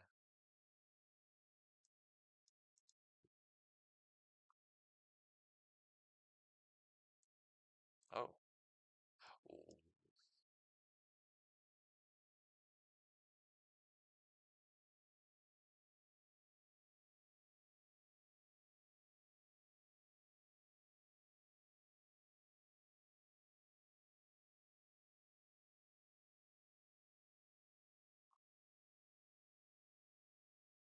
okay. I mean, okay. We'll have challenge. It appears a small gremlin appears and forces you to play a Wheel of Fortune game. Wait, I feel like I haven't seen so much. There's an option to avoid playing. Oh no. Get a prize. Heal to full HP. Ooh, decay. At the end of your turn, take two. Prize. Remove a card from your deck. Oh, okay. Take 10% as damage. Yeah, they like removing. Oh, wait.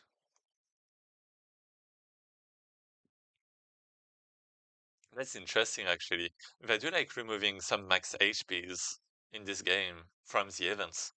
So I wonder if I can, like, during battles. Hmm, let me think. Should I remove max health from battles?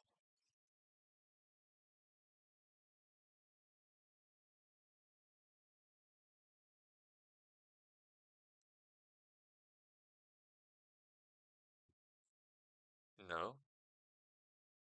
Oh, no. Like, I was thinking maybe if your character dies, like, if one of your character dies, then, like, it has, like, 5% less health, less max health for the rest of the quest. I need all the help. Got it. But like, yeah, by default, the health just comes back. But if one of your character dies, then it's only then that the health goes down. But I don't know. There's also if you die, Ravioli, I have a plan. If you die, I have a plan for that. Do you know about um shit, Mikey? Do you know about Kingdom Hearts? When you die, Mikey can come to your rescue, right? And I was planning something similar. If you die, then you have a way to come back to life. Very little, but yeah. Yeah. Yeah. It's like when your party gets wiped out, then all of a sudden, like one of your characters can just come back to life and have like all of his life and just have like a lot of attack and yeah, basically you can continue with that.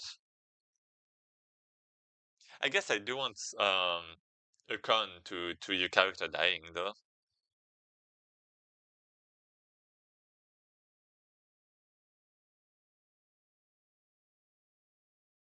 Saying dead might be too much.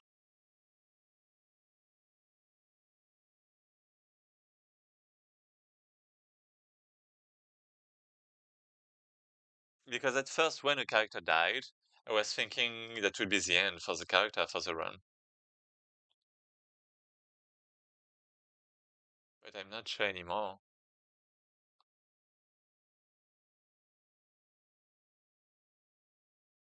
Actually, that might be an idea.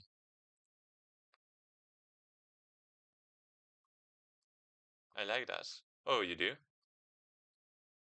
Oh, you mean this, right?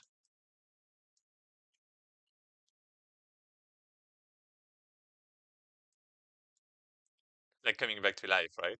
Oh, like characters just dying become dead. Well, not dead, but for the quest. Because basically the goal is so the goal is you can encounter, well, you can recruit new characters during your run,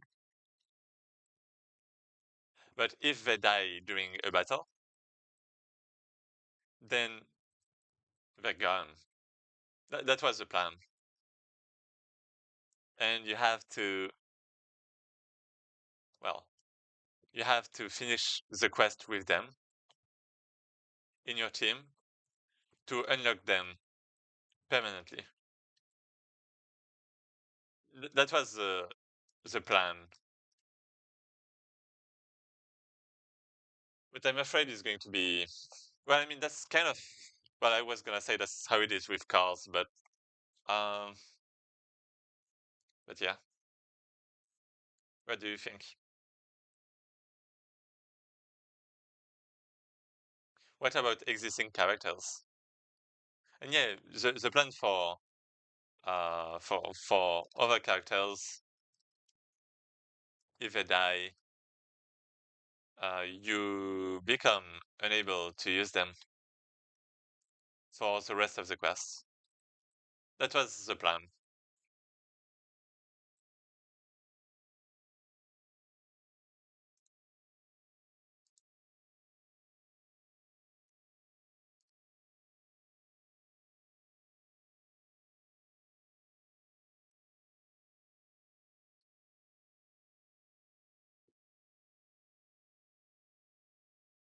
Mm,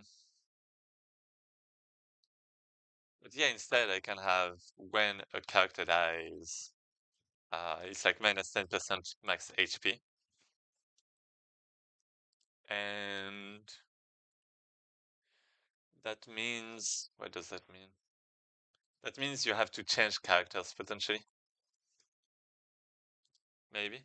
That means you have to change characters. Well, that means the player will have to change characters and adapt to the current run. But at the same time, like tanks are going to die first because they're receiving damages, right? Or there, maybe not because enemies can increase their range too to strike your carries. So that's an idea too.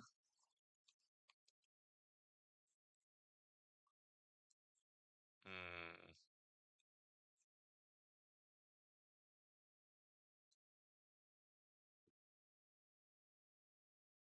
I'm not sure.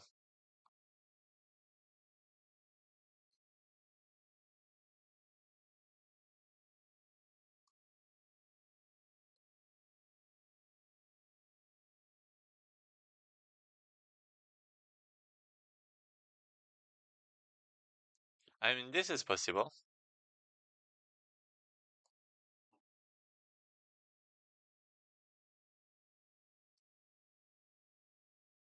Maybe instead of minus 10% max. Well, actually, yeah, let's keep it like that. Well, maybe 20%. I don't know. And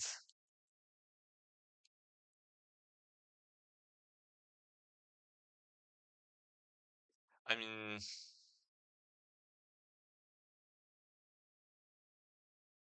that can be an idea.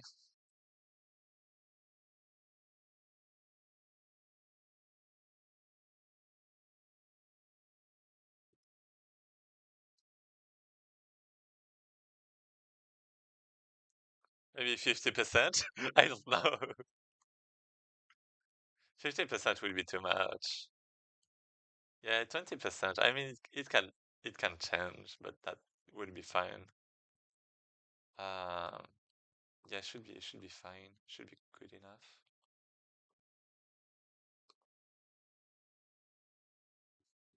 And well, when reaching zero, can't use any more for the run, basically, right?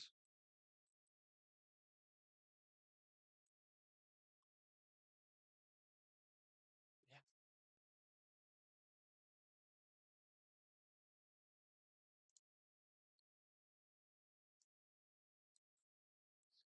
Let me check this again. And yeah, the events. I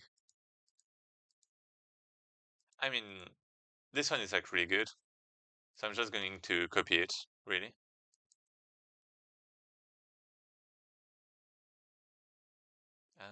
So these are about characters.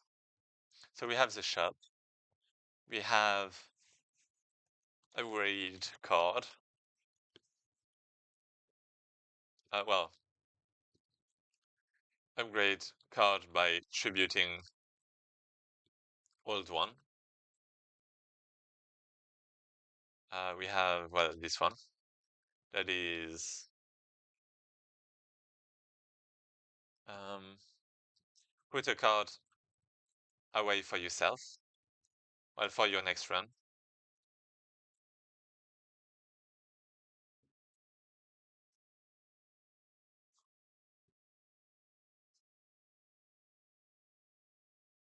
Mm,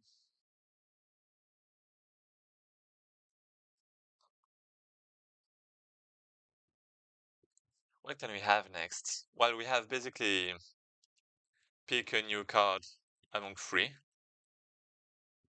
It basically is an easy way to get new cards. Maybe I don't want this actually. Maybe this is a bit too common now. And I have other ways to get cards. Well, I actually only have the shop. Well, and I can upgrade. But maybe I want like different events.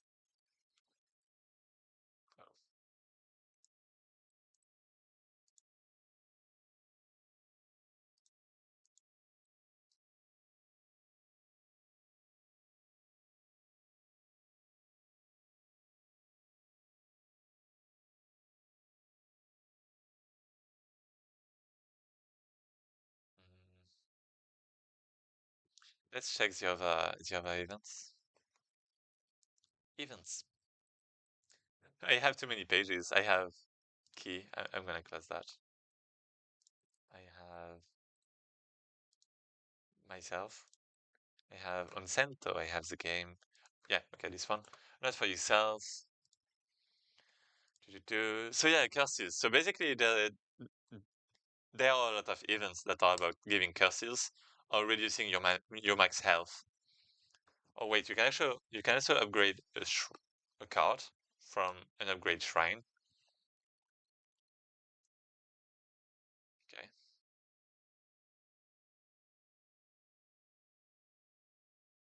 that's nice. Oh, what is that? Transmog Grief. Wait, duplicator. Oh right, we have this. Oh yeah, we have this. Duplicate. Nothing happens. So these are just just shrines. Okay, purifier. And this one is transformer card.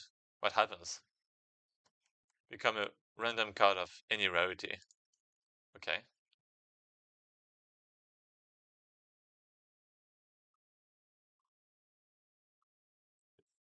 Card is just as likely to become a demon form as it is a disarm. Wait, is it? Wait, that's crazy.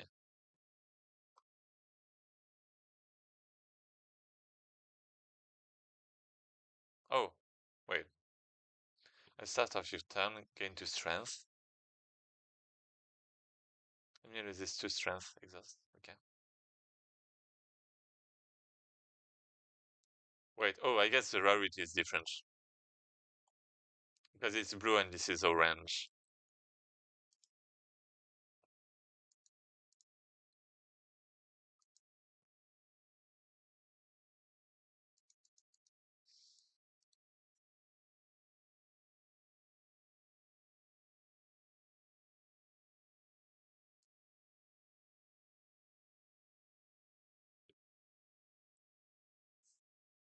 Relic. Augmenta? What is Augmenta? Oh,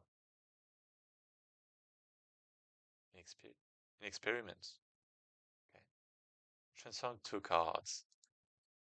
Okay, okay. Let me just write this. So basically, the basic things are in Slay the Spire are event remove a card, event um, transform a card,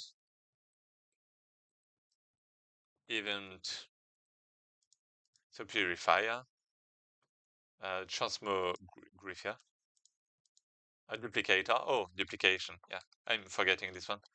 Duplicate a card.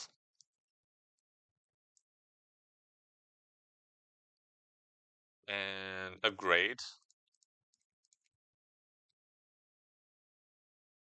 a card.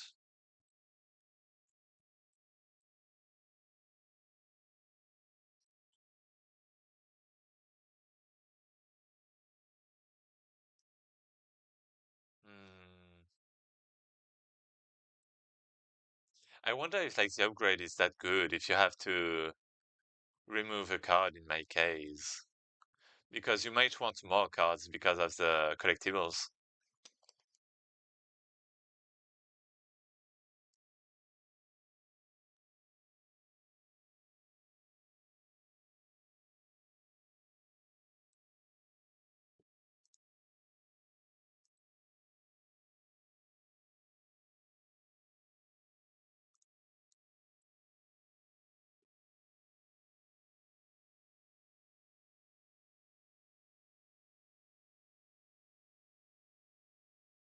Semi-common.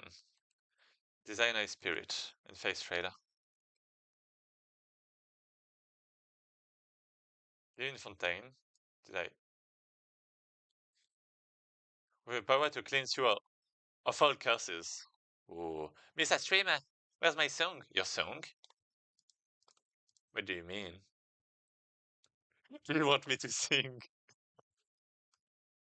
I was actually listening to some music, but I muted the you pick what? Where's my wait? I pick what? I pick the ball? Or like what do you mean by song? Wait, do I sing? Do I have to pick what I sing? What, what do I have to do? Tell me.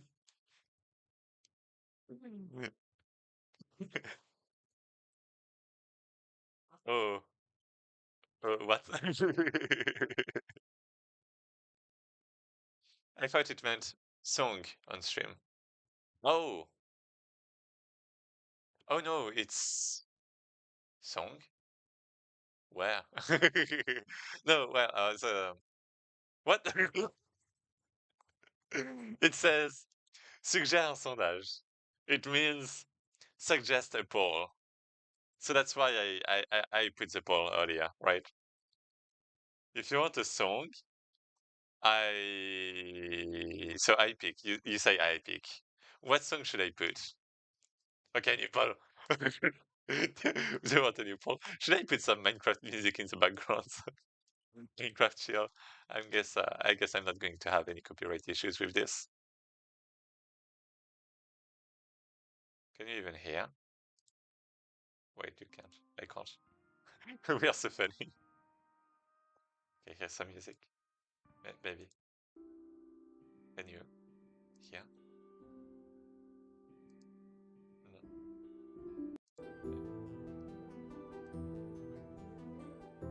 We have the music. And wait, it's too much. Perfect.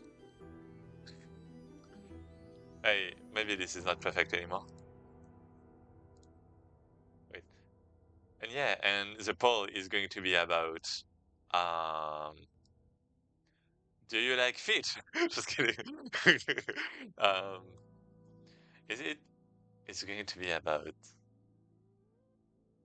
I don't know. I actually want to make like a poll about like events I might add to the game, but I have no idea. I have no idea. Uh, but what it could be.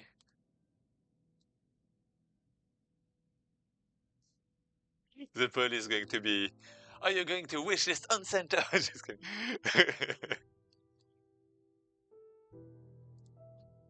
Maybe mechanic versus stat changes. Ah.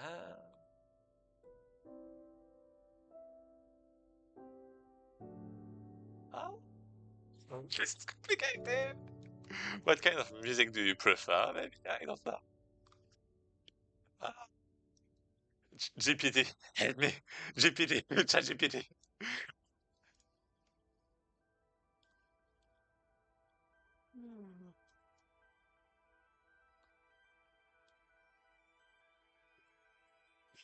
I might just make another poll about you. Be careful.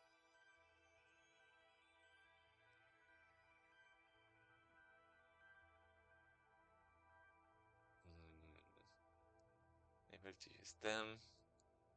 Oh, I have an idea. I have an idea, but I need to think. New poll. So this is going to be, I'm going to simulate an event. I'm going to simulate an event. We're going to roleplay. So what is it going to be? You encounter a rock. What do you do? No, wait. Um,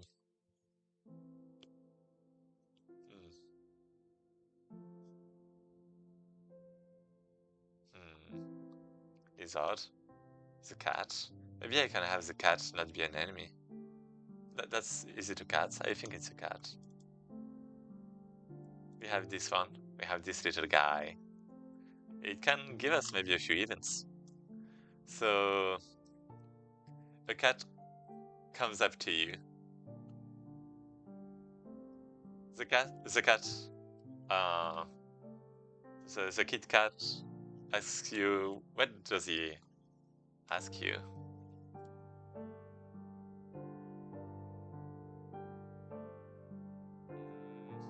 Maybe it's going to be about, let me look at the events again. So we have all of those.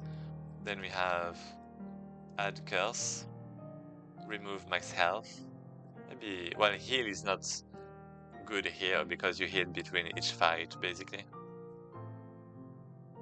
Do you like feet? I mean, I don't really think about them. I might like yours.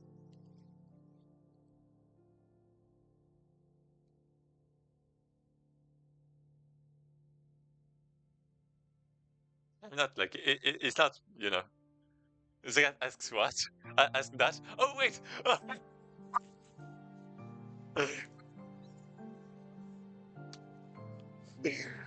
Forget what I said. Don't! No! You haven't heard anything.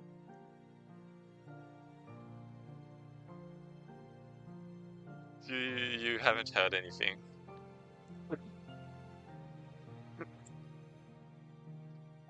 Okay, okay, it's a kitty cat. What does the cat do? He dances. Yeah, yeah. It remove max. Yeah, maybe give a new card. Hmm.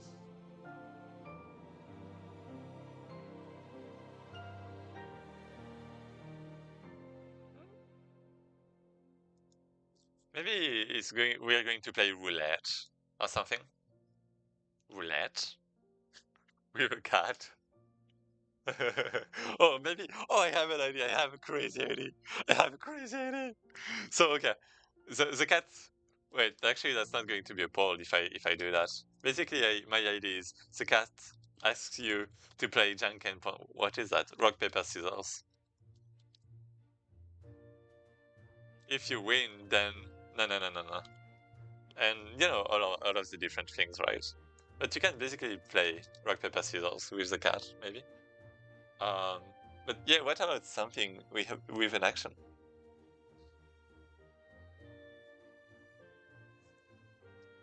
Maybe ask you to get a potion, maybe a curse. Should I like give a curse? I mean, we have enough collectibles, maybe? I don't know. Maybe it's going to eat your card. Or maybe, oh, that's such a good idea. That's such a good idea. Okay, so you see we have an event to remove a card, right? The cat is going to eat the card. What a good idea. That's such a bad idea.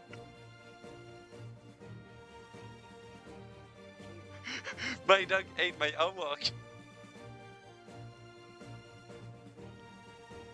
What else do we have? Slimes.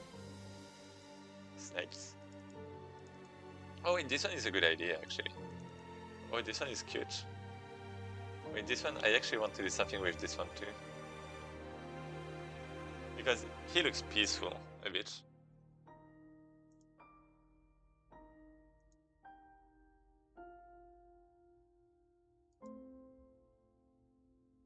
Do you get the hat, maybe? Like, how do you even call that?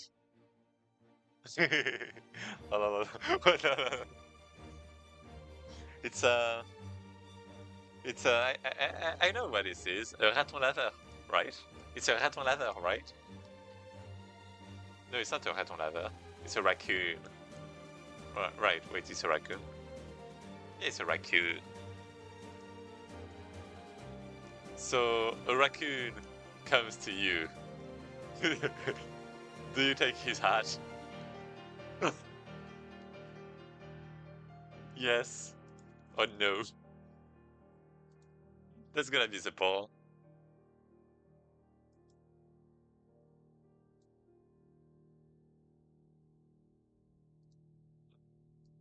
That's going to be the ball.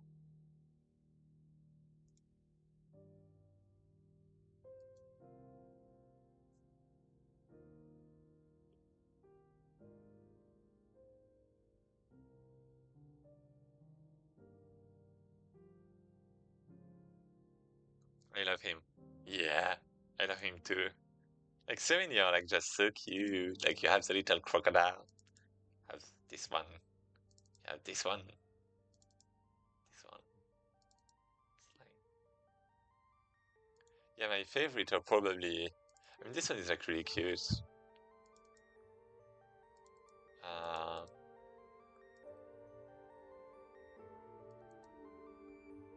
I do like this sprite a lot. This one is cute. This one, crocodile is cute. I do like this one a lot too. It's less cute, but it's like I don't know. It has like the sharp eyes. Oh wait, the pod is over. Pod ended and there's no nothing. Okay.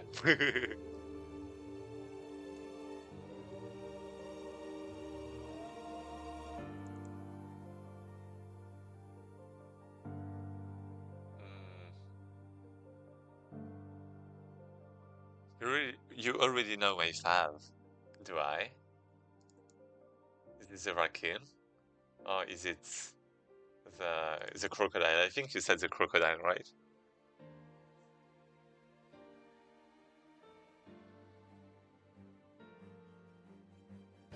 I think that's what you said. Ah.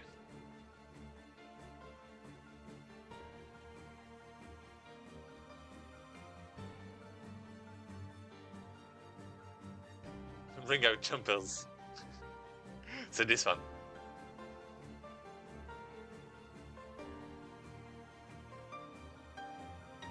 Jumpers, my beloved. Okay, fine. He's going to join your team. So you can have best ID ever. Best ID ever. Thank you a lot. So I have a new ID for an event. So you have the cat. You have the raccoon. Raccoon comes to you. Do you take the hat? Maybe I don't know what this is about. Can I do the sound effects for all of them? You want to do the sound effects for all of them?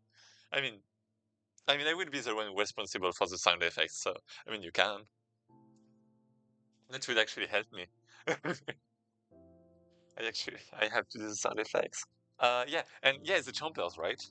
Chompers, crocodile. There's an event with that one. It's basically an item is stuck inside the crocodile in the front of the crocodile. Yeah, no, inside that. Yeah, in the front. Well, in the front, right? Not like well, in the front, in the front of the crocodile. Can I do the sound effects for all of them? I mean, if you want. I'm not sure how. I mean, for like all the creators, sure. I mean, ideally we have to voice dialogues, but like voicing. I mean, I guess I would have to integrate everything, but I mean, ideally we should have some dialogue, and we should have people that speak English, not like me. Maybe if there's a character with a baguette, I can voice that character, but I would feel a bit, I don't know, out of place. I mean, I did voice one of my games. I did voice one game I made fully. I don't remember if you've played it. Maybe you've played it. It's this one. Do you know this game? Yeah, you played it, right? I haven't voiced any other one.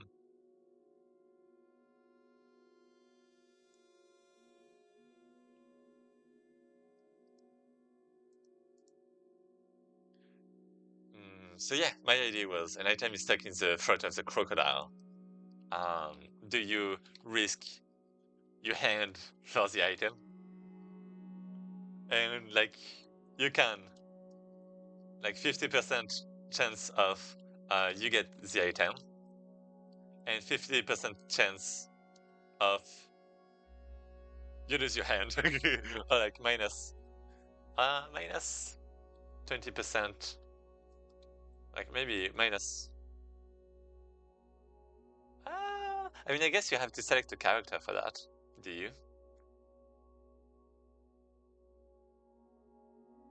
If that's the case, then maybe minus 10% each. But, but yeah, you can just select a bad character in that case. So maybe you want this for all of the characters. Yeah, maybe all of the characters. That would be better. Minus 5% HPs. And you get an item. Or like, that can be a card.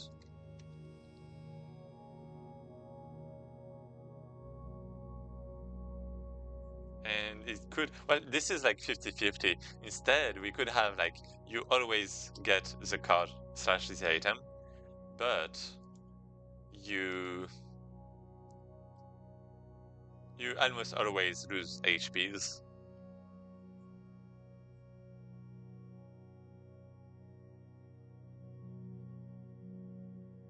That's a possibility too.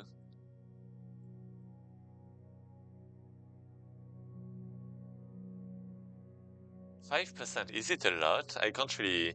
How many points is it? So if my character has like 30 HPs, like 25, I guess. Yes, yes, what?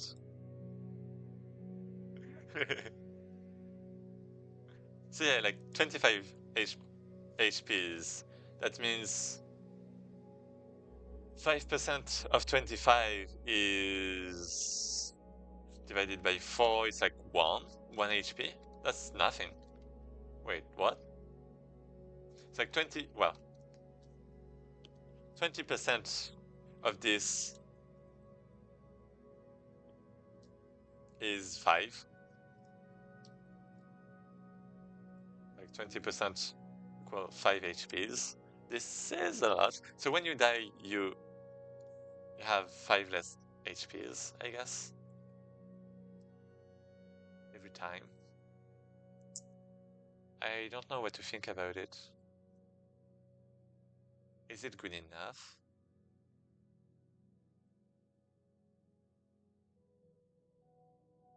I want something like 40% maybe. I feel like it's going to be too much. Maybe if 25%. So this is going to be 12.5, 675.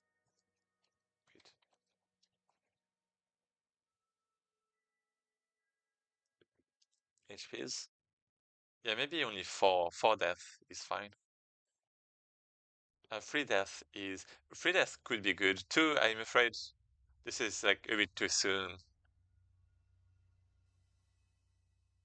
Like 33 is, well, one third is, so let me think a little. So 33 divided by 4. So like, let's say 16, 8 HPs. That would be.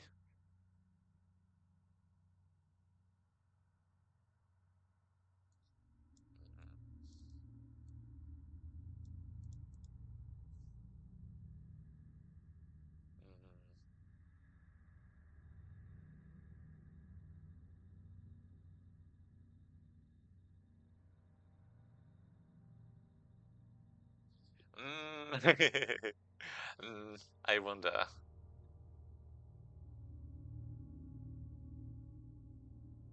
I really wonder.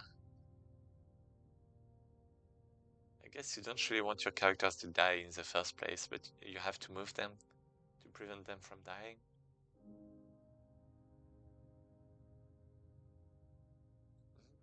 Do you?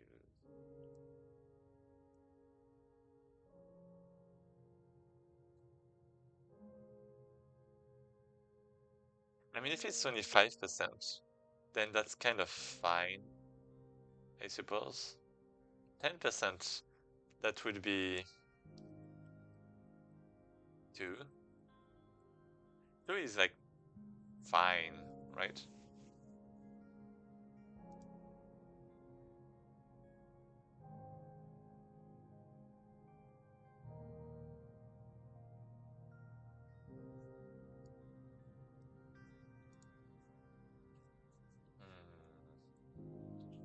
Yeah, let's say 10%.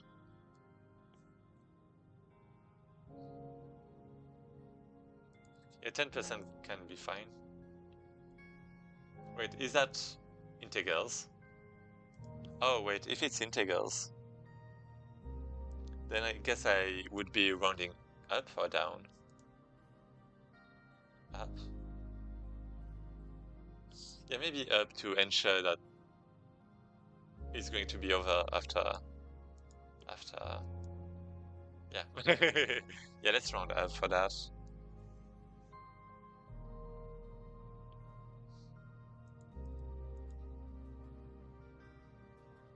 Okay, so yeah, I like this event. The Chompers is really the best event right now. It's the most original one, honestly.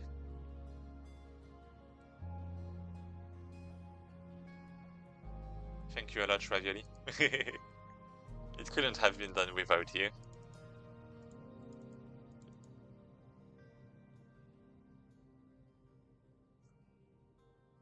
Yeah, this is going to be my favorite event.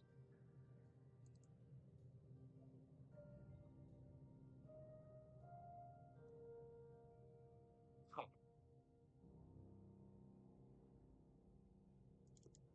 what about slimes? Can I do something with slimes? Chompers, yippee! Oh, I have an idea. So, like, you encounter a slime. That slime has a flower. Like a flower. Maybe I don't know. Maybe a triple. Un trèfle à trois, quatre things, right? Yeah, it has a flower, let's say. Well, it has a flower on the head. Pick it up. Would you? Would you actually pick it up?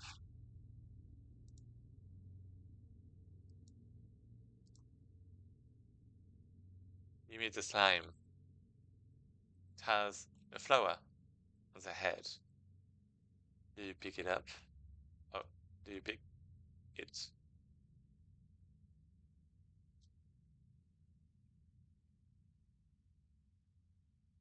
Ah, with a flower on the head.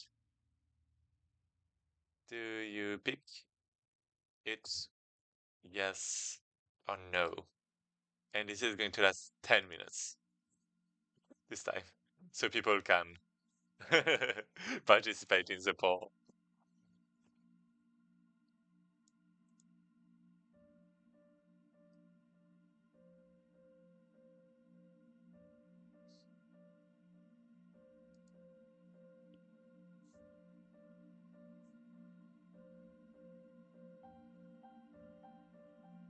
Pick it up, and what is it going to lead to? Yeah, is it, do we want to risk things? Do we want like probabilities? Um, I mean, in this case, you expect to lose HPs.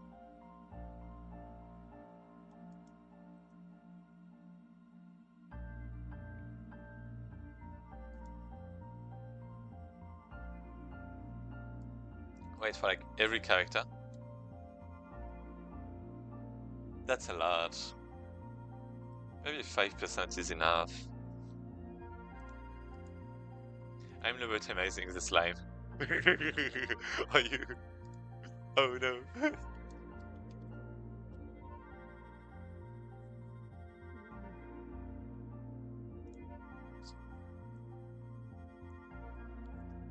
Okay. Yeah. In that case, so what is the flower even going to do? Is it like, does it have like some poison? Some slime stuff? Is it poisonous? Is it just pretty? Can you sell it a lot?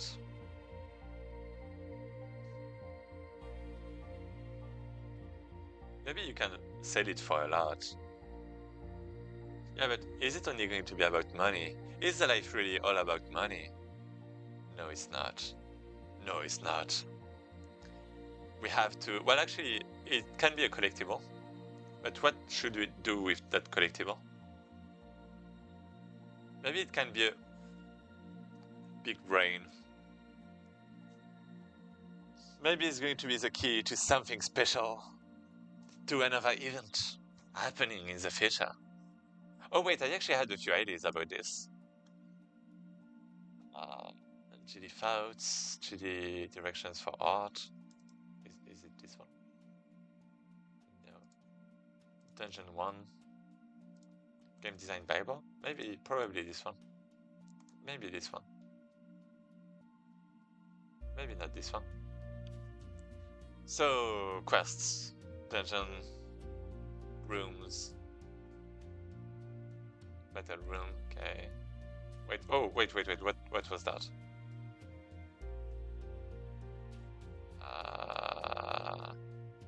I don't... Oh, rooms.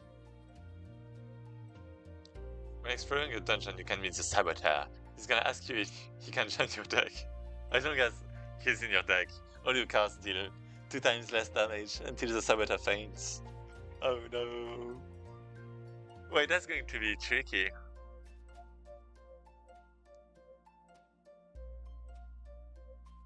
Maybe just dying 1 time is enough for this one, for this little guy.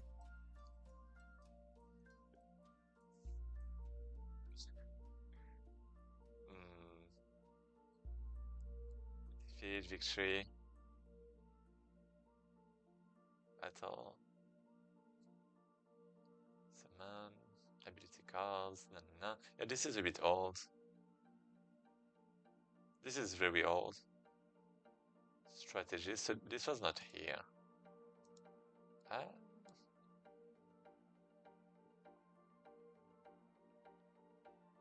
Tutorial GD files. Do we need stuff?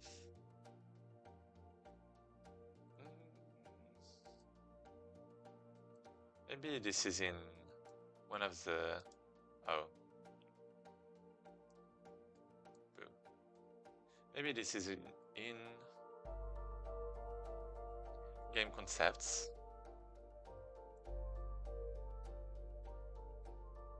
Battlefield layout.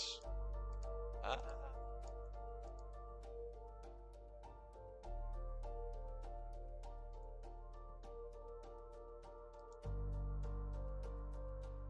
Settings brainstorm? No. Programming, maybe? Technical? No. Game design? Yeah, it was in game design. I just don't remember where it was. It was something around here. I swear.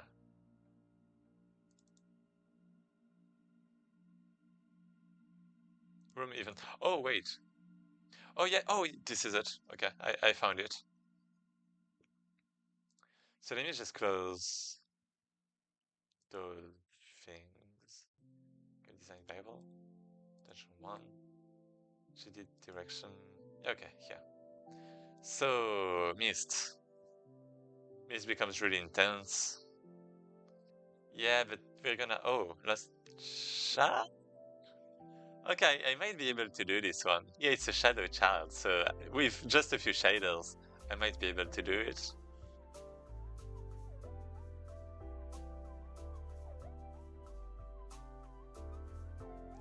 Wow.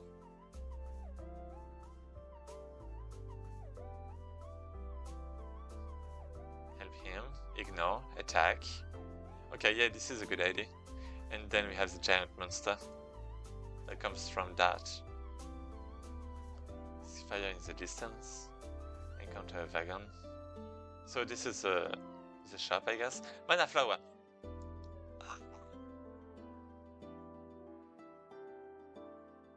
Oh wait, yeah, that can be it. That can be the flower from the slime. Cost 0 plus 100 mana to target. What? to the target. Removed from deck when used. Yeah, it's exhaust, right? Consumable? Or maybe consumable. Maybe exhaust is something you can get back, but consumable is something you can't. You can't.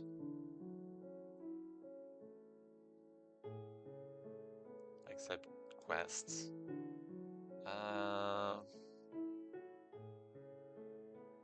Okay, so yeah, okay, I like this. I like... Well, this is possible, probably. This is possible.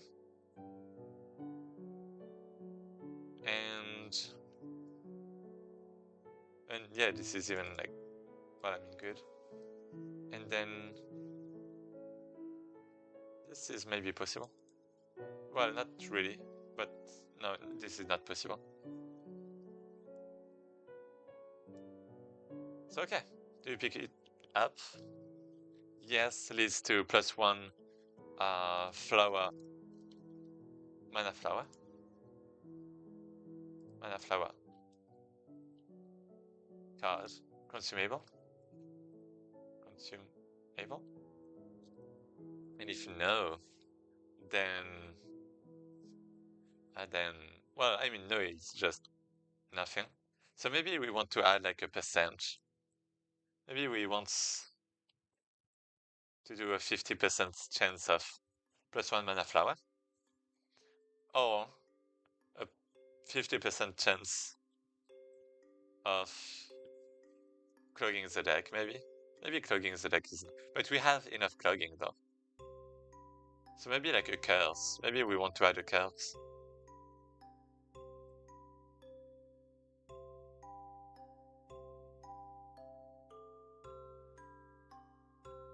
Like maybe strange flower. Maybe it's not going to be a mana flower. Maybe it's going to be a strange flower. And you're not going to know what it does. Oh. You're not going to know what the flower does until you use it. That can be fun. I don't know. I'm a bit afraid of it, of doing that. Because feels like you're just clogging the deck in the meantime.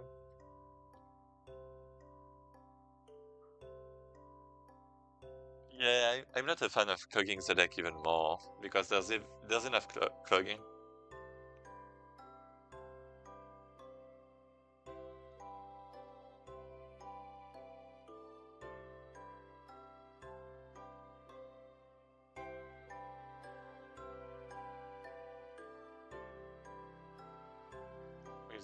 With the collectibles. I mean, it's a collectible kind of. You need it. Oh yeah, okay. You pick it. So it could be a mana flower, which is like plus a lot of mana, I guess, for free. Hmm. I guess cost is 0 then. Cost 0 slash plus 10 mana maybe. We can have. That could be fine. Maybe plus 5 mana is good enough. Like the cost is 0, so this is like not, you know, this is like free.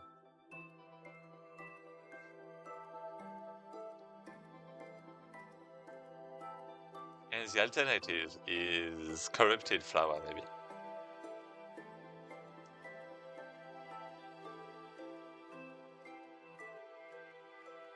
Consumable. And this is maybe going to be, maybe we can use it on enemies. Or maybe, is it going to be a curse?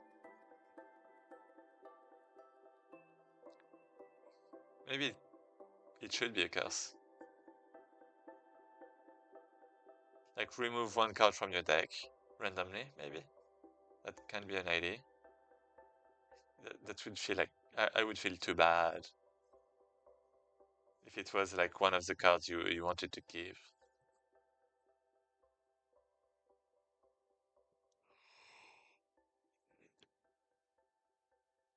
Good luck.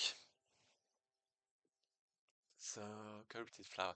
Yeah, I mean, when we don't know, minus 5% HP to all characters, right? That's gonna be the same every time. Yeah, I don't like that. I mean, it should be a cursed card. Like, on draw. On draw.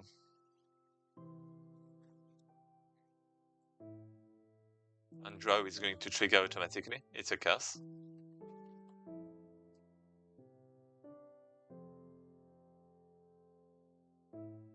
When you draw, maybe it's going to just discard a card from your hand. But I already have a card with a lot of discards. I can remove HPs to characters. I can do a -1 attack to all characters. I don't feel like this is going to be a lot.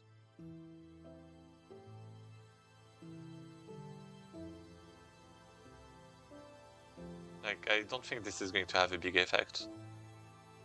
Maybe I can just remove money. But if I don't have money, then it's just kind of bad. Corrupted flower. Corrupted flower. Oh, maybe I can corrupt a card.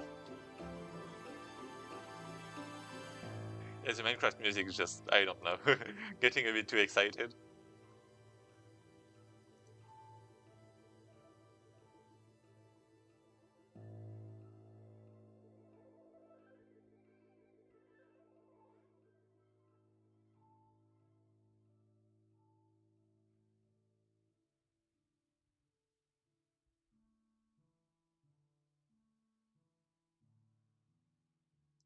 So when you corrupt a card, what does it do?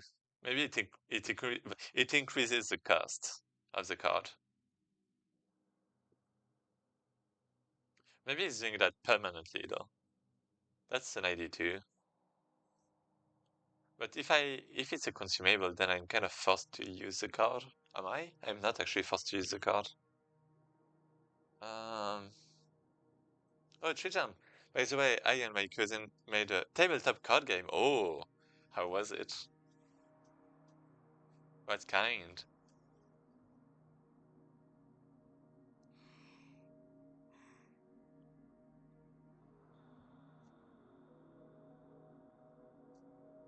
It's midnight already. I mean, I have a few ideas for the game, so maybe I can stop soon. MG, hi Chejan. Probably going to continue a little. I don't know.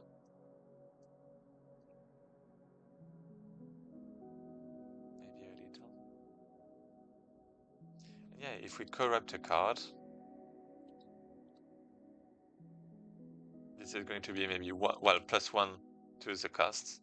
Oh yeah, because it has to do with the mana, right? So yeah, in both cases, it's about mana. That's such a good idea.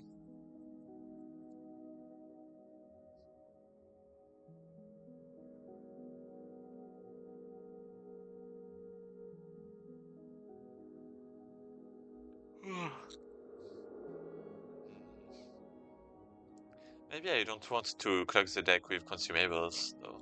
I'm not sure. Do I?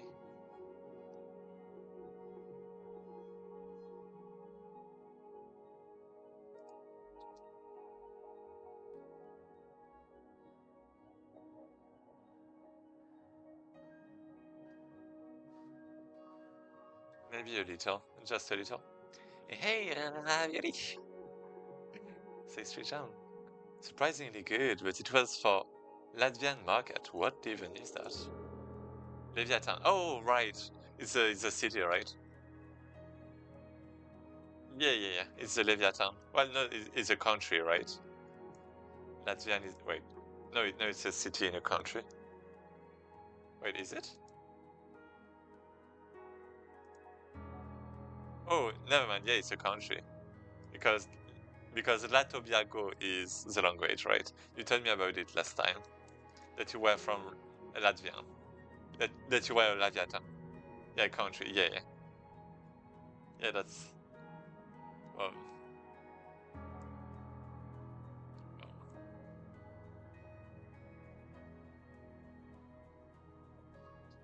This is such a good country too. Like a name, Leviathan.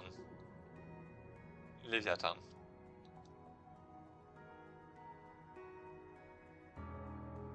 I want a Leviathan in my game one day.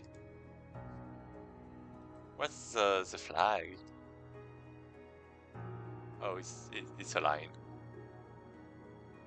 It's a line when it could be uh, a sea dragon. The potato land. Oh, potato land.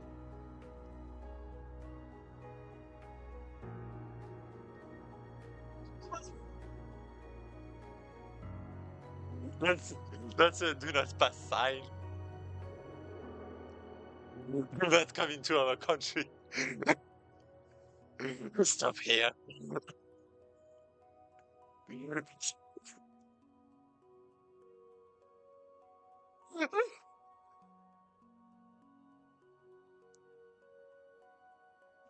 There is an interesting story about our flag. Oh, is there? It looks a bit like the English flag, right? Not the English one, but like English flags, maybe? Like you have multiple ones, right? This is kind of a bit like this. London. City of London. Is it? No, there's an arrow.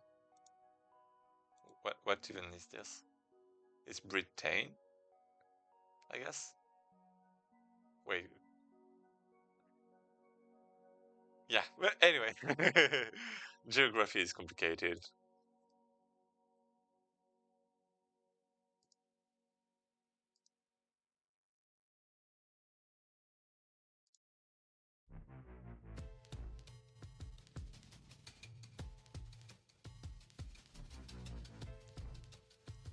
Minecraft is just being a bit, I don't know, playing music. So, I mean, yeah, this is kind of nice. I like it. I like this. +1 mana cost to a random card. And if you don't want this card anymore, you can just discard it later on, right? So this is fine.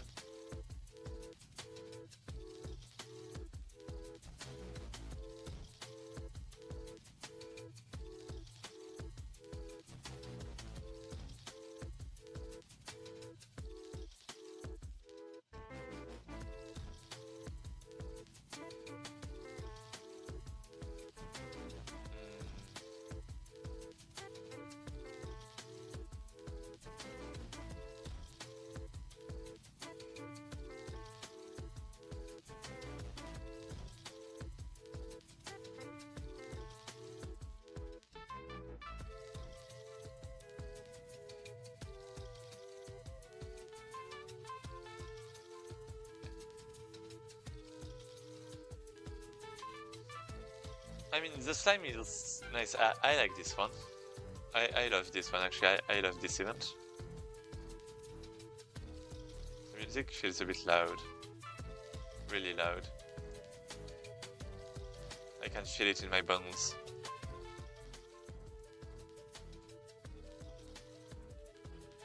The legend goes that Ladian War chief died on a piece of cloth, making the color pattern. Okay, and the cloth was used for the next battle. Whoa. Ladian War chief died. Okay.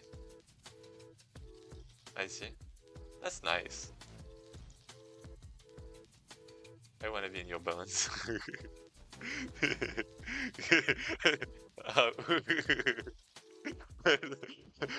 What would that mean?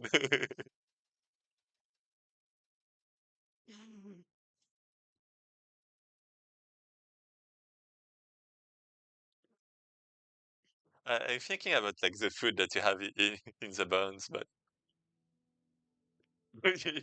yeah, I think about it as food because I just remember that like um the old man. How do you say it? How do you say that? The of the Cro-Magnon, the man that lived like a long, the human that lived a long time ago, prehistoric people, right? They were eating like what was inside the bones. I just remember that. Sounds scary. Maybe I want to be in your bones. Maybe you want me to eat you. I'm not gonna. Maybe I'm not gonna eat my own bones.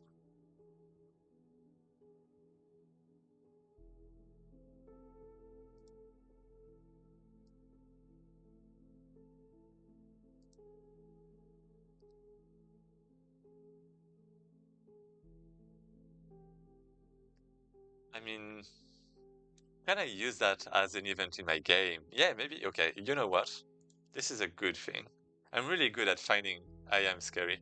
I'm really good at finding opportunities in things that seem like nothing. But we were talking about bones, right? So, event. You encounter a bone. Do you eat it? Maybe not eat it. But yeah, maybe you can have something around bones. That shouldn't be like too hard to do things with that. To have an event with that. I believe you. Scarily cute.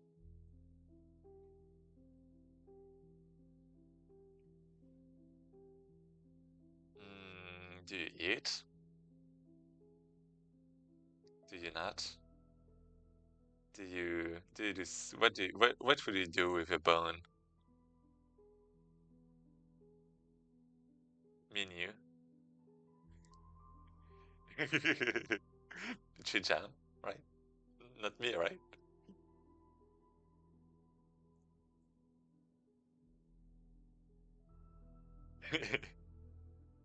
Yeah, when I said I believe you, I wasn't talking for myself. I swear. It's a 7 TV emote.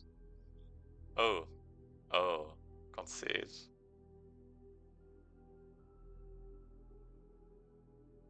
Never mind, don't look it up. Wait. Now I wanna see.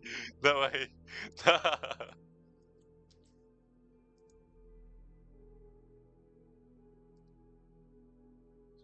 Okay.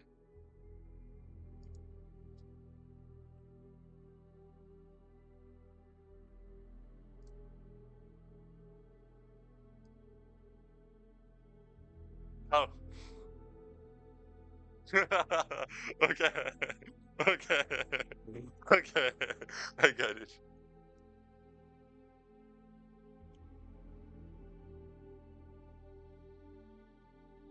Oh!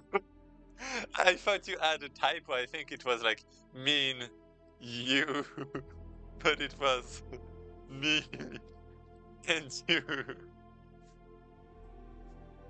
Got it. Okay, I see the meaning a bit more. You and me.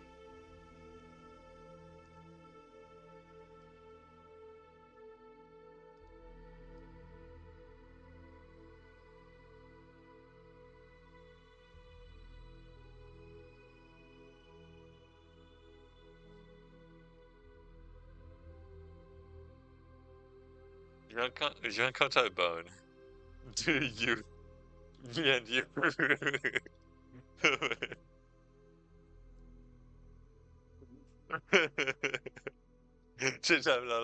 I can explain.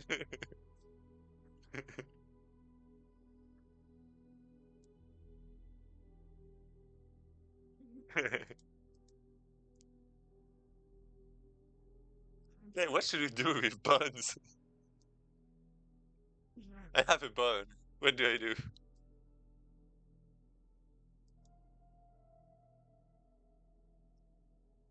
Hmm,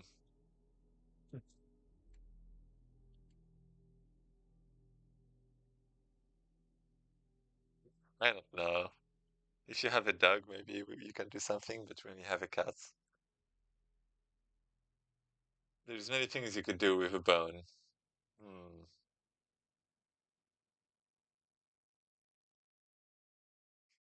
is that so? Maybe this is good enough. Maybe not. I mean, I have to. I'm probably not going to cut tonight.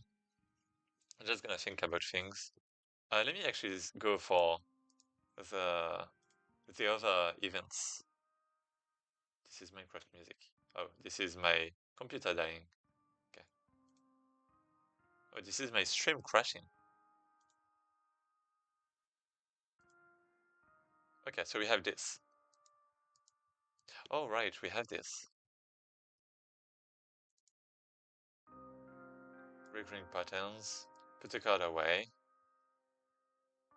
I mean, we already. I was gonna say a lot. Not that many, actually. Not that much.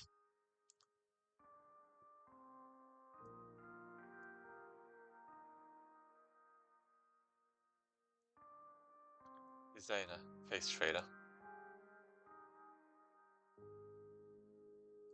This double.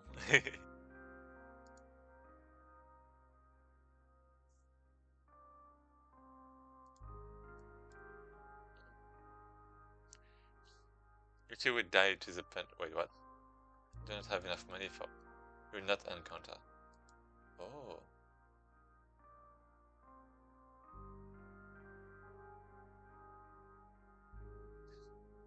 Wait, that's kind of nice. So lose gold, and you get a reward. Maybe I should not have a shop, actually. Wait, what's the context behind the bone, anyway? You find a bone in the wild. What do you do? Yeah, the context was we were talking about bones earlier. Alright. Ravili said, I want to be in your bones. What's the context? What's the context behind that?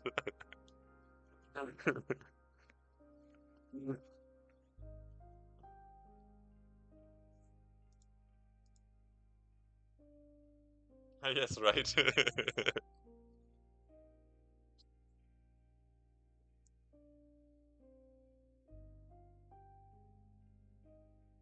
Said the music was in your bone. All right. Oh, I remember now. Thanks. I was gonna say if you, I don't know if you want me to be part of. Well, if you wait, never mind.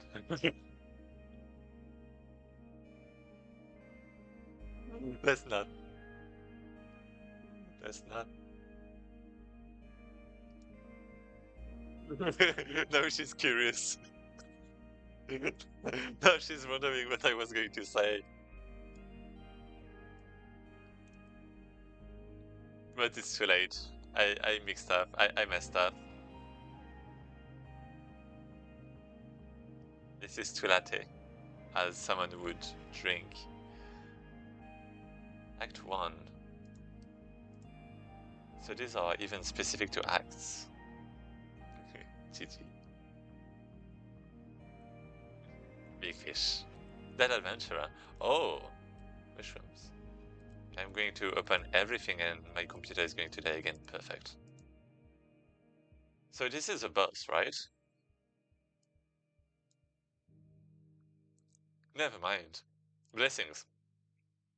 If you fail to reach the boss of the exordium in your last run. Oh, okay. If you reach the boss, You can choose one of them. Wait, this is kind of neat, actually. One health? What the fuck?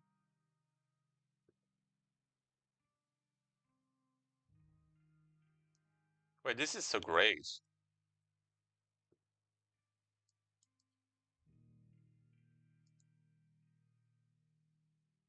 Wait, this is crazy. Yeah, maybe I need to add more good things.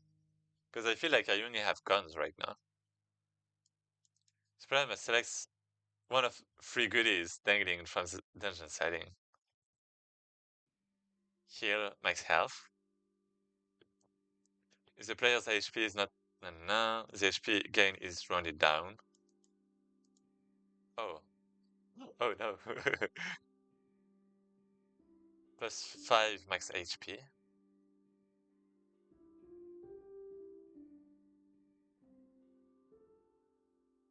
Here. Oh, right, never mind. I got it. Receive a relic, become cursed, regret. Use a box. At the end of your yeah, right. Unplayable. Yeah, this one is cursed. Maybe I should have something like that. Unplayables. I want unplayable cards. It's a really yeah, 1 HP, but should it be like to every character? Because in my case it's like a bit hard to select. Maybe to a random character.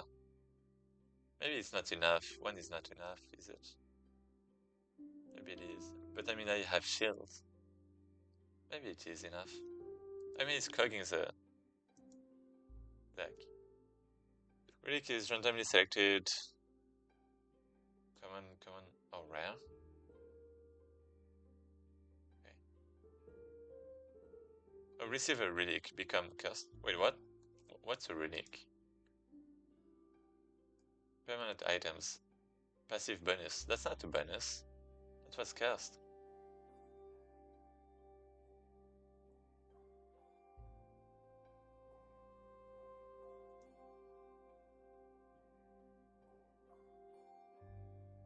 Mm.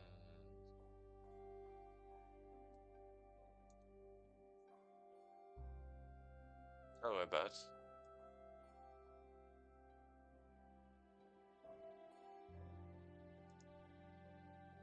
The net. Yeah. Max HP plus.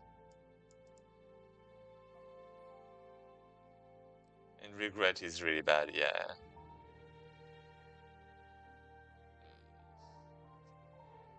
Taking the relic. Simply remove regret before facing the boss. Omamori. Oh, a talisman.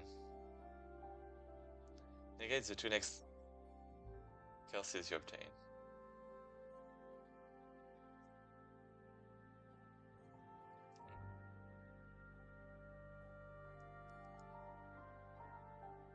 Yeah, this is kind of neat. Yeah, this is a curse. I need this, but I need more stuff like that. I mean, I guess I really have like curses,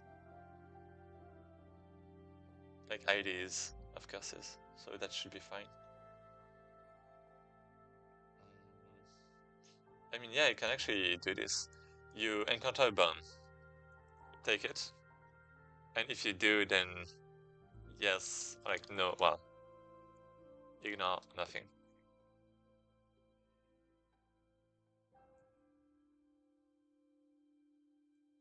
Take it, ignore.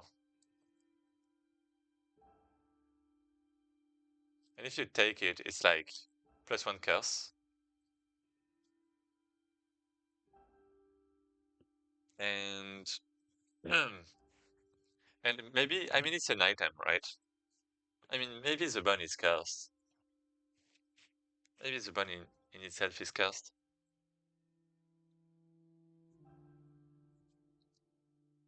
Cursed bone, maybe something like that.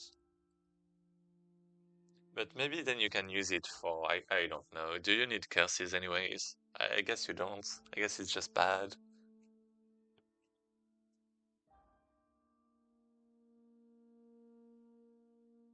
I mean, I want to find a pro to getting a bone.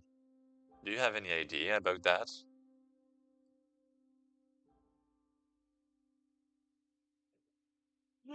Do you want bones?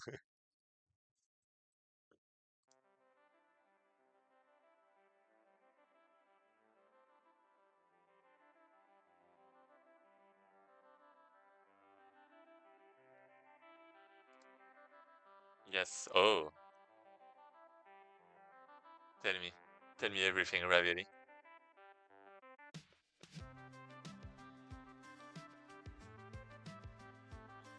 Everyone wants a bone. Do that.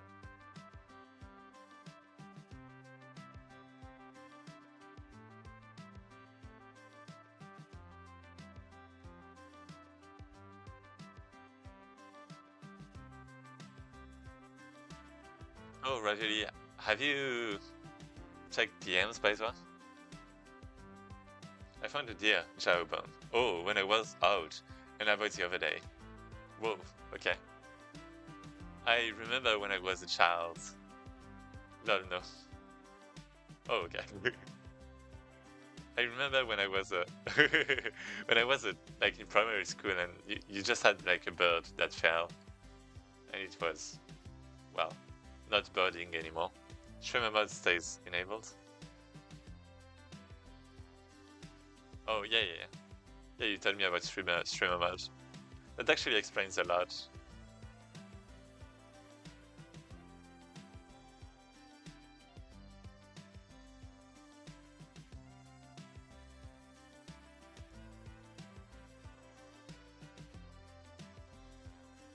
What did you do with the jawbone? You sure it wasn't cursed? Yeah, wasn't it cursed?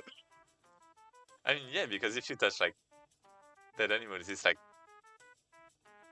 cursed, right? Well, like this is right. If I if I turn if I turn it off, then I forget until someone in stream is like, JC, please. I see.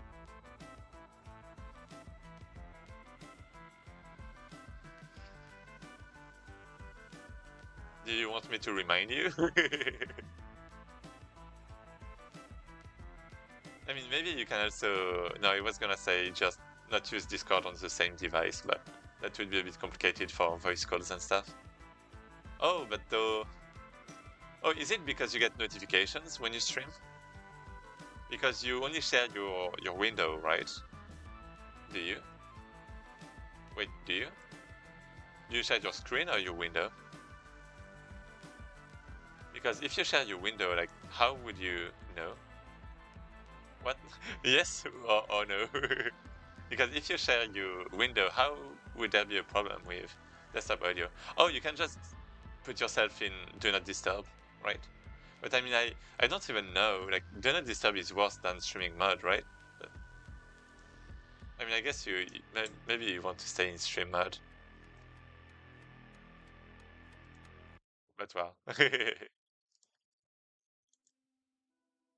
But yeah, I don't know. I don't know. I don't know. I don't know either. Yeah, it's surprising me. Like, you also have um streamer mode on your mobile phone. I didn't even know it was possible. Is this for Onsento, by the way? On your game, it's for Onsento, Betty.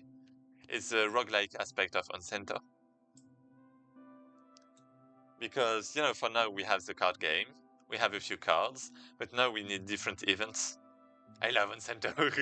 Thanks.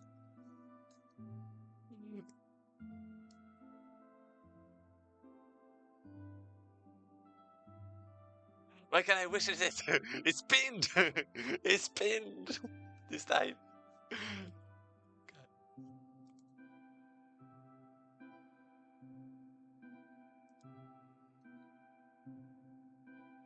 What? Wait.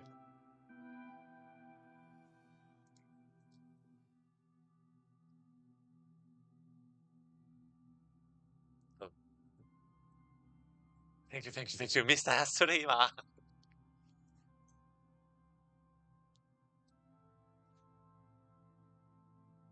Sweet, sweet ravioli.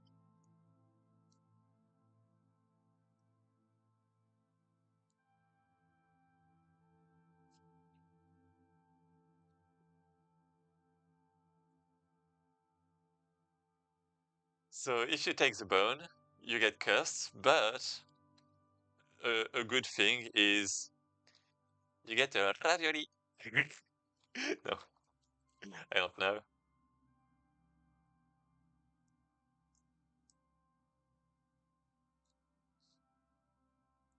Maybe you can.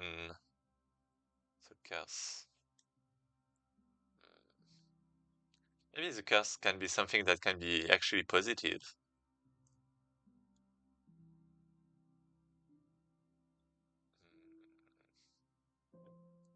I mean, remove a random card from your deck can be fine in some circumstances, but well, I don't know. It could be HPs, but I mean HPs is like it's always HPs. I feel like I don't want it to be always HPs. Well, I mean it's a curse. Never mind, it's a curse. What about yeah, a pro? I want something good. So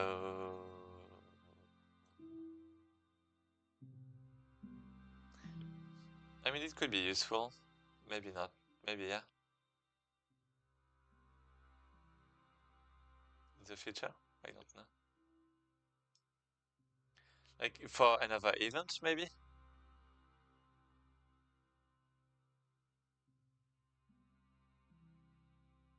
Like if you go to the shop, maybe you can sell the card. Yeah, but it's a curse, right? So maybe you can't sell curses. That will be kind of counterintuitive.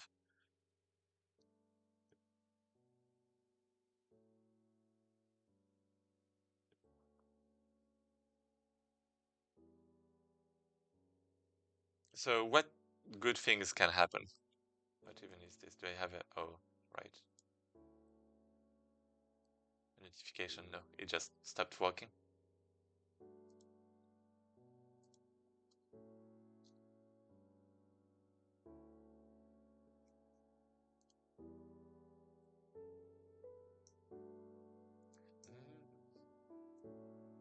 Minecraft.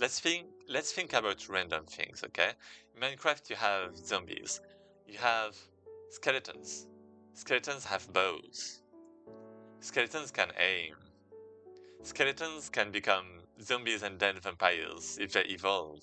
In my RPG that I made a few years ago, maybe.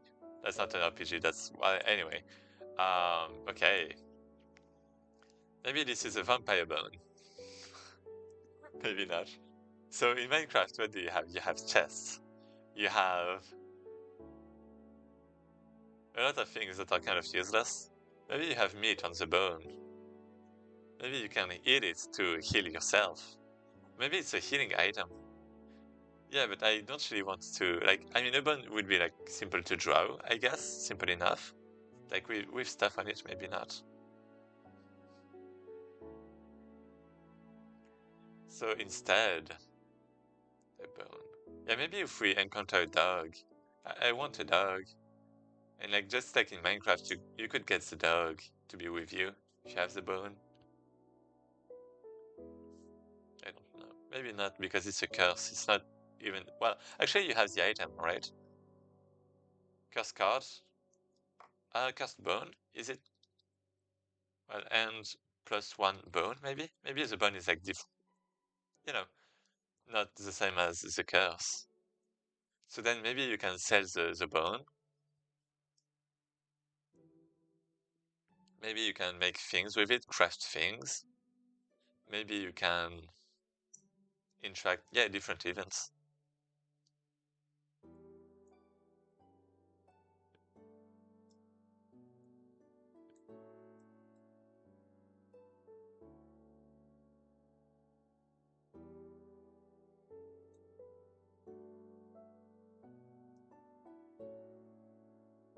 Hmm.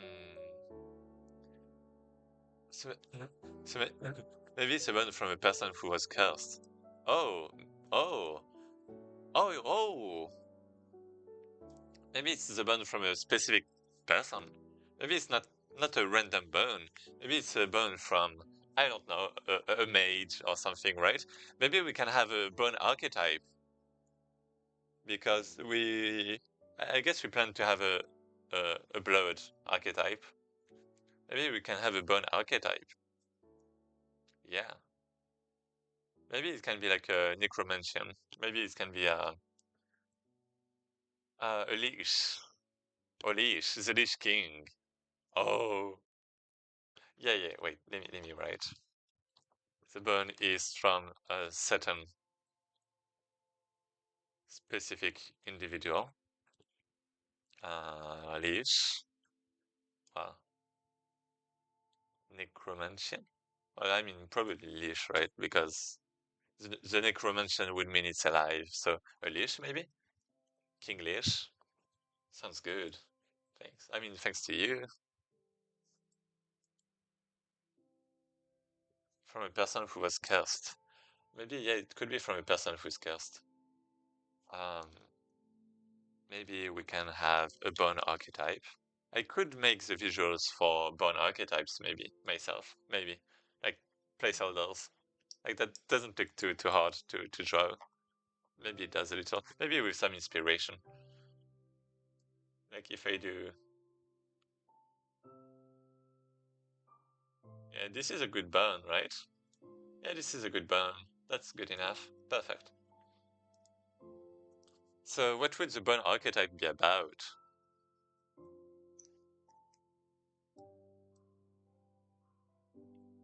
So instead of fire, instead of water, maybe we... Bones. Yeah, maybe resources are going to be bones. And instead of being character on characters, maybe they're just going to be tokens. Like cards. Cards that you're going to have to get in your Discord pile, maybe? Oh, maybe they're the ones who scale with the discard pile. Oh, wait, that's a good idea. Well, the discard pile is basically the graveyard in that case. Or like maybe it can be something like, well, bone archetype ideas. So power scales with cards in discard pile. Or like power scales with characters that died. That's an idea. With the amount. Or like of characters that died. Or slash enemies. Enemies slash enemies that died. Like for every enemy defeated, then +1 damage, for example. Like maybe we can duplicate the bone.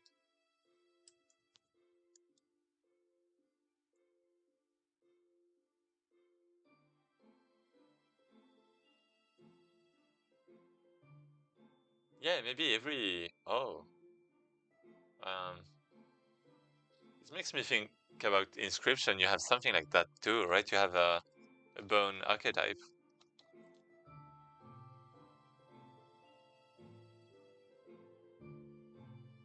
The bone deck. Yeah, you do. Do you have wiki bones? Yeah, yeah, yeah. You do have that. Bones are a unit of currency that can be used to play cards, and that cost bones. To counter in game. Whenever a card on the player's side perishes for any reason, whether it be from an attack, used as sacrifice, or due to a sigil, they will receive 1 bone. The only exception to this is if a card bears the Bone King sigil, which instead yields 4 bones.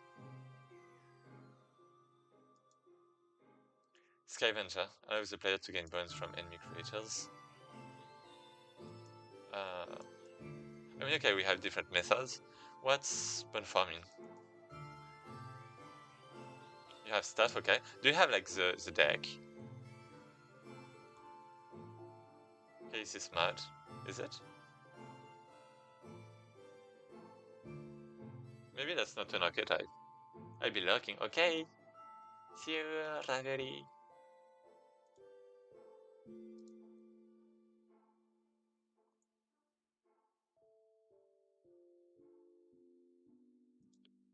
Thanks for joining. That was neat. That was nice. That was. I mean, you helped me, so thanks a lot. I appreciate. What are you gonna? I guess you're gonna stream tonight, or you're not gonna stream? You just said you were gonna lurk, but but yeah.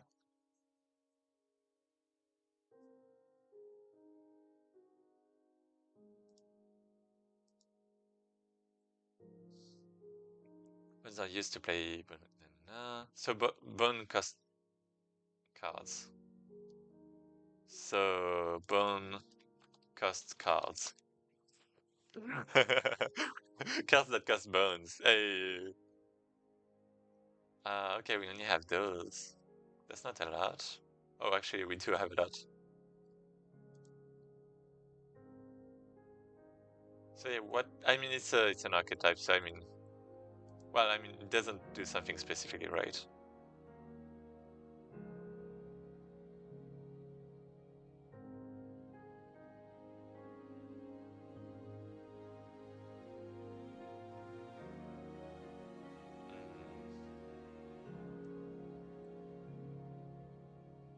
Let me go back to bones, like bone deck strategy, maybe. How to build.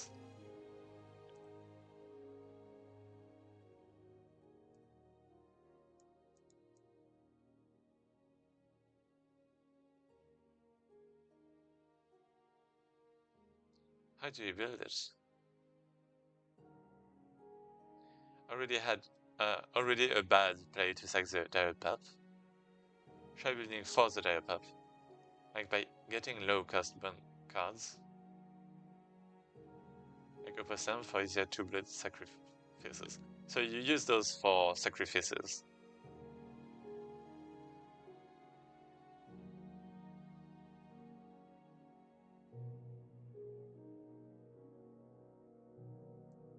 This is a bone digger sigil.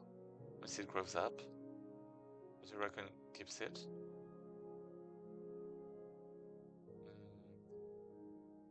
Quit and retry. Oh.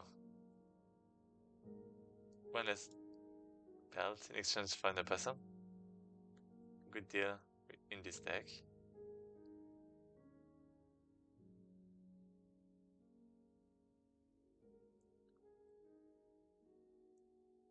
Underwhelming. Oh no. Okay, I guess. Okay. So let's maybe think about something else. I mean, yeah, there doesn't seem to be a lot anyways. Can I have a bone archetype? Mm.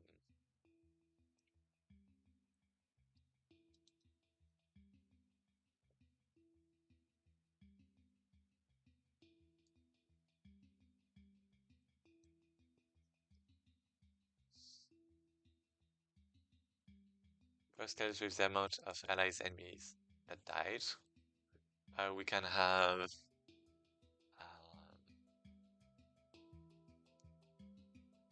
resurrect a character that died. Because that's a leash, right? So that could be kind of fitting. Resurrect a character that died. What can we have that is bone related? I mean, that wouldn't be an archetype though.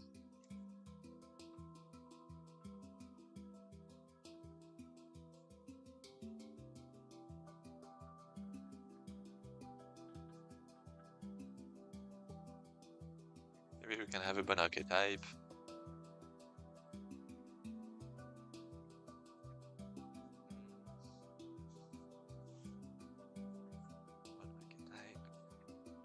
I mean, I mean, that's only one card though, right? So like having a whole archetype around just one card is a bit difficult knowing that it's not the area. We have like winds, we have like fire.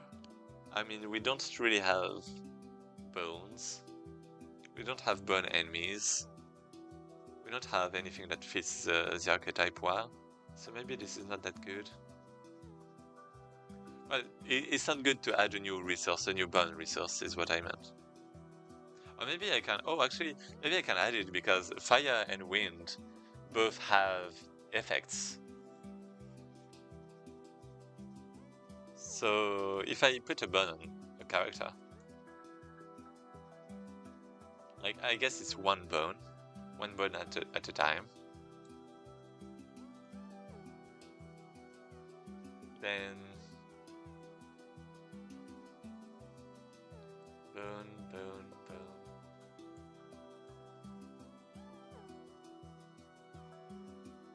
What happens when I give a bone to a character?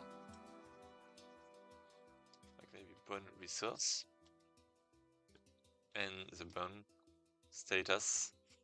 It's like +1 health almost. Gonna go now on a walk through the forest. Maybe I will find a bone too. I will leave the stream open. Okay, enjoy the walk through the forest. Be careful not to get lost. Who knows what you can find in there?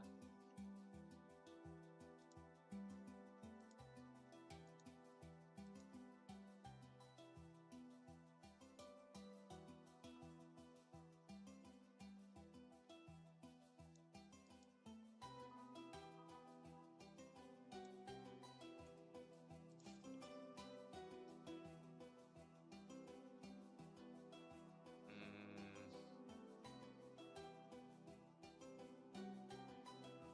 I'll try.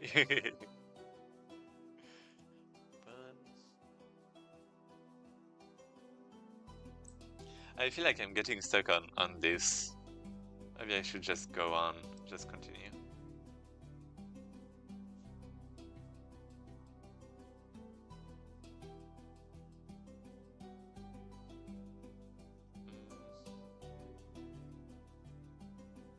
Because wind is already a protective thing. Fire is already an aggressive thing. Maybe it should be like more about utility. Bones.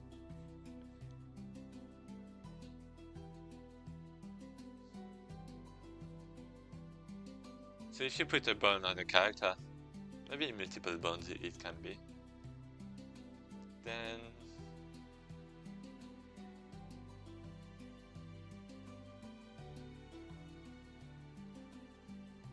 oh, maybe it can like create a new character, like a bone token, like a temporary. Yeah, like yeah, it's a leash, right? So maybe you can like have a new character that just raises from the dead, like a skeleton token. That's an idea.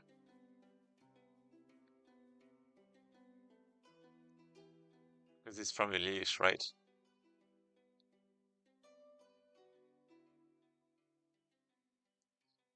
So, but yeah, do you want to give a bone status then?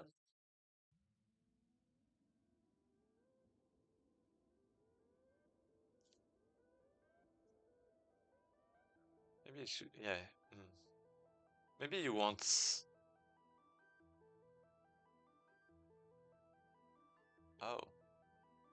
Oh, I have an idea.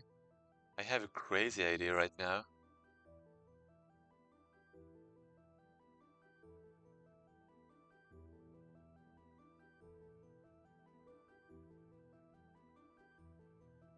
So, okay, the archetype, bone archetype, is going to be about you summon skeletons. Well, Lich-bone archetype, let's say. You summon skeletons. Um, and cards cost skeleton life, maybe.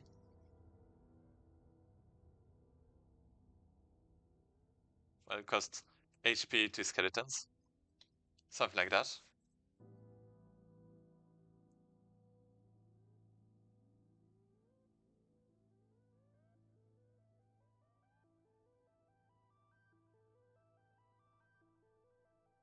And what? And what? Because in that case,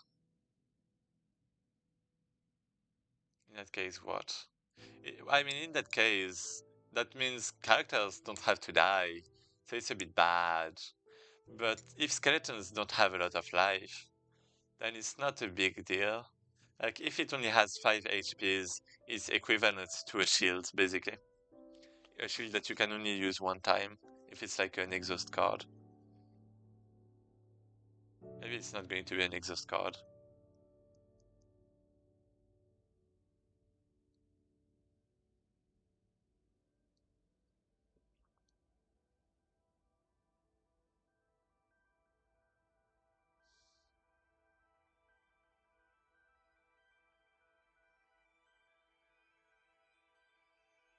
Yeah, like add a skeleton on the front line, something like that.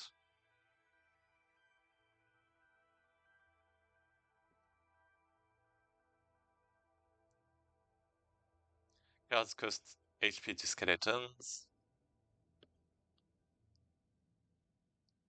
A grimoire, maybe we need.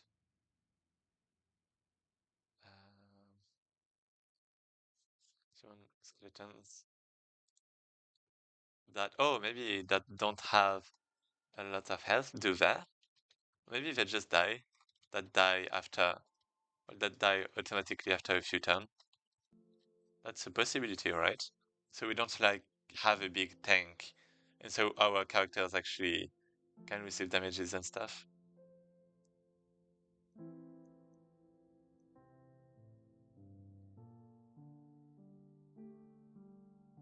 Or maybe enemies can just go through the skeleton. Can they?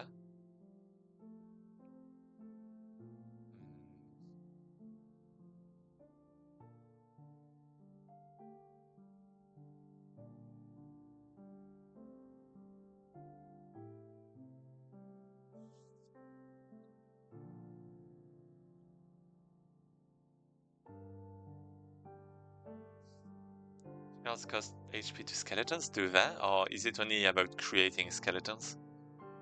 Yeah, and what do they cost? What do those cards cost? Maybe they upgrade skeletons. Maybe it's about you summon a basic skeleton, then you upgrade it into a mage. Something like that. I definitely won't have the art for that.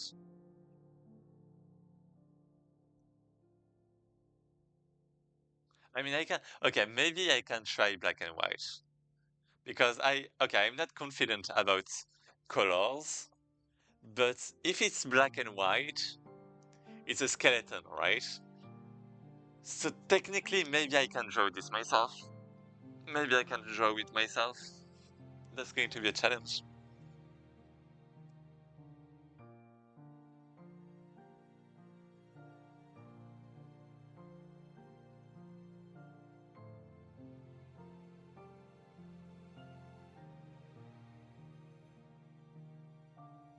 So yeah, maybe you can have die automatically a few turns later.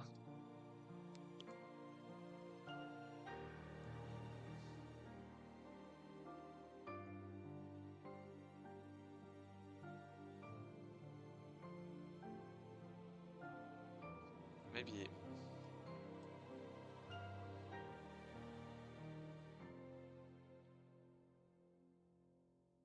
Do I want to lock the card temporarily while it's being used? So I don't have multiple skeletons, multiple times the same skeletons at the same time, so I can't spam. That's a possibility too. That would mean modifying the engine though. Well, I mean putting the card in a specific is a character? Yeah. Maybe I don't have to modify that much. Well, I maybe a bit.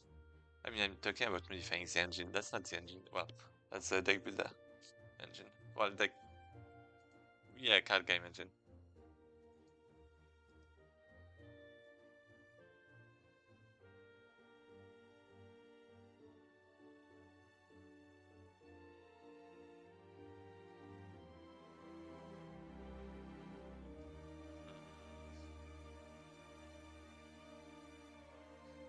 Cards cost HP to skeletons.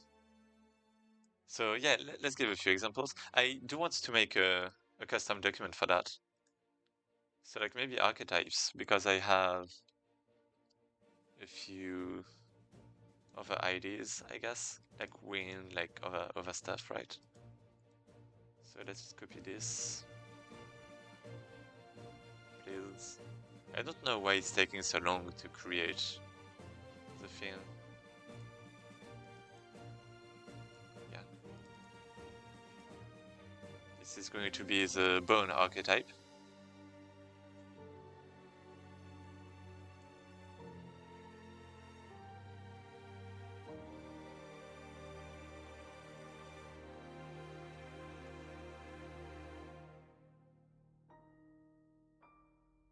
Bones. We are going to remove a bit of everything here. Yeah, this is not gonna be used a lot, but this is, you know, as an idea. I mean, maybe we can have more cards about bones, but yeah, I mean, I guess that's actually like one of the only things I can do that I could draw because it's black and white.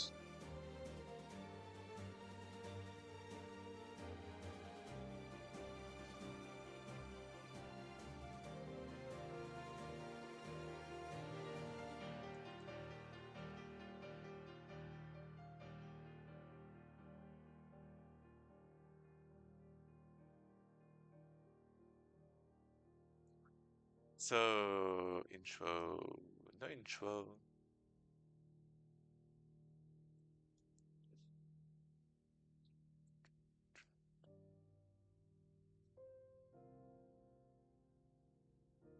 One archetype, let's say. Then we have cards. Well, cards. Well, it consists in summoning skeletons that disappear after a few turns. Uh, and using them as resources. As resources or not? Uh, and upgrade them. Upgrade them? Maybe I want to upgrade them. And upgrade them through cards. So that means the actual characters you have don't actually are not actually useful, right?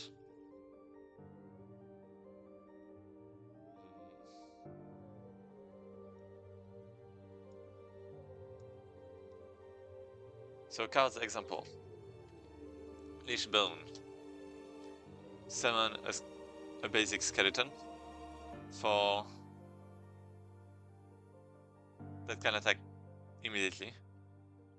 Well, for maybe not, like 2 turns.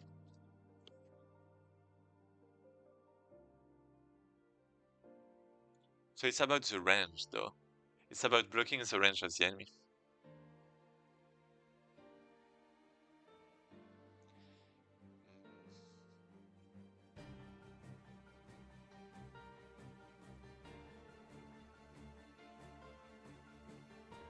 Should I move characters for that?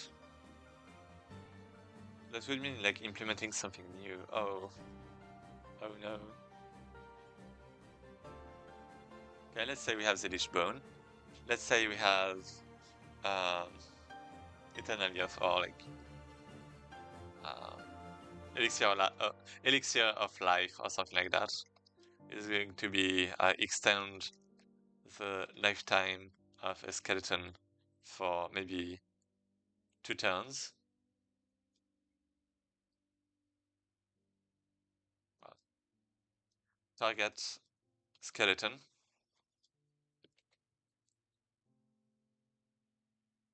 plus 2 turns. Well, last plus 2 turns. And plus like 10 HP. Slash max HPs. Maybe something like this. Or is it? Maybe.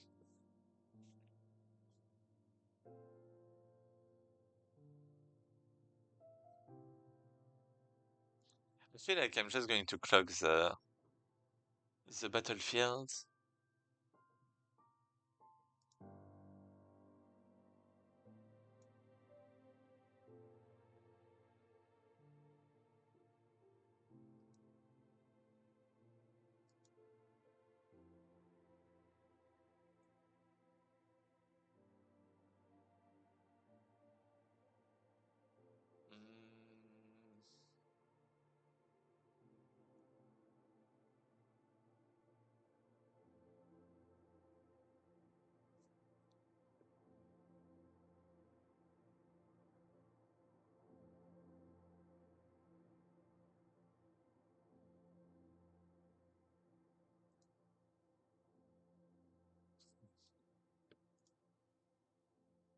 just something funny.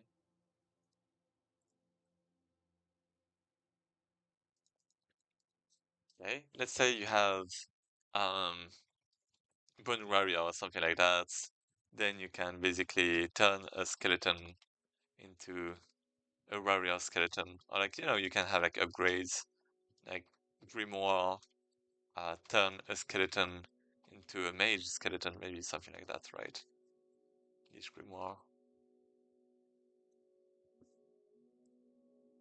Maybe we can create a new skeleton.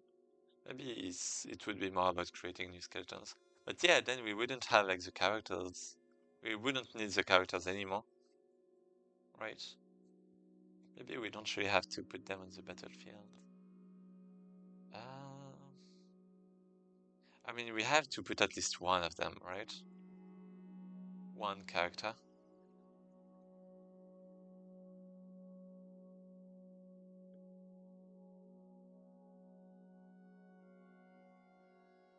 I mean, I do like the concept, but in practice, it would be a bit difficult. Like with your other characters, like how would it play?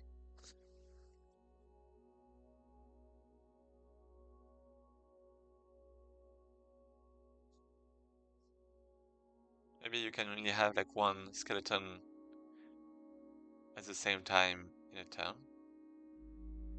Like maybe it's only one entity. Maybe skeletons are like on the same slot.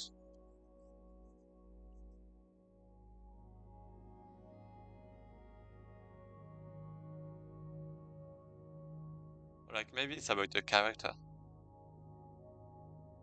I don't know. Yeah, no, I know. They should not be on the same slot. And I feel like I just want to create a lot of skeletons because of the necromantian fantasy, let's say. But, but, yeah.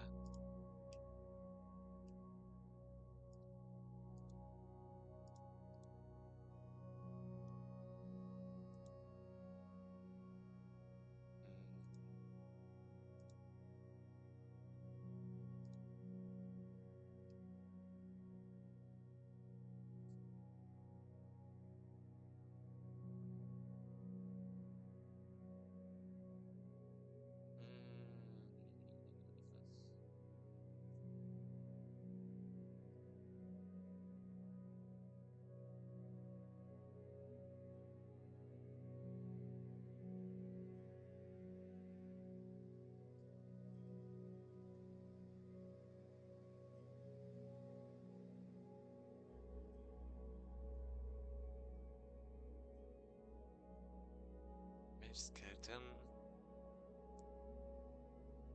Ah,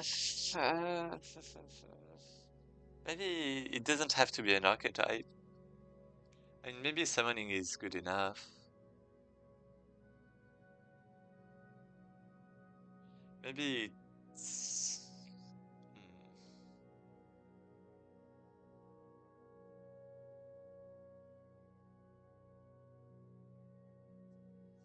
Maybe it's having... Maybe it's about attributing bones in your hand to summon a skeleton character.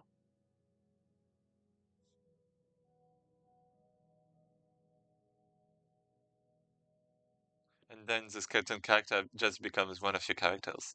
And since you have a limited amount of bones, then maybe that's it. Maybe that's it. So that's a way to get more characters, but you also get less cards. I mean, that's only a win. Wait, that's just overpowered. That's just overpowered.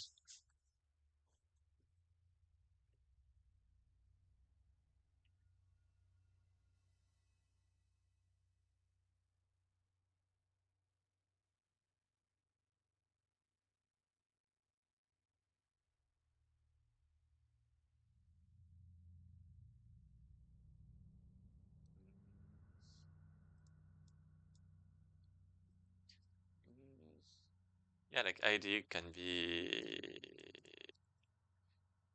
summon skeletons by tributing bone cards from your hand. I mean, I like the first idea, kind of, but well. Maybe I can limit it to one skeleton at a time,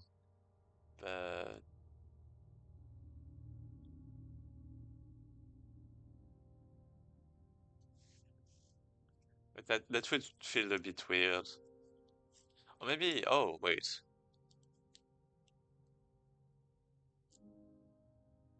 Yeah, what if it's only about the leash? Maybe we don't summon like any skeleton. Maybe it's not an archetype about summoning any skeleton.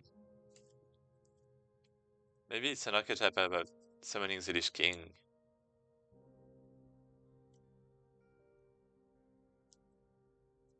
Maybe it's only going to be about one particular character.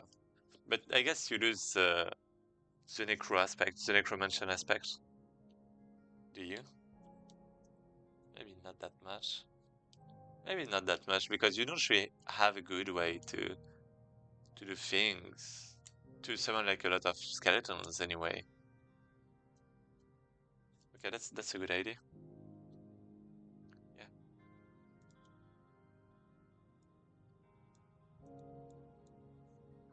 Let's do this.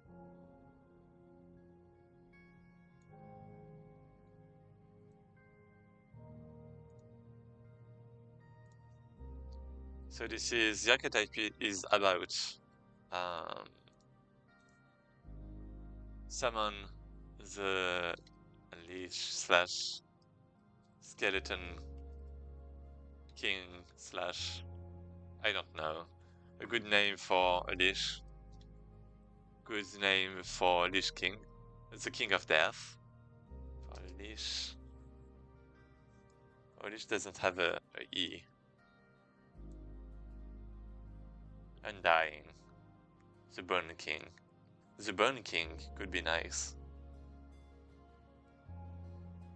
But I feel like it's already used. And not very original. I don't know. Lich names? What? what okay. Blasphema. It's a fun one. Yeah, Burn. The Burn King. The Burn General. The Burn.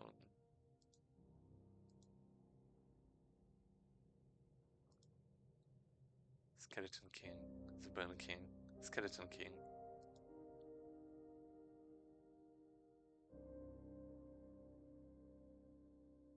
Maybe it's already dead, right? So maybe it's not a king. Maybe it's like a fallen, a fallen skeleton. It's a skeleton that tripped and fell. it's a. How do you call a dishi? Well, fallen angel, right? It's just fallen in English. Yeah, it's fallen. Dethroned. Oh, dethroned. I'm just using Google Translate, right? Dethroned is not too bad. Like the dethroned leash. Like dethroned synonym. Dethroned synonym. What do we have? Tuples. Decomposed, sacked, unseated, banished, deprived.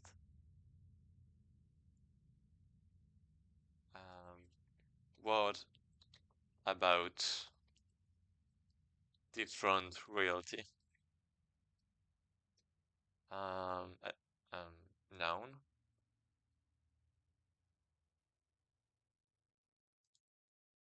Deposed. Exiled. Dethroned. Predecessor. Hmm. Uncrown. Uncrown.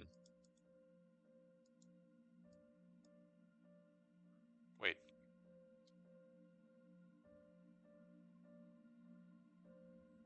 Deprive a monarch of their ruling position. So how do you call someone that has been uncrowned? It just it's just a verb, right?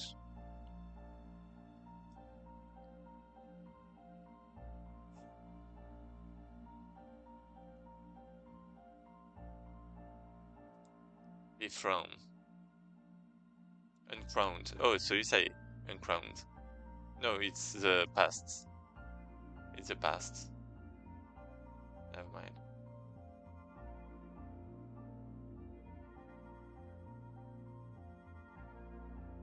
Dethrone.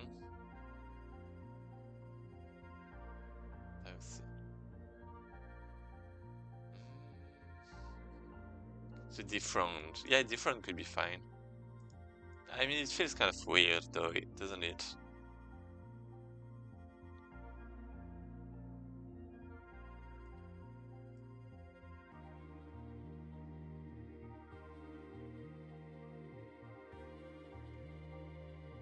I want like a special effect when this one appears. I want everything to become black and white. I don't know. Maybe not everything, but it would be like kind of crazy. Like some JSONs with that.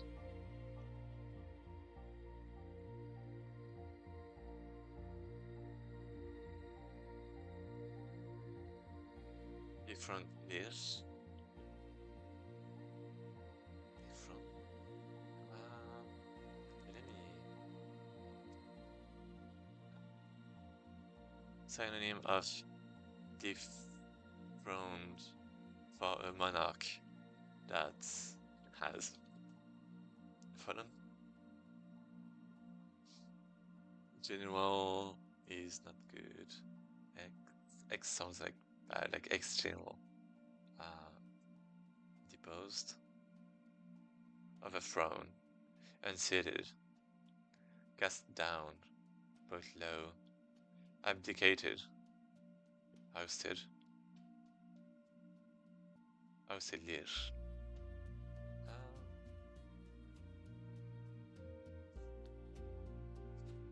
I want something that sounds cool for yeah for a leash, let's say.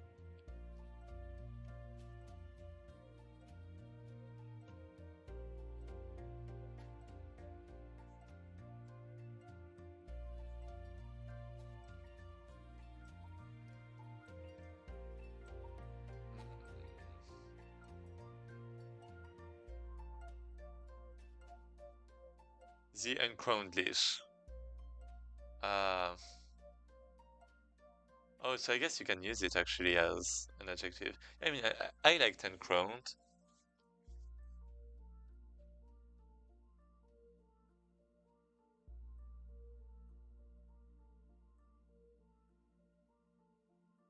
Oh, eternal. Crownless leash. Uh, uh,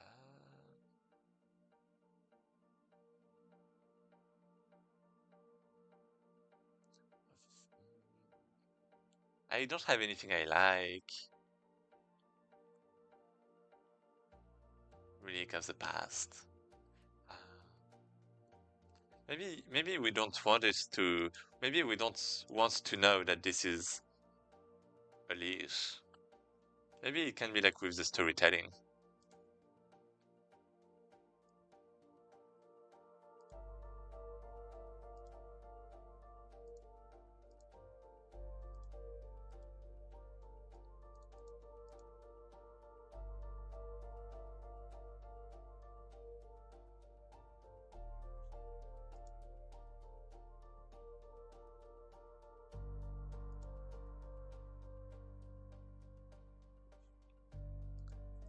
So yeah, maybe that can just be maybe just this, right? And the card is just gonna say summon a skeleton. I'll summon. Yeah, let's remove this maybe.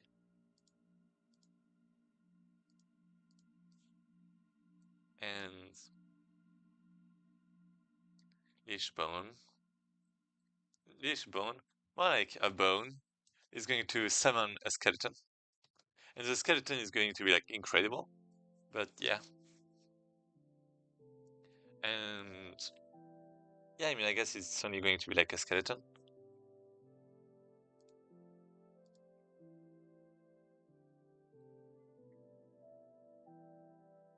Summons the leash, skeleton king.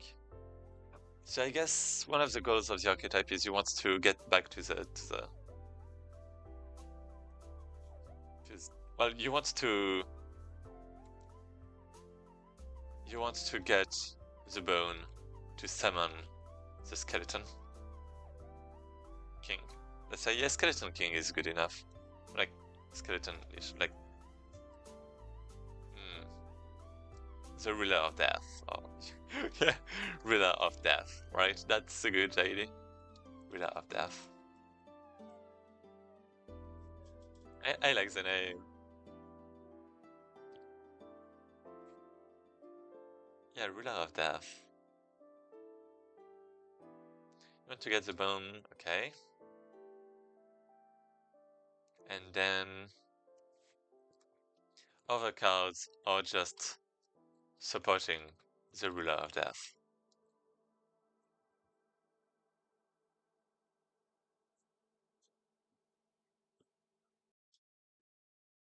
Oh. Only one the bone. Oh, okay. Okay. Yeah, okay, basically that's gonna be it. The bone summon summons the ruler of death.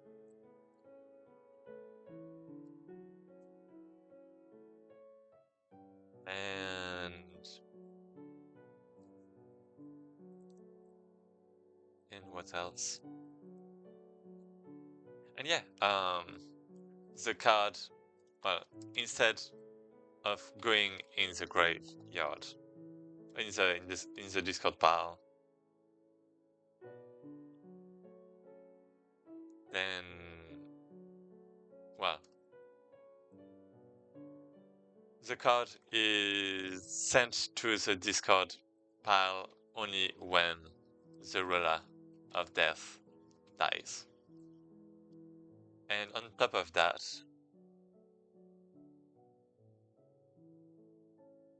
there can be only one bone card. That's it. Well, there is only one bone card.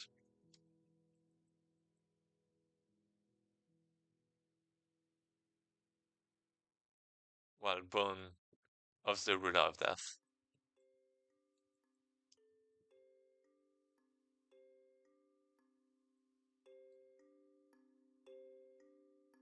Okay, it looks good enough. Maybe we can have like bones or of other skeletons. I don't know. Maybe not, because we don't want to spam bones, right? It's kind of the same.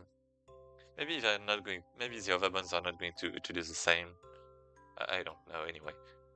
Okay, so we summon the ruler of death. Great, great. Well, at the end of a quest, the ruler of death. Uh, well, it's not considered to be a character, well, of a battle slash quest, but at the end of a battle, the ruler of death turns back into a burn card. Okay, good. Then what do we have? Maybe we have like space to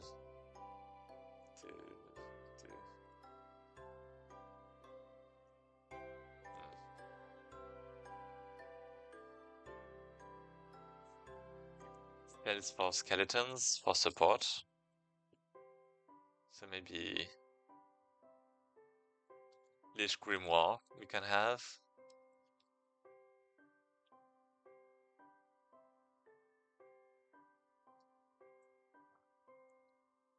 And maybe it gives like a lot of mana.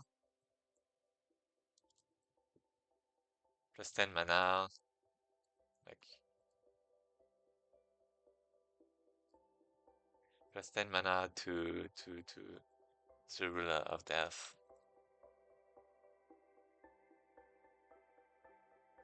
And we can have this kind of archetype. That's like really good for only one character. That's like very focused on one character only. And yeah, maybe we can like try to find. Well, actually, you want to combine this archetype with an archetype that draws a lot of cards. Like you want to search for the Ruler of Death to summon it. And I guess you want to tank. You want to. Maybe you do. Maybe you don't.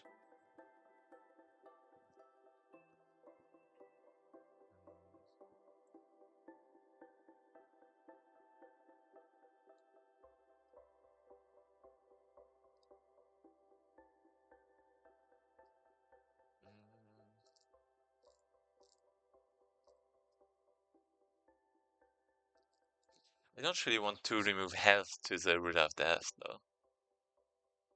Well, like every turn.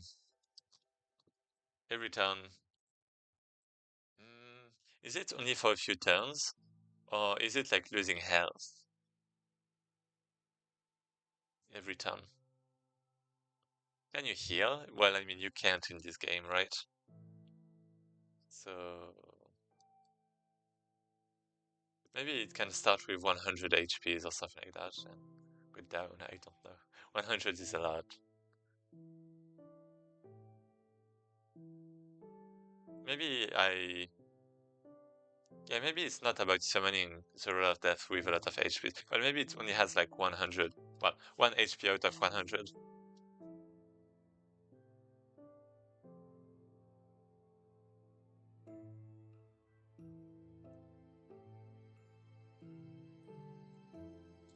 HP is 1 out of 100.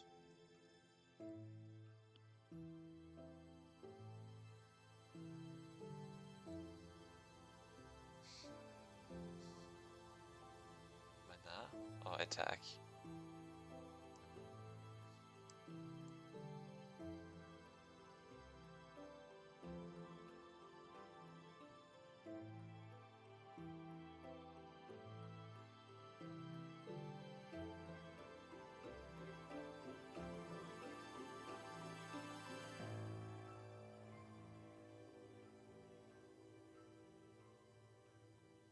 Maybe it's about like Exodia. Maybe I want something like Exodia, actually.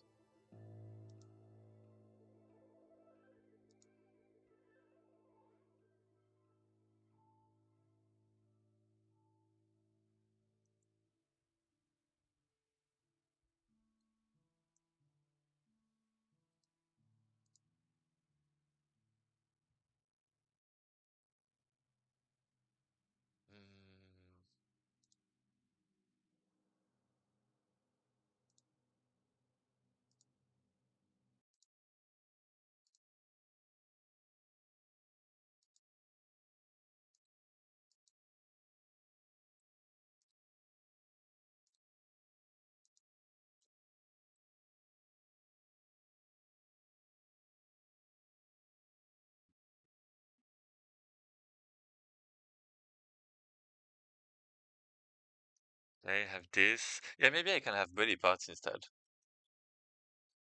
So let's say body parts. So we have the leg of not Exodia, but of the Root of Death. Mm, leg bone. I don't know.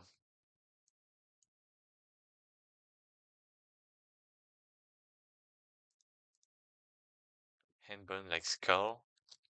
Skull. Leg bone, right hand, right leg bone. All of this, right? And maybe we can add like things, I don't know. Maybe not. Yeah, that's not a good idea, is it? Automatic win if you unite everything. I don't know. Maybe you can have like something overpowered if you survive long enough. Uh, I mean, you need to gather them too.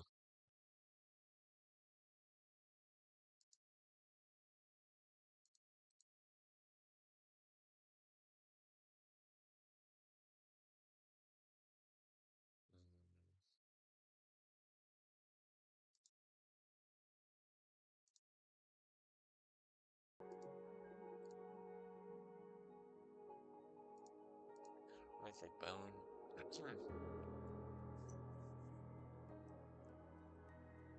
That would sound weird, wouldn't it? I'm not really think this is the right way to go. Like, it's not class, right? It doesn't sound great.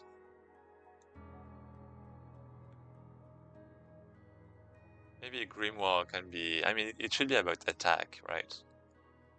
Maybe it doesn't have to be about mana. Maybe we want mana, do we?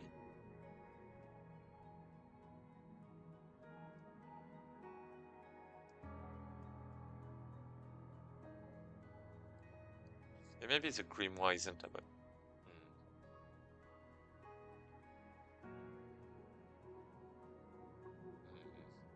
Hmm. Hmm.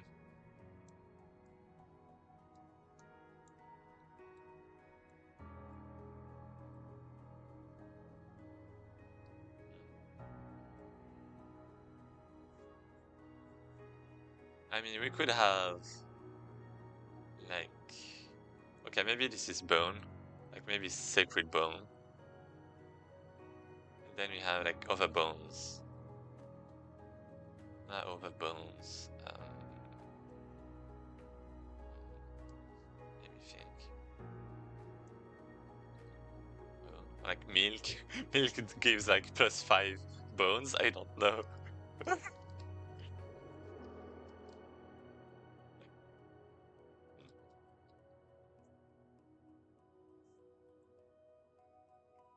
Hmm.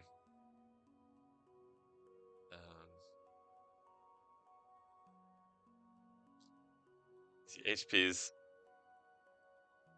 of the ruler of death are bones.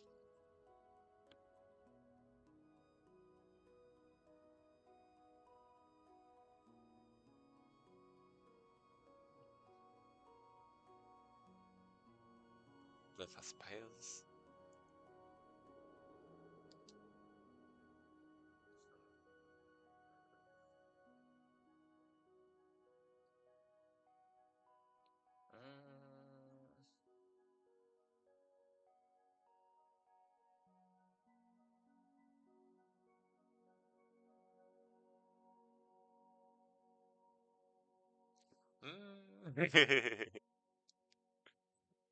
What should it be? Miriki. That's bad.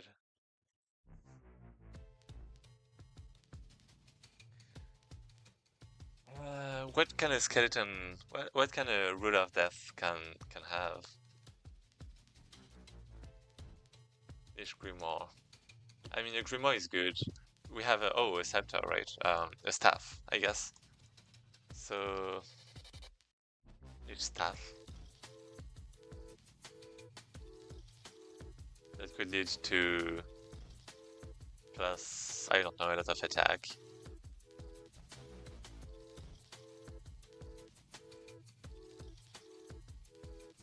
Attack. Or maybe something like all cards become free. Oh, I don't know. Well, used on the Ruler of Death. I mean, maybe not all. Ruler of Death. I want really something overpowered because it's like, if you have to invoke the Ruler of Death first to use it, then it's kind of complicated. And yeah, like every card is going to have a cost, like in bones, like 5 bones, like I don't know, cost maybe 25 bones, something like that. Like bone throne, maybe.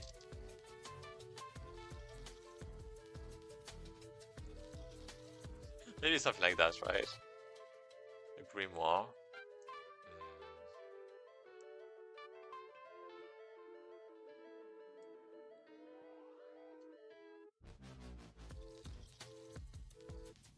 Maybe it's the card that collects bones, actually.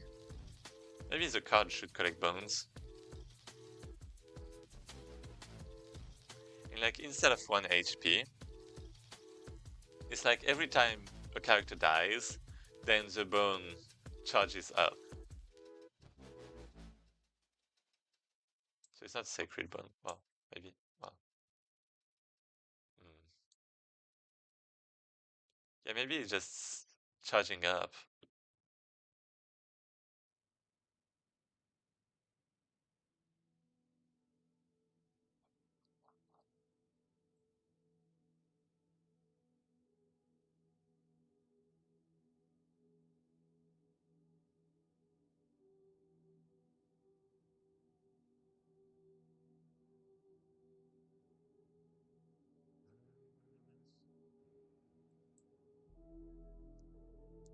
That could be a nice idea. So it's like a late game oriented card.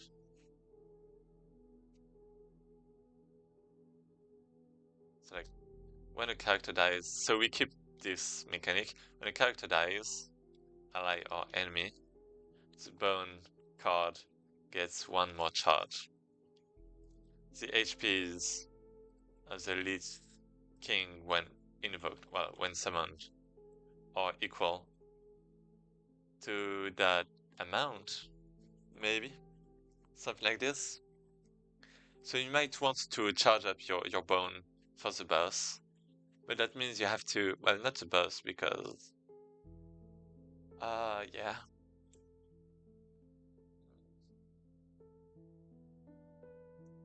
Yeah, that means you can't heal the Lich King while he's on the field. Yeah, that could be a bit tricky.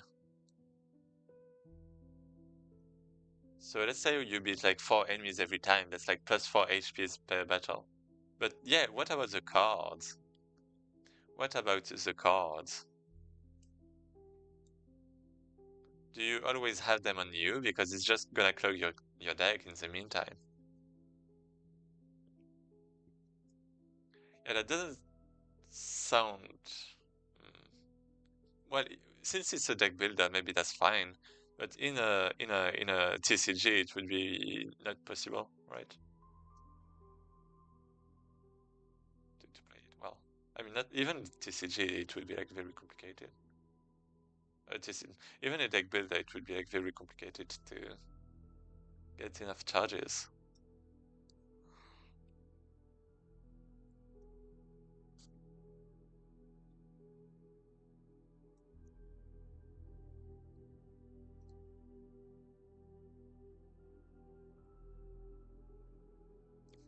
I do like the idea, but ew, the gameplay. Maybe I only want to summon some cards, like the bun-related cards when the Lich King is there. The Ruler of Death is there. Then that means we would have cards that are kind of existing, but at the same time they're not.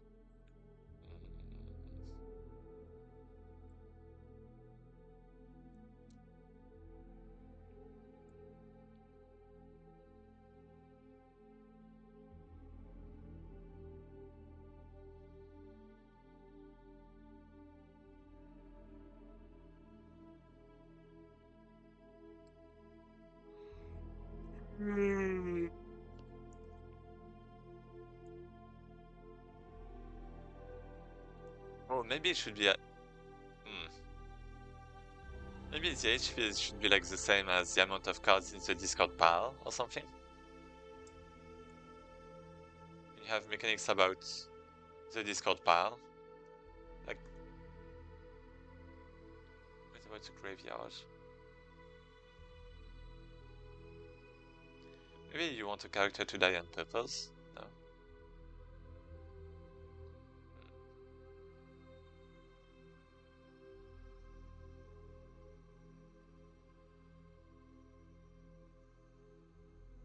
Maybe you want to banish a card. Like, consume it.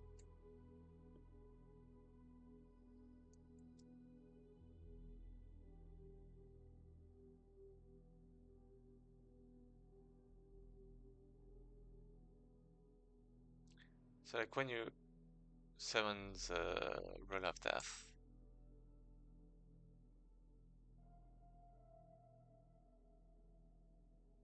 I mean, what's even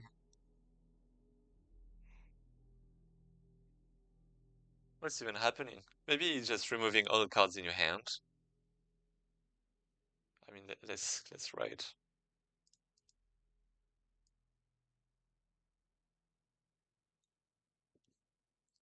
So when summoned,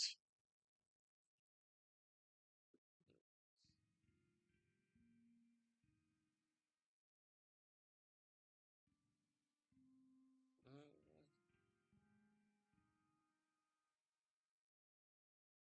all your cards turn into bones. I don't know. I don't know. Maybe that's an idea. Kind of. That feels kind of bad. That feels really bad.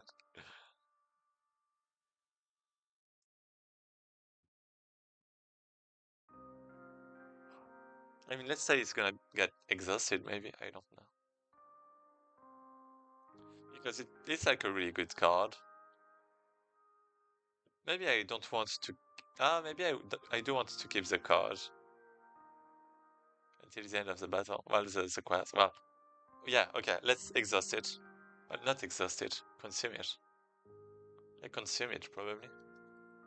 Wait, what was the name for like this? For the token? Exhaust. So it is exhaust. Ah, do I want exhaust or do I want consume? Consume is probably better.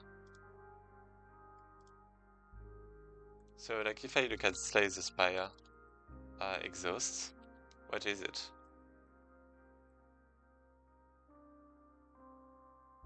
In the exhaust pile, remove it until end of combat. So yeah, okay, got it. So yeah, it should be consumed. It should be a consumable. Where was it? There.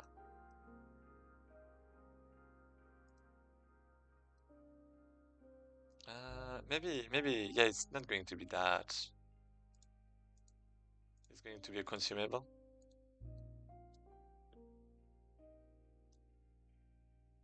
Oh, oh, consumable.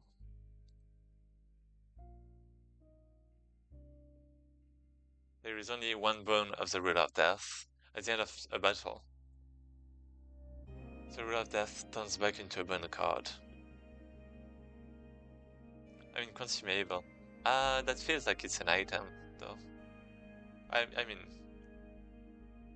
it's a card, but yeah. Anyway. Yeah, I guess it should stay as a card.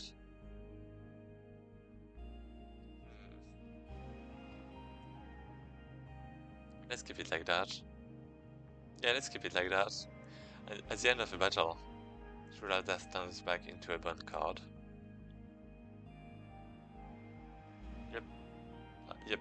This sounds right, does it? Or maybe it just disappears. Yeah, no, if it's still alive, it turns back into a bone card. Yeah, sounds fine. Does it? Yeah.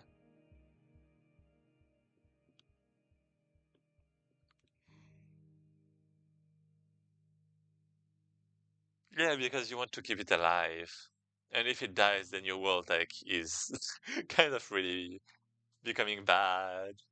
So like you're really betting everything on your Riddle of Death in that case.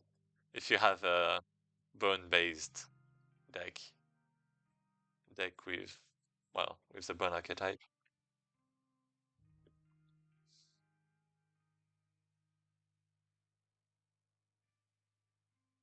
I could like add plus 100 mana or something like that. Like, cost 5 bones. Do I wait? Maybe I do want to turn all of my other cards into bones actually.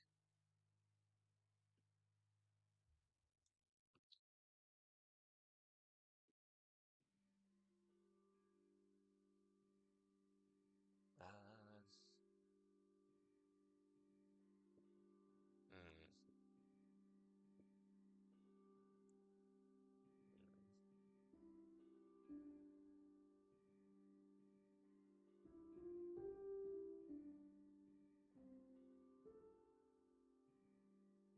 I mean, it would be very powered against bosses though. Maybe I need a way to not have it be used against bosses. I mean, I guess against bosses, like if it dies, then it's the end, kind of. So maybe that's good enough because your deck is gonna get clogged with cards that you don't really want.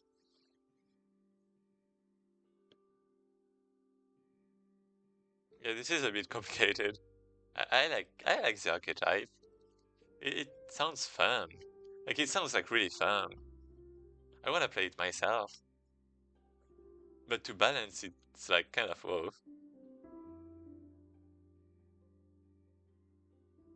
Maybe it's good if you don't have a lot of cards. Or not.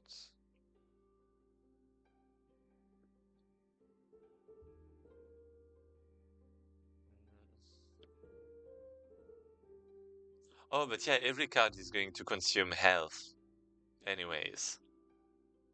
So bones, right? So maybe that's fine. HP is 100, maybe. Yeah, that's impressive. But like every little card is going to cost health.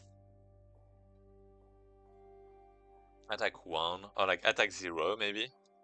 And like ability is going to be, what's going to be the ability?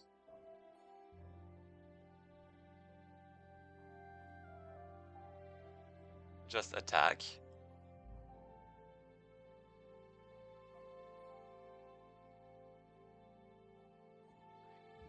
And it like KO automatically? No, because I don't want it to KO bosses.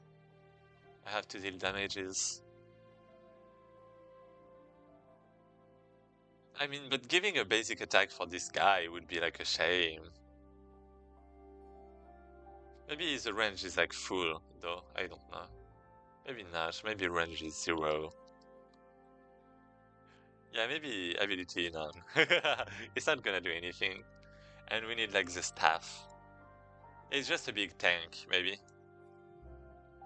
Yeah, wait, that actually sounds very powerful.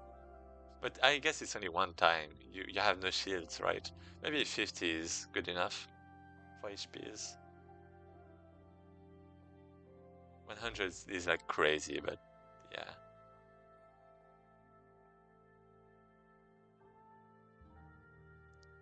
Yeah, maybe 100 is good enough. So then we have the staff. So the staff is gonna be plus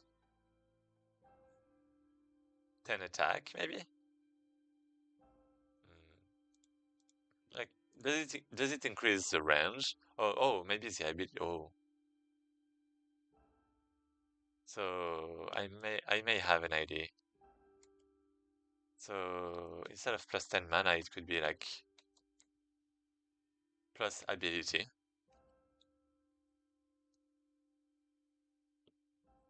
And this is going to be, we are giving an ability literally.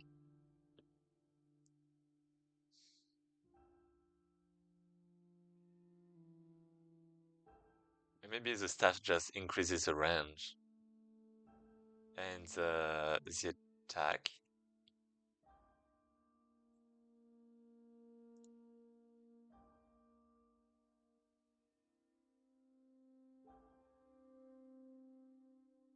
Like +5 range.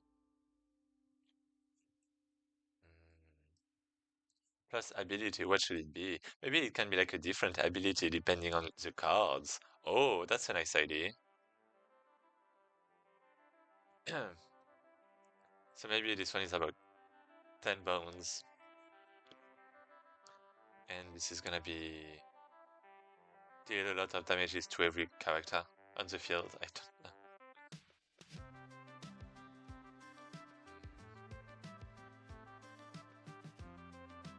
Like +10 damages to all characters.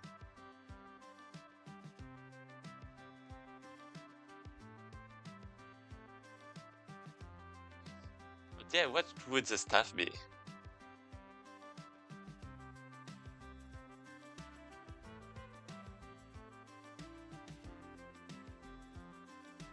Maybe it's fine actually if I don't summon my other characters.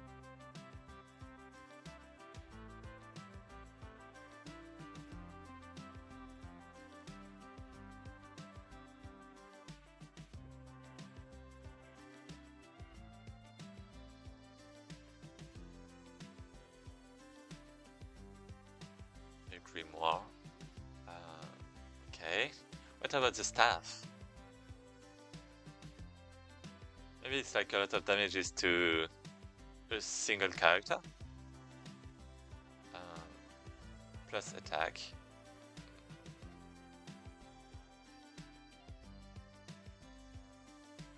I guess it wouldn't have any attack then.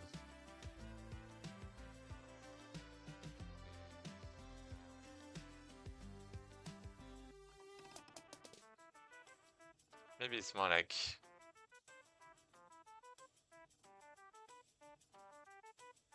+10 attack and plus attack damages to other characters ally or enemies.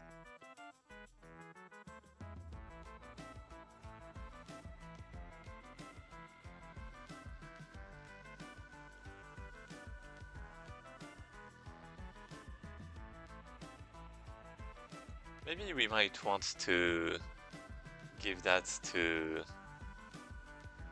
We might want to enable this for other characters. So instead of a grimoire, we might want pages that give temporary abilities and that are like overpowered for the Lich King, for the Ruler of Death.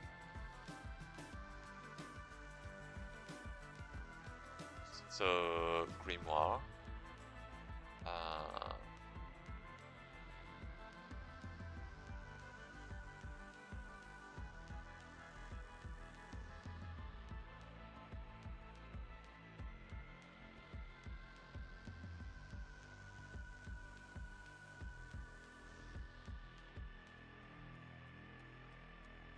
That can be a good idea.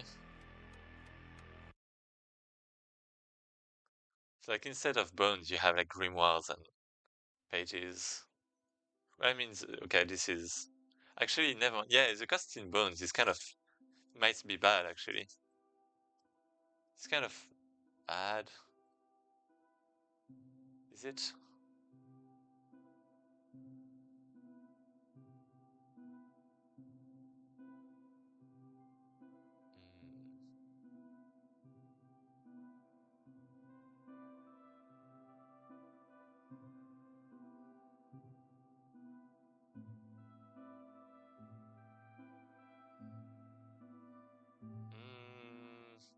Do I want to pay bones?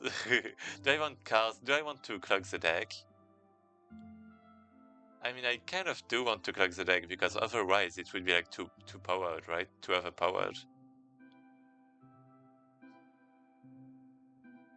Wouldn't it?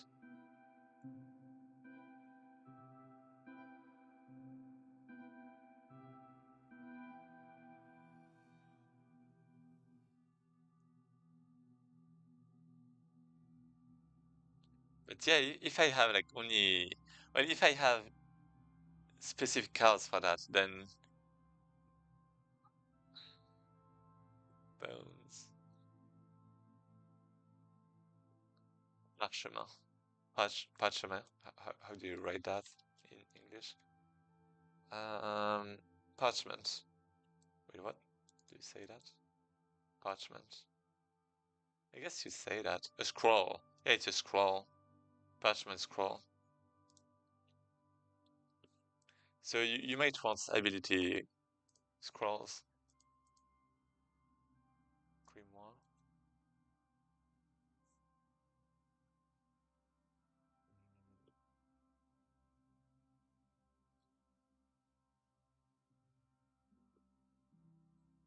So you might want magic scroll.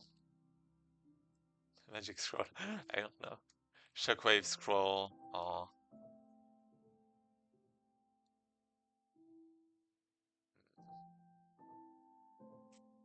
thunder scroll.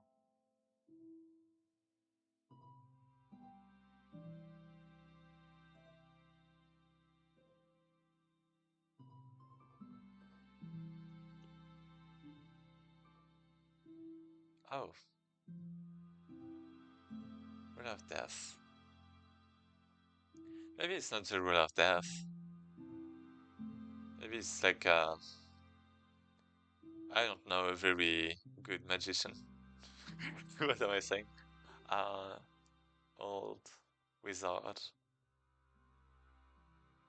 A rule of death sounds kind of maybe not for this. Bone. Ah, yeah, I was thinking maybe the scroll. Well, maybe the entity just gets a bonus for like any element, like any status, like any like wind, like plus plus, like fire plus plus, like everything plus plus.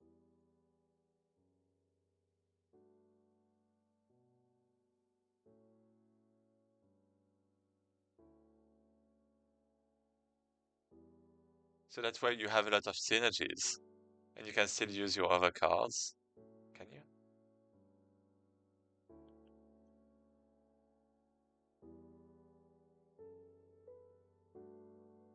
Yeah. What about the scrolls? I mean, it's already a pretty good tank.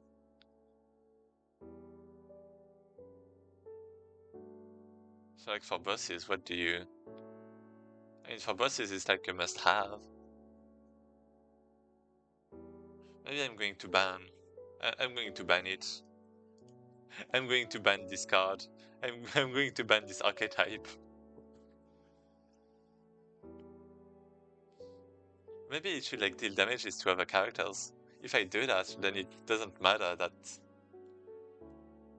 Yeah. Okay. Yeah. Should be fine. Yeah. That can be fine.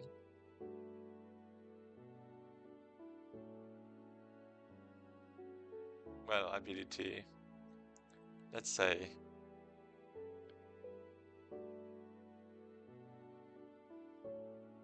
Hmm, every damage dealt is dealt to your team. Something like that.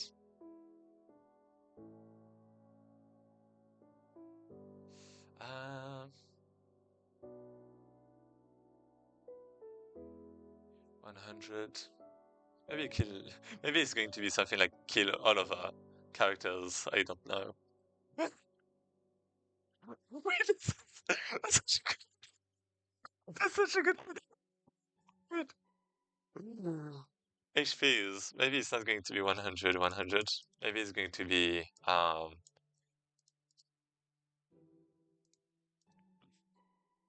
kill all your other characters. The HPs is the sum of all the HPs. This is crazy. This is gonna be crazy. Wait, this is.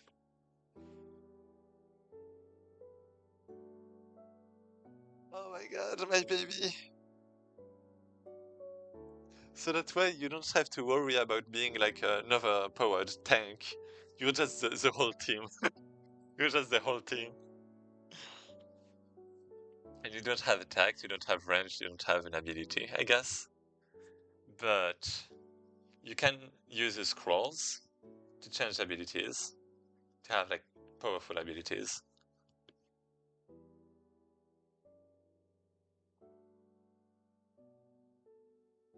So yeah, and yeah, let's say that something is well, something the thing has is um, that would be crazy. Is +1. Well, all elements on well multiplied by 2. Let's say maybe. So like wind, fire, that kind of stuff.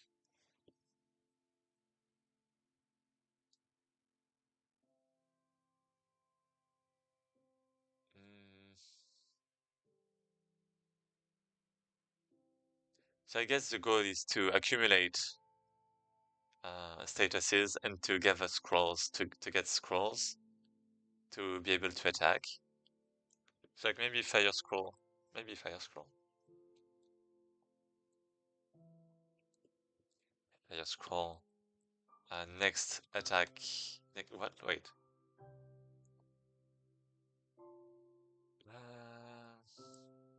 Well, it costs maybe like 10 fire, maybe something like that, and it's going to be effect provides ability. Um, it provides an ability this time.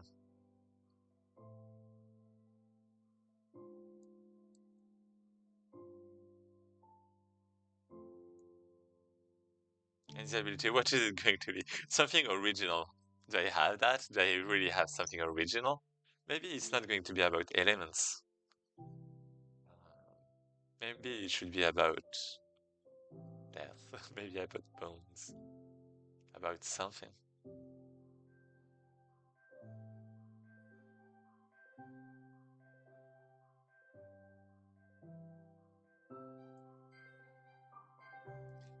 Yeah, I'm not sure how to feel about this. Because... Wait. Because, yeah, we already have like fireballs and other things, I guess. Do we? Wait. Maybe this should be a scroll. Well, it's a card. Well, it's kind of very similar, right?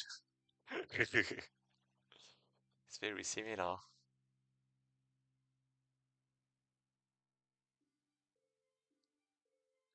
Fireball scroll. Fireball.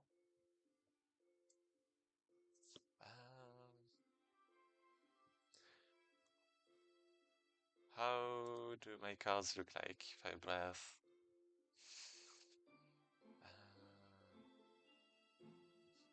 Sharpening. Yeah. Effect provides ability. Maybe not fire. Maybe bones. Well, not. If I use bones, I won't be able to use it with other characters. I want to use it with other characters, but I guess I want to make it a bit more fitting to the rule of death. I don't know.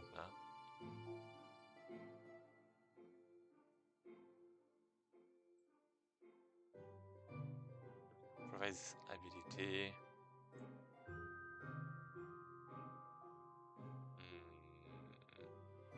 Mm. Mm.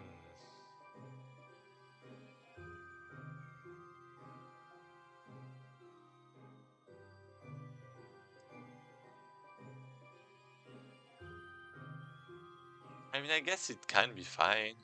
I guess it's fine. Maybe I can have like a bit of everything.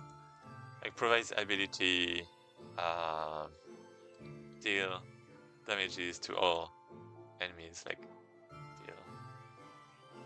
attack damages. Well, not attack damages. More like deal 2 damages. Like deal. Deal.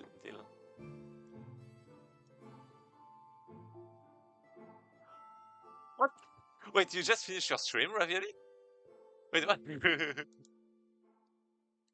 Wait, wait, what? Why?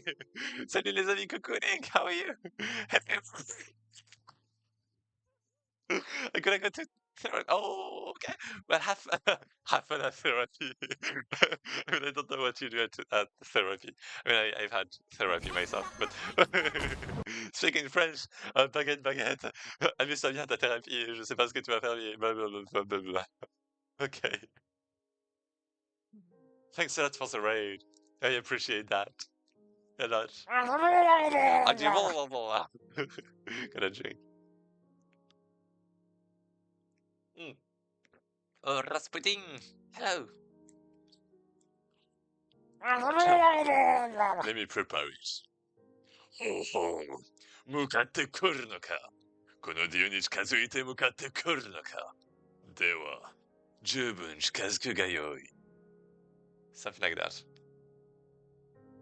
I hear English being spoke in the redeems. In the redeems. Yeah, reading English. But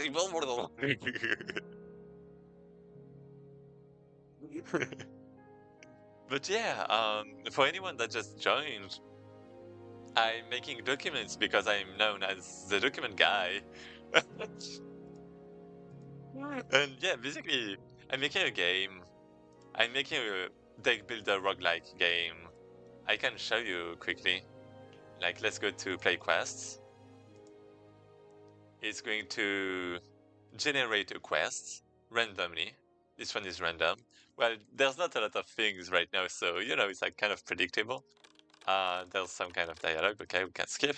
And then we have the battle. And we have like some enemies. We have other enemies, like if you want, we have a lot of those. Well, a few. And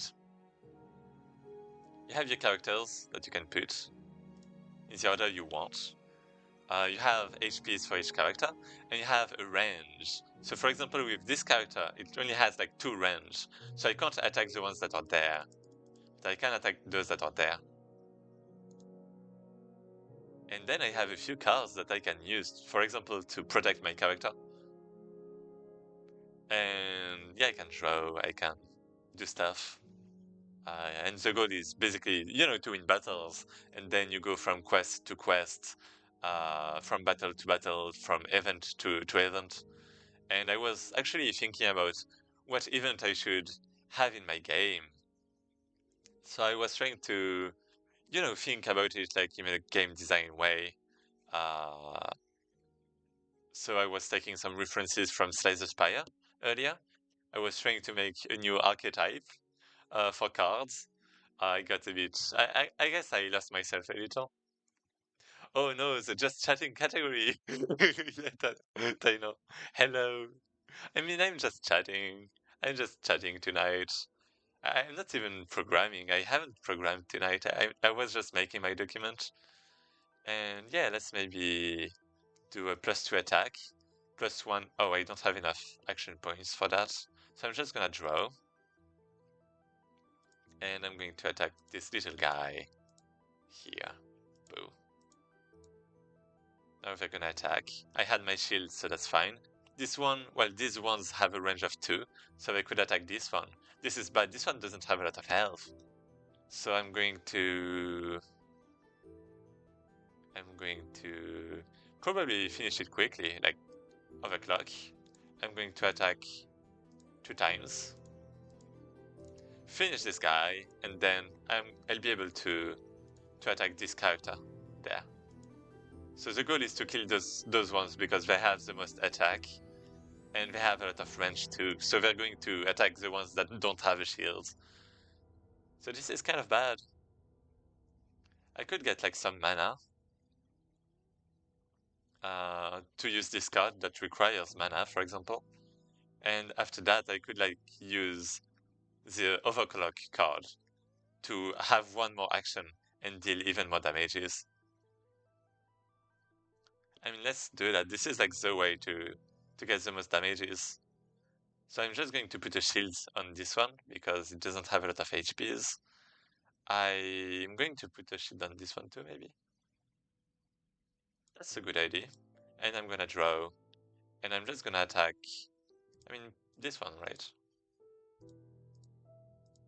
Wait. Oh, only one, right? I have to fix a few things as you saw. But I mean, the game is still in development.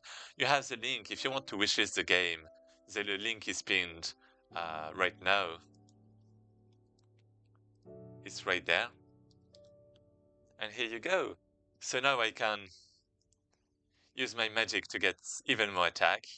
Use motivation. So I have 8. I can attack 2 times now. And I can, well, attack, right?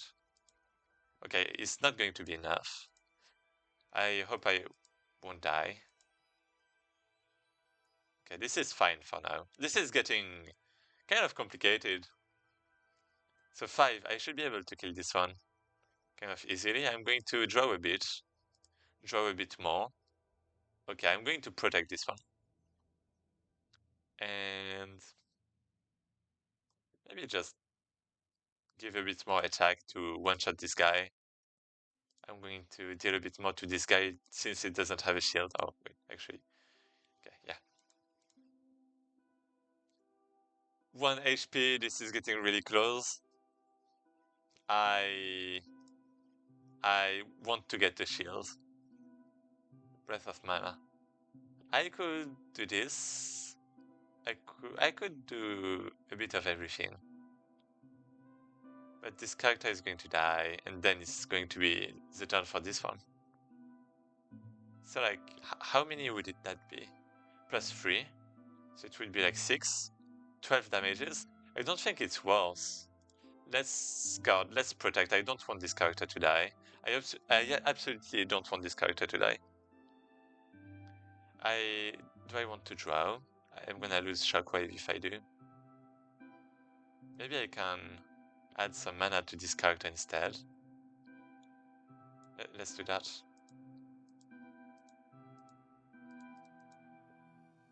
And turn.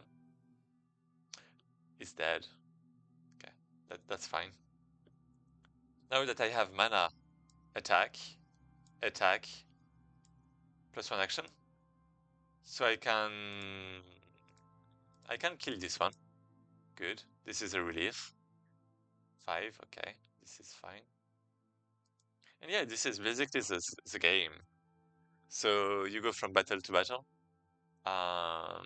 You're going to have different cards. Right now I don't have like a lot of synergies. I suppose I still have a bit, and you know, there's still like some, well, due to the rules of the game, you still have to think a little.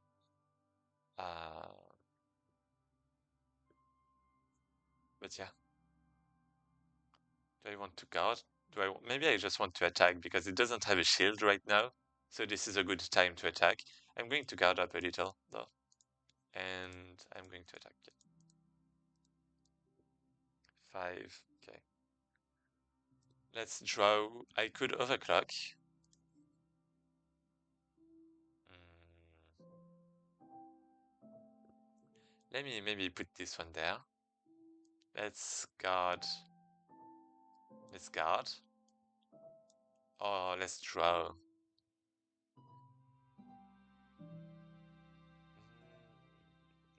In any case, I'm going to attack. Okay. Let's protect. It's going to attack this one. Okay. So overclock, yeah, on this one. 8, 10 damages. I can draw. Okay, 3 health points. And I win this turn. Okay, good. This was complicated. But yeah, and then you have a new battle that is generated.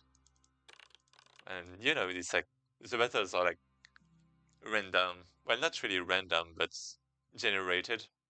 So like they're supposed to be kind of balanced, or like the enemy is supposed to have a good team actually. to beat you. And yeah, that's how it is. That's how it is. Yeah. Okay. So, I mean, if you have any question or anything, please ask.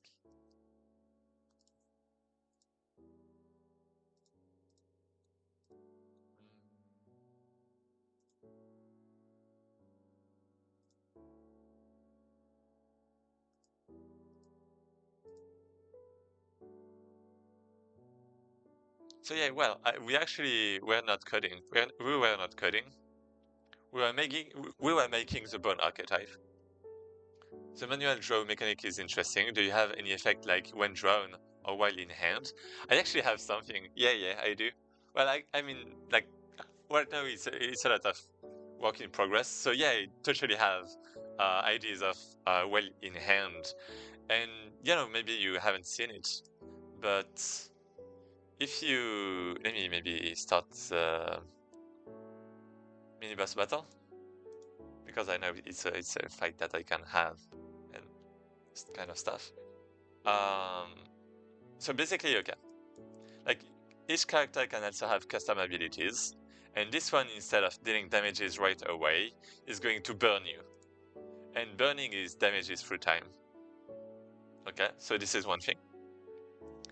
And another thing about drawing and stuff, the manual draw, is that if you have more than 5 cards, you see that this card becomes red. And the reason for that is because all of those cards are going to get discarded automatically. And that means your oldest cards are going to get discarded if you draw too much. You can't speak like in Yu-Gi-Oh, for example. So this is also kind of like, how it plays. Like I actually have a whole battle right now in like intro, room 5 actually, I think. It's like oriented about that.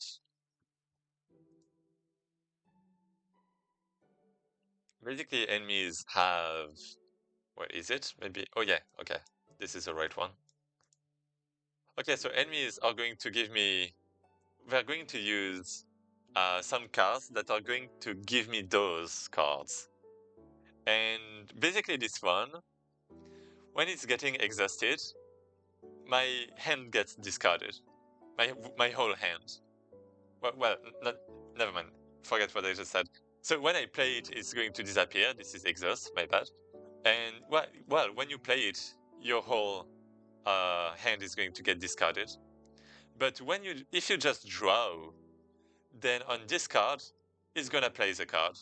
So it's going to discard your whole hand because of that, as you can see, right? So this is kind of really bad, and it's going to try to clog your hand, and you have to kind of deal with it.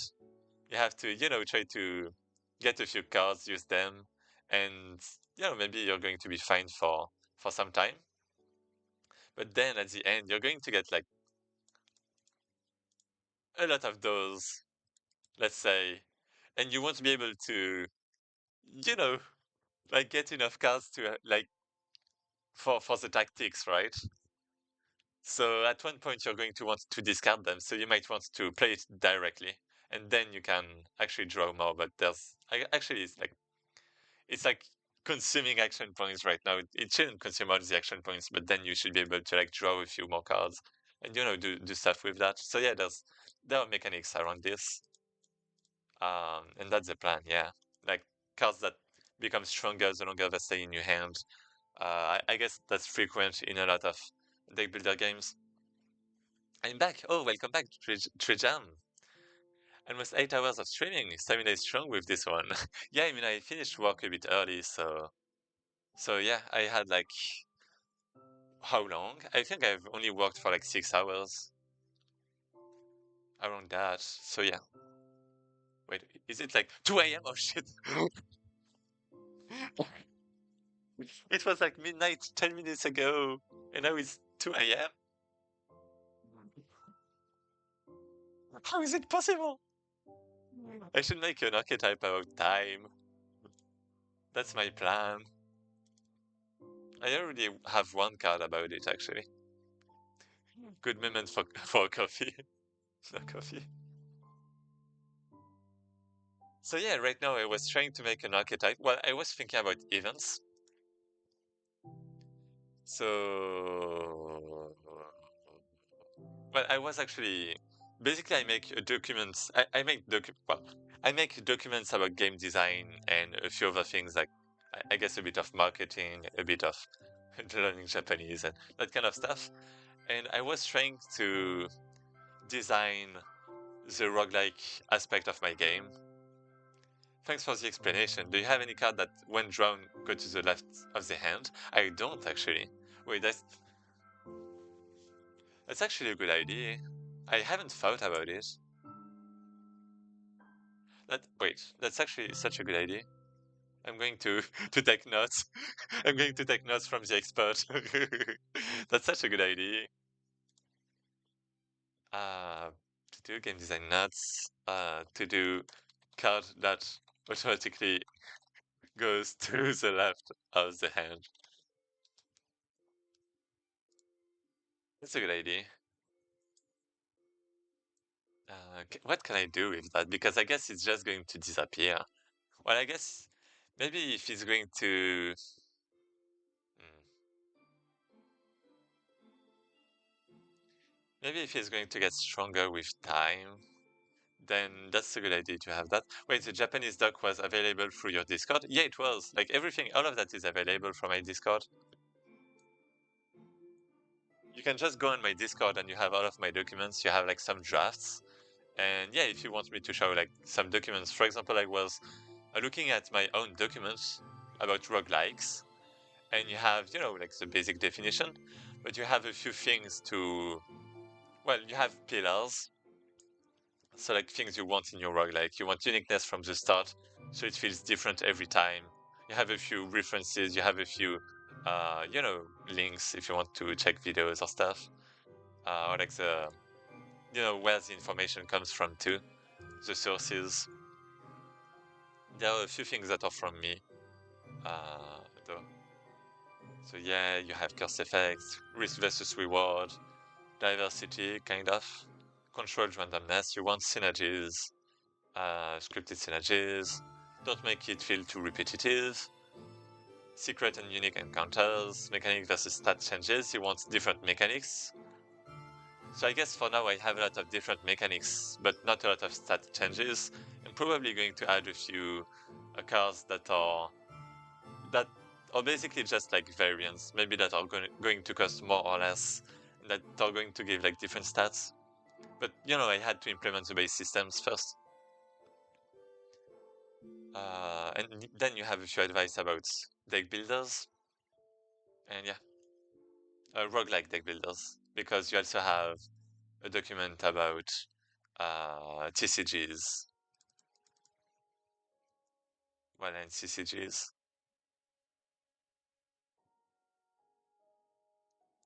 It could be a negative. Things like the Spire Curse. Yeah, yeah, yeah. So if you don't spend energy, it will get discarded, and you pay a penalty. Um, is it? Wait. Oh, yeah. Maybe you don't want it to be discarded. Um, I mean, it's kind of what I did then. It's kind of really similar to the discard things that I did. Is it on your English Discord? Yeah, it's my English Discord. It's in, well, it's pinned in like one of the news channels, announcement channel. It's pinned. Actually, wait, not announcement. Wait, is it? Oh, wait. Wrong server, never mind. News. News is pinned. You have the link to the Google Drive. You can go to any doc. I make new docs when I learn new things. I update my docs. I did that with puzzle games recently. Like, marketing is about so that I can show new people. It's all about 70 pages long. I have links, I have things I've learned from the Market Your Game. So this guy, basically. I have like links, references if you want to know more, right? That stuff. I have links to Steam. I have links to. I've learned a few things from Discord servers too. So I have a few information that I found in Discord servers that you might not know otherwise. For example, on Steam you have different categories to promote your game. As in, you have the tags and stuff, but you also have upcoming games, popular upcoming games. Well, yeah, I guess it's popular upcoming games. You have popular games under $5, popular games under $10. If you have a game that is let's say like $12 and you put it on sales, then it can enter the popular under $10 category. But it can also get out of it. So if you have a game that is like $7 and you put a sale, then it can, if it's like less than $5, then it's going to get out of the category under $10. You have how it's sorted. You have um, how it's sorted, how you're getting into it, what you need to get into it, that kind of stuff. You have wish lists. You need to gather wish lists. You have festivals. You have things about marketing a bit, I guess. Uh, Stuff. You have stuff, right? I guess why didn't I think about pinned messages? I mean, I should have made it more explicit. Maybe like a resource channel or something like that could be nice. But yeah, yeah.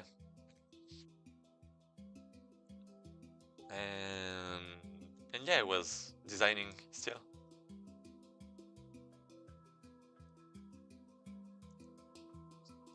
I was thinking, yeah, you were talking about something on the, well, a card that is getting to the left side.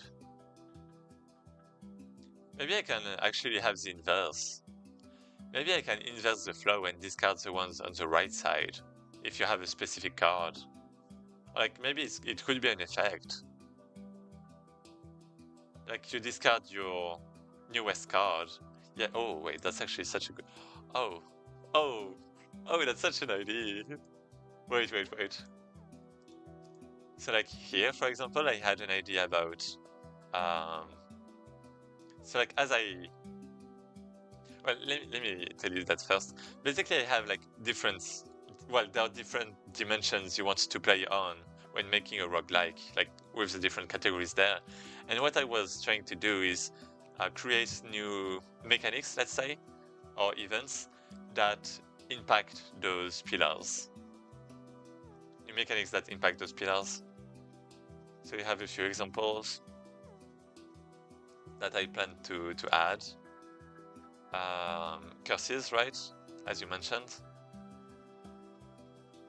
Shop, getting, and wait. Why is it like this? And yeah, you have the talismans. So this is an effect you can have like at the start of your run. And I can have something like, I mean, I can generate them, but I can also have something like,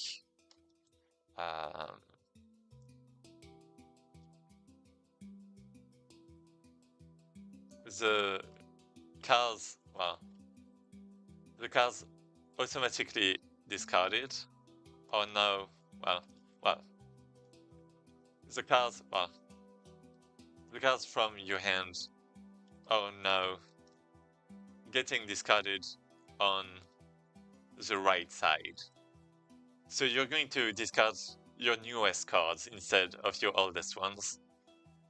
So that means it can be like incredibly strong if you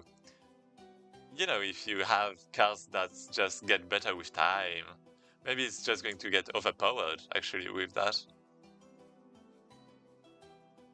That's a good synergy. Yeah, I think it might actually be a bit too strong. I'm not sure I want this effect.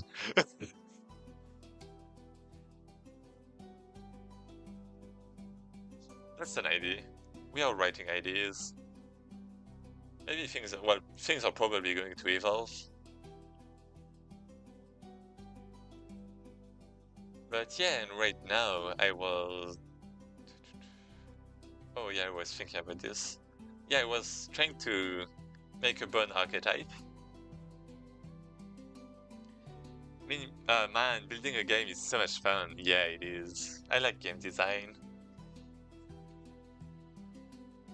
I mean, I think I've realized something actually, is that when I don't feel hyped about my own game anymore, like it was the case before I started this stream, maybe, it's because the game design is not decided. Straight. Yep. Straight. Yeah, like, um, basically, before this stream, I was like, hmm, I have to work on my game. I have a demo coming in 1 month, but I don't know what to do.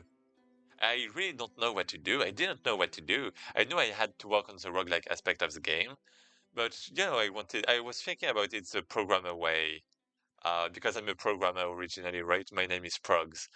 So, so yeah, I didn't really want to work back on it, to return working on it. And I was like, let's just go game design because maybe, I don't know what to do. Maybe I have to think about what to do. And now that I'm thinking about what to do, I have like some good ideas and I actually want to implement them now. And that just gives me, that just makes me want to continue making my game now. So I think maybe it was the case like in other projects I had too. Maybe it was like if you lose motivation, maybe the problem is not um in you, right? Maybe it's just in the game not being specific enough or interesting enough. Very good. Thanks.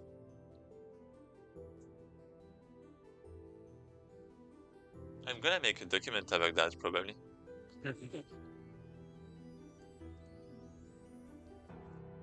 I guess that's the kind of thing I learned that's not really said anywhere, and maybe it's only specific to me, but it might not work for every person. I guess you can lose motivation in other ways, but yeah, if that can help a few people, then I can write a few things like that. I wouldn't know how to name the document though. And yeah, my idea was basically I was thinking about events. So what kind of events can I have in my game? I can have something like, um, there's a crocodile that has an item stuck in his throat. Do you want to try to take it? And if you take it, then you get like an item, but you have some chance to lose HPs, some stuff like that, right? And I had like an event. You encounter a bone. Well, you encounter maybe more like you you you what? You find a bone.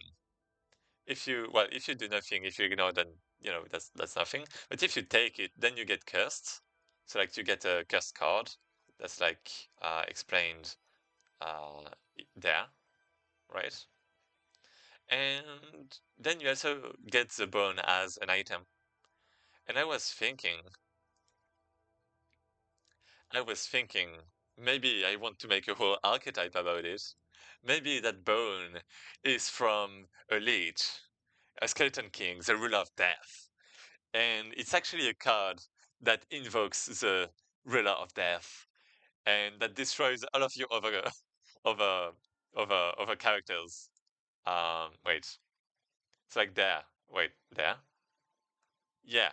Basically, when you summon the ruler of death, you kill all of your other characters And the HPs of this card, well, of this new character is going to be equal to the sum of all their HPs. And it's going to be like some overpowered card that you're only going to play maybe once, one time, that is going to destroy everything. And that you can still like use a few other cards with it.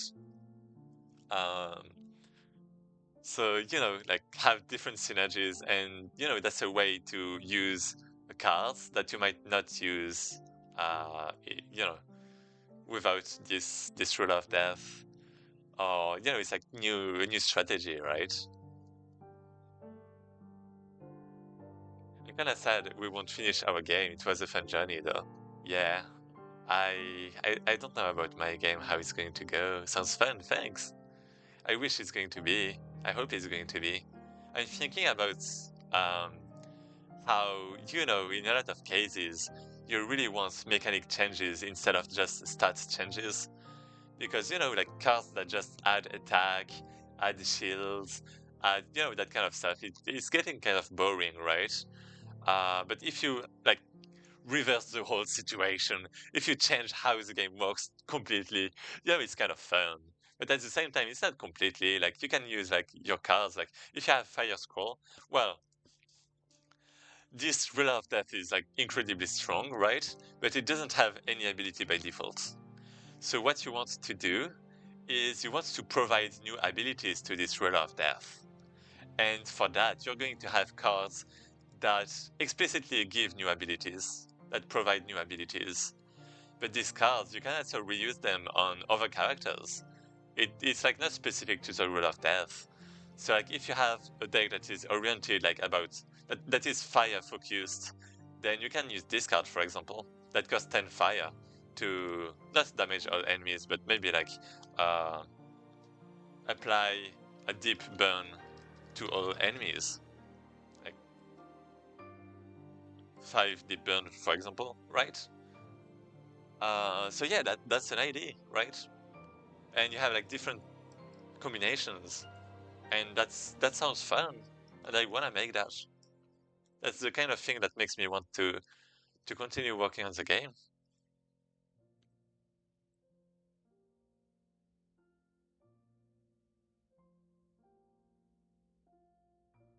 Nice, nice. Thanks. And yeah, I guess I have to think a bit more about it.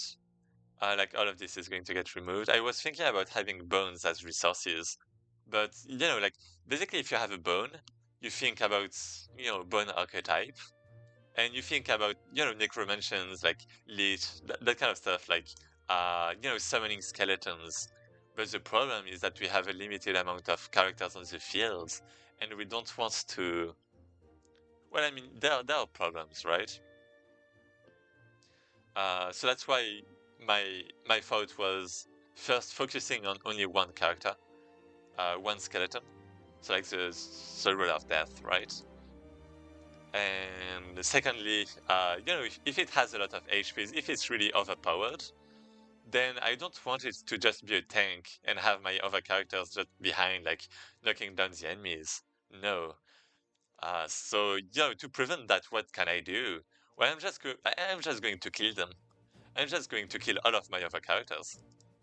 So I'm trying to fix like a few design problems with that. It's not just like making a character overpowered.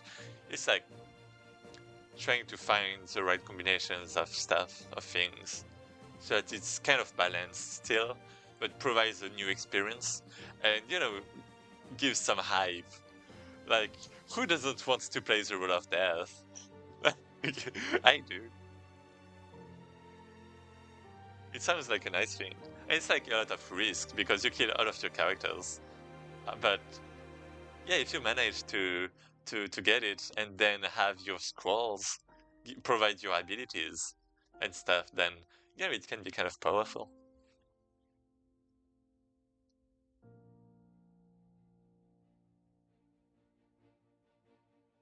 Yeah. Fire scroll. Yeah, maybe I'm gonna have like different scrolls for each um element probably. And maybe it's only going to provide the ability for one turn.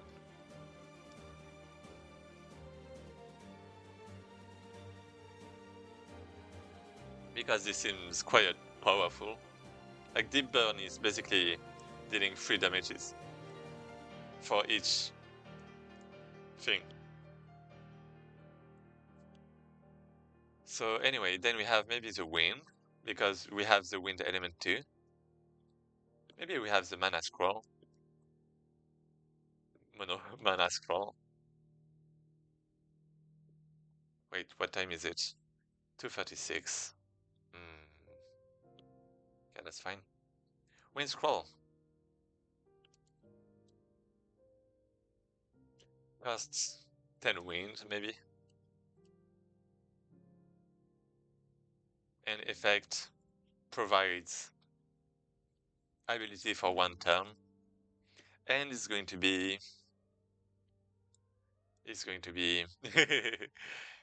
uh,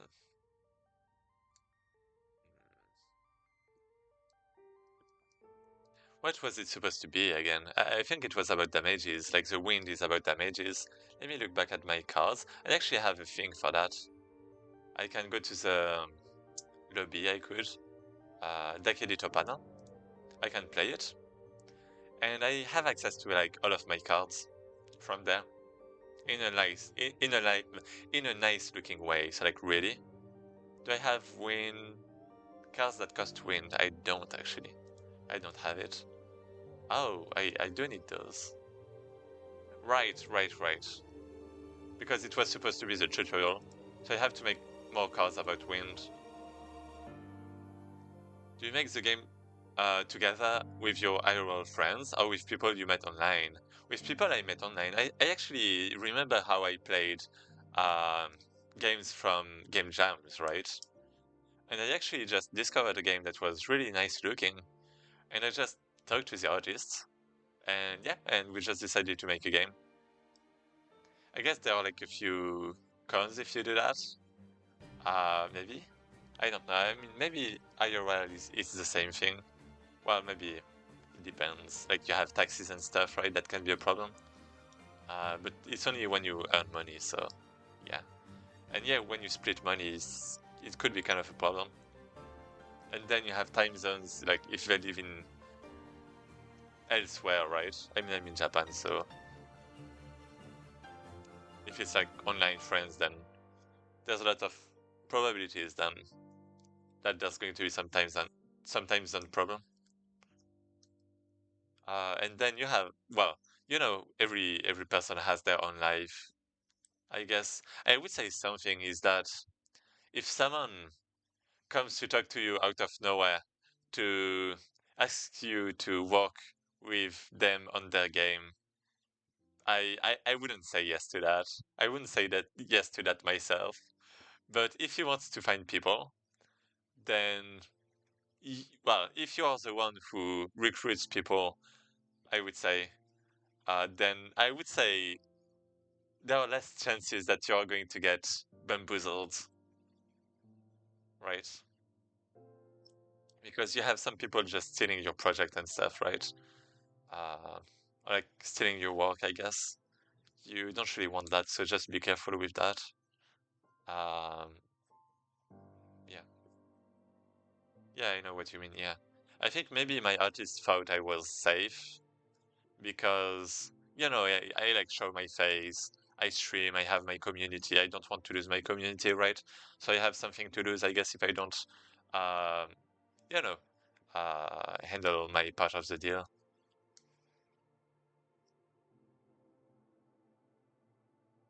And I think that's like well, that's something to consider. Well, I mean, really, I think they're just really sweet. I think they're just really sweet. That will be my reason to work with me. But I think they're just really sweet and they trust me.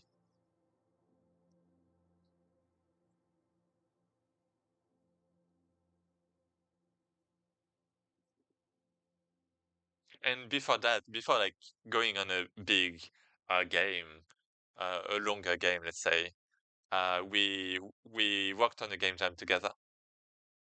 So like try to test the water a little. And I discovered something during the game jam that was still true afterwards. and I should have well, I should have considered it a bit more, actually. I should have considered it a bit more. Like, for example, the use of Git and how they manage tasks. Task management. Yeah, basically Git and task management.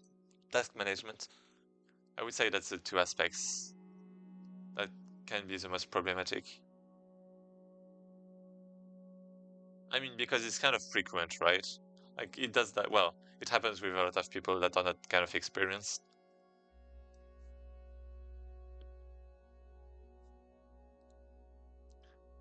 So, Win Scroll provides ability for one turn. What do we do with this? Maybe it's like a shield that attacks. I see, I don't know why, but Git gives me nightmares. Why so? I mean, maybe you just have to use it more. I like Git a lot. I don't like Git clients. Because I don't know what, you know, I don't know what the, what, right? I like the command line. You just have to get used to it. You just have to, I mean, if you want, I mean, really, are you just going to, wait, what's that? But, oh, right. If you want a document about that, then, you know, there's always a document about Git and GitHub here. And it's like even separated with use as a beginner, if you want. So like if you're joining a team, and then you have branches and merges, then you have dangerous useful commands for people that are more advanced, I guess. And you know, you have like more advanced stuff later on. I try to split it into these categories because I know that it's a problem for, like, if I just want to work with people that have never worked with Git before, I'm just going to show them the use as a beginner thing, because you just have like the list of commands you're going to use as a beginner, and that's it. Like, don't don't think about branches and stuff. That's fine. I'm going to handle that. Yes, I should. I was good at making conflicts. I see. Yeah, I'm solving the conflicts, right? But I mean, if like it's with artists, then you know, like assets are not going to have a lot of conflicts, right? There's like not a lot of reasons for that. For scenes, you're going to have some conflicts, but I'm basically saying I'm gonna handle that. You can trust me. I guess that's kind of well, that's kind of the responsibility of a programmer, right? Uh, if like your artists or sound designers or all of that have problems with Git, then as a programmer you have to kind of handle it. Or like, you know, just versioning in general. Like it can be with Perforce, for example. And yeah, you haven't coded a single line this stream. So burn archetype. Wind scroll, what am I gonna do? To all enemies, fire scroll. Maybe it should be like on a single enemy. Mm, fire. Maybe I want like other things than deep burn and stuff because it feels like it's a bit too much the same. Fire scroll. Um,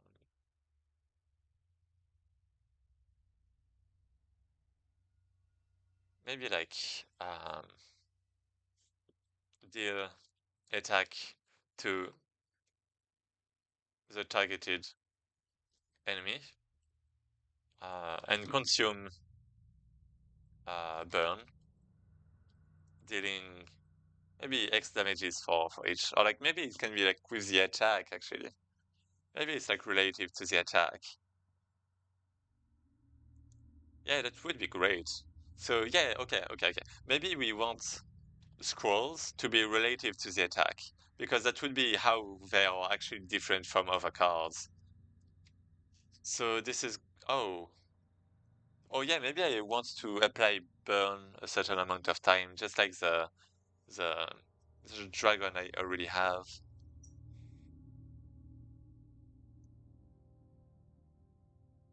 Mm, Yeah, thankfully I was handling assets, but when I did some other things in Godot, I was a professional conflict machine. Okay. I mean, that happens, right? You just have to handle that. And I mean, if you have a lot of conflicts, then that means you might just not have the right architecture and the right way to code in a team. That's something too. Because, like, tree jam, right? You're organizing game jams that last for 3 hours. So maybe you take a lot of shortcuts architecture-wise. And for example, you don't. What I mean is that usually I was gonna say with beginners, but when you want to go fast too, you're going to not handle dependencies well. And if you don't handle your dependencies well, like with callbacks and stuff, then basically different people are going to work at the same place in the code because of that. If you have your dependencies right, then if a developer works on a system, then it shouldn't impact another system and you shouldn't have any conflict with that.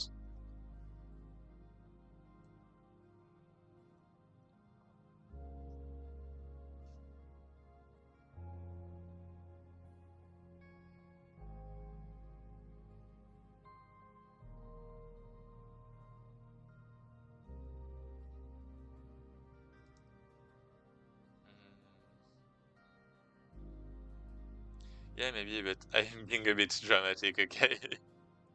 I see.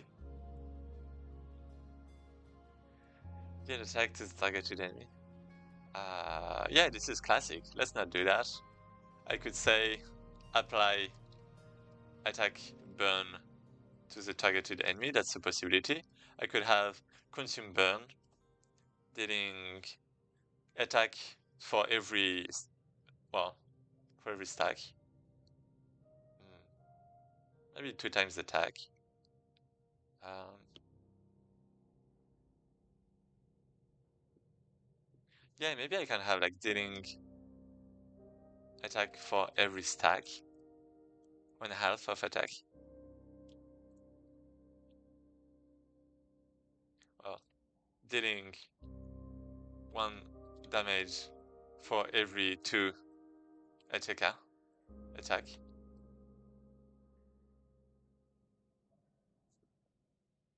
So it will be half.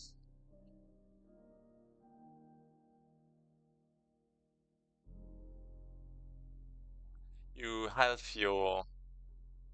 Wait, wait a second. Wait, that sucks. Wait, no, that sucks. That's so bad. Wait. That's so bad. Uh, yeah, I want to apply, like consume the burn status from the enemy, maybe. But that sounds like a normal card effect. That's not going to use the attack. So yeah, maybe just this is fine. Apply attack burn to the target enemy. That could be fine, good enough.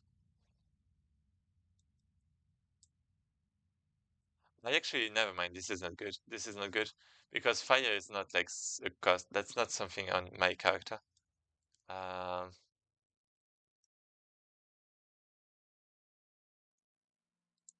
yeah, fire is actually not a good status for that. Is it? I guess we have fire control. Let me go back there. Well, actually, gameplay, status, fire control.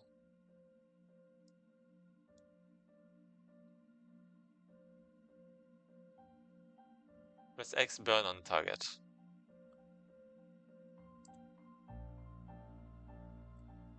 So I can have that. But then it's going to be on the targets. It's like on your next attack, right? So I can't really put it on myself, I guess. That's something I actually don't really like.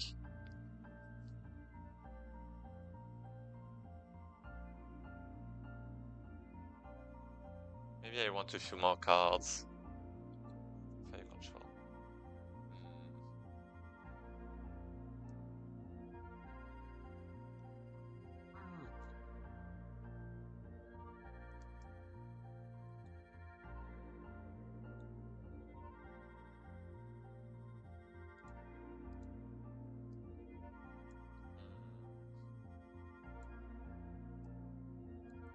Yeah, it's kind of a really bad effect. Then 1 damage for every burn. So it's like immediate. That would be the pro. Consume burn and deep burn. Max 5, maybe?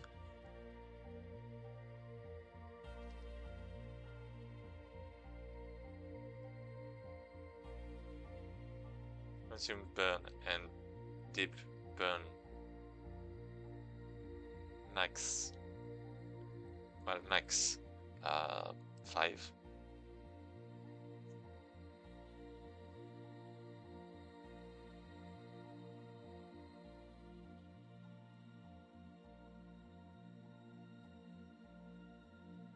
Yeah, that sounds like a card effect though.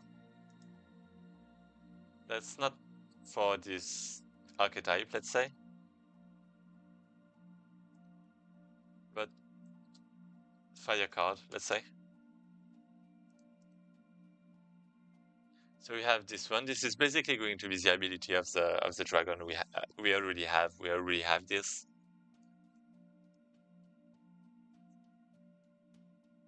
And it's like useful if the enemy has a shield, for example.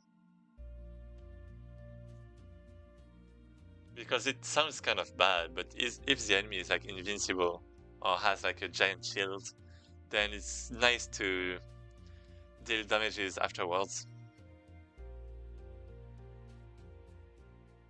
But I guess it costs kind of some action points though.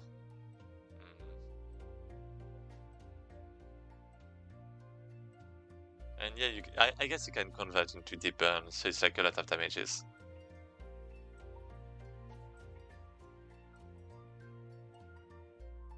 And then if you can consume it, then it's even more.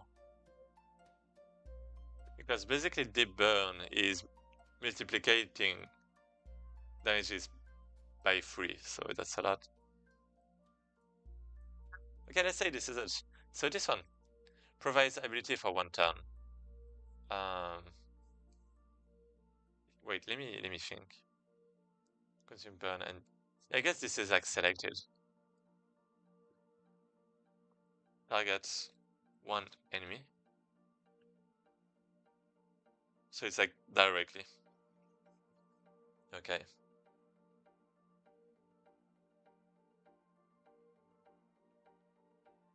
Yeah, this should be fine. I won't have a card like Fireball though, I guess. That's fine. Wind Scroll. So what is the ability going to be? Invincible, maybe?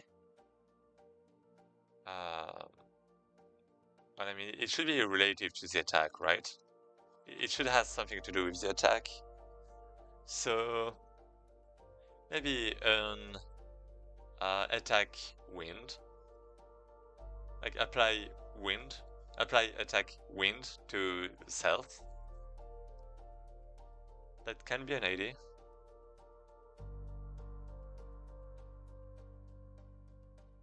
It feels not good enough though, but does it? I don't know. I mean, it costs wind, right? So maybe that's not the right thing to do.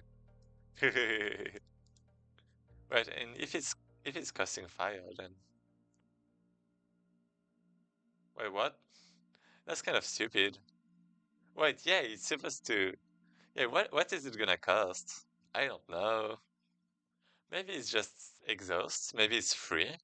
Maybe it just costs action points.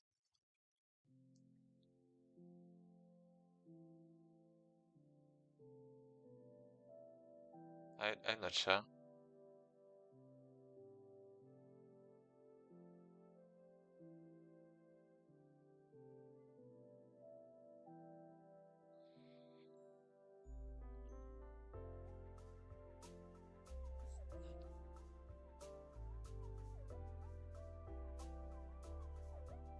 Do I want something that deals damages or that protects? Maybe I don't really want to protect a lot because battles would get even longer and I don't really want this, right? So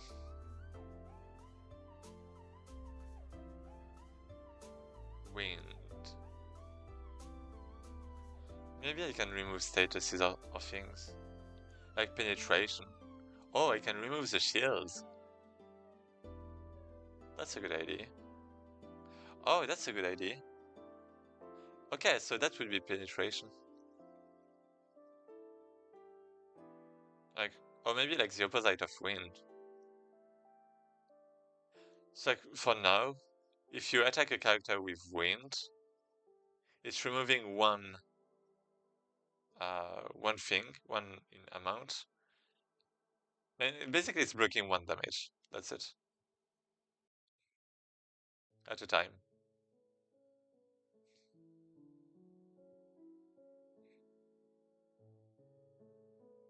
So I mean, I guess that's it.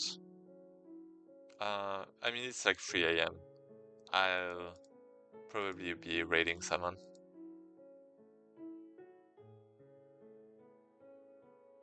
How do I know you?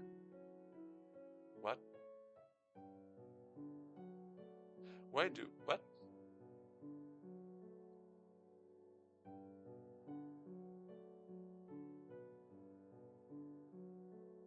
I'm realizing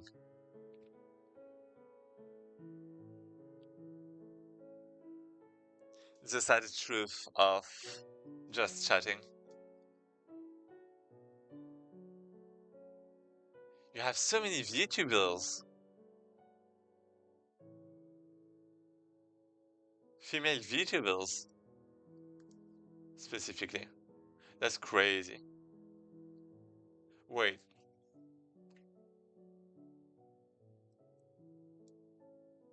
I don't even know what they're doing.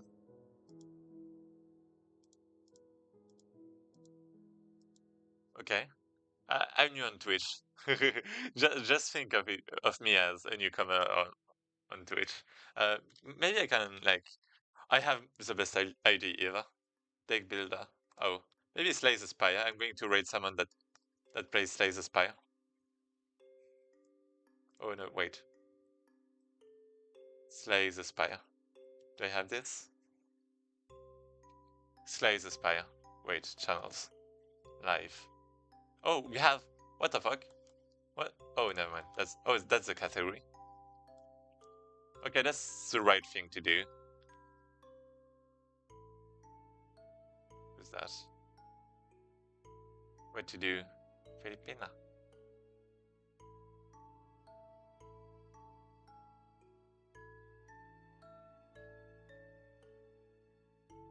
Would I win?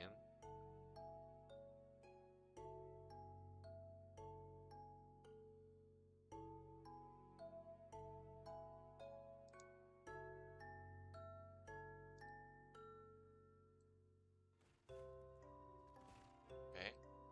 Can you talk? I'm eating all of that. He's already. Yeah, damn. Nah, you were eating that. I can't Okay, hear it. Stop. I think the mic is a bit off. Can I? Who's this? I don't know what to do. I'm so lost. I'm trying to enter a new place right now. Maybe it was a bad idea to check after Slay the Spire 2 has been released. What about this?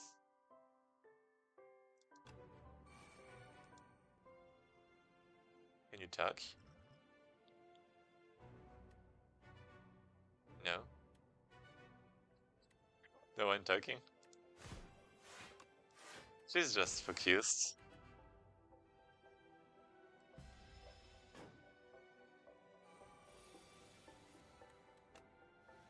Yeah, she's just not talking. What's gonna happen? Oh, this one is talking. Eat your pudding then. Pud. Now I want pudding. Those consequences. Pudding? Comes lube. Nah. Yeah, just gonna read this one. No, can you? No, stop. That's a pro-streamer moment. Yeah. Okay, here we go. And yeah, basically this is good. This is someone that plays Slay the Spire. You won't tell And me how to shut. I usually raid people that are, into programming, right? But I think I'm making a card game, right? So maybe I should just start raiding people, streamers that play card games. And Slay the Spire just released, so I mean, that's the perfect opportunity, right? Can I? Oh, raid settings do not allow. What? You to raid this person at? Oh. I can't trade? Wait, that's crazy. Wait, what about this one? Gosh, okay. Another strike. Yeah, strike. Okay, okay. I'll take Okay, it. she's I'll talking. take the ad. Thank Yeah, you. let's trade this one. Oh, Please. you did. Intended We for didn't even major need the Doom. audiences. We didn't even need it. Give me back my freaking 20 coins. Yes, till next time. Yeah, till next time. Probably tomorrow. Oh, where's all the freaking So, Doom cards? See Honestly. you. And thanks for the stream. That was fun. Literally nothing. Bye. Yeah, literally nothing. Deal 8 damage to all enemies. Retain. Rating.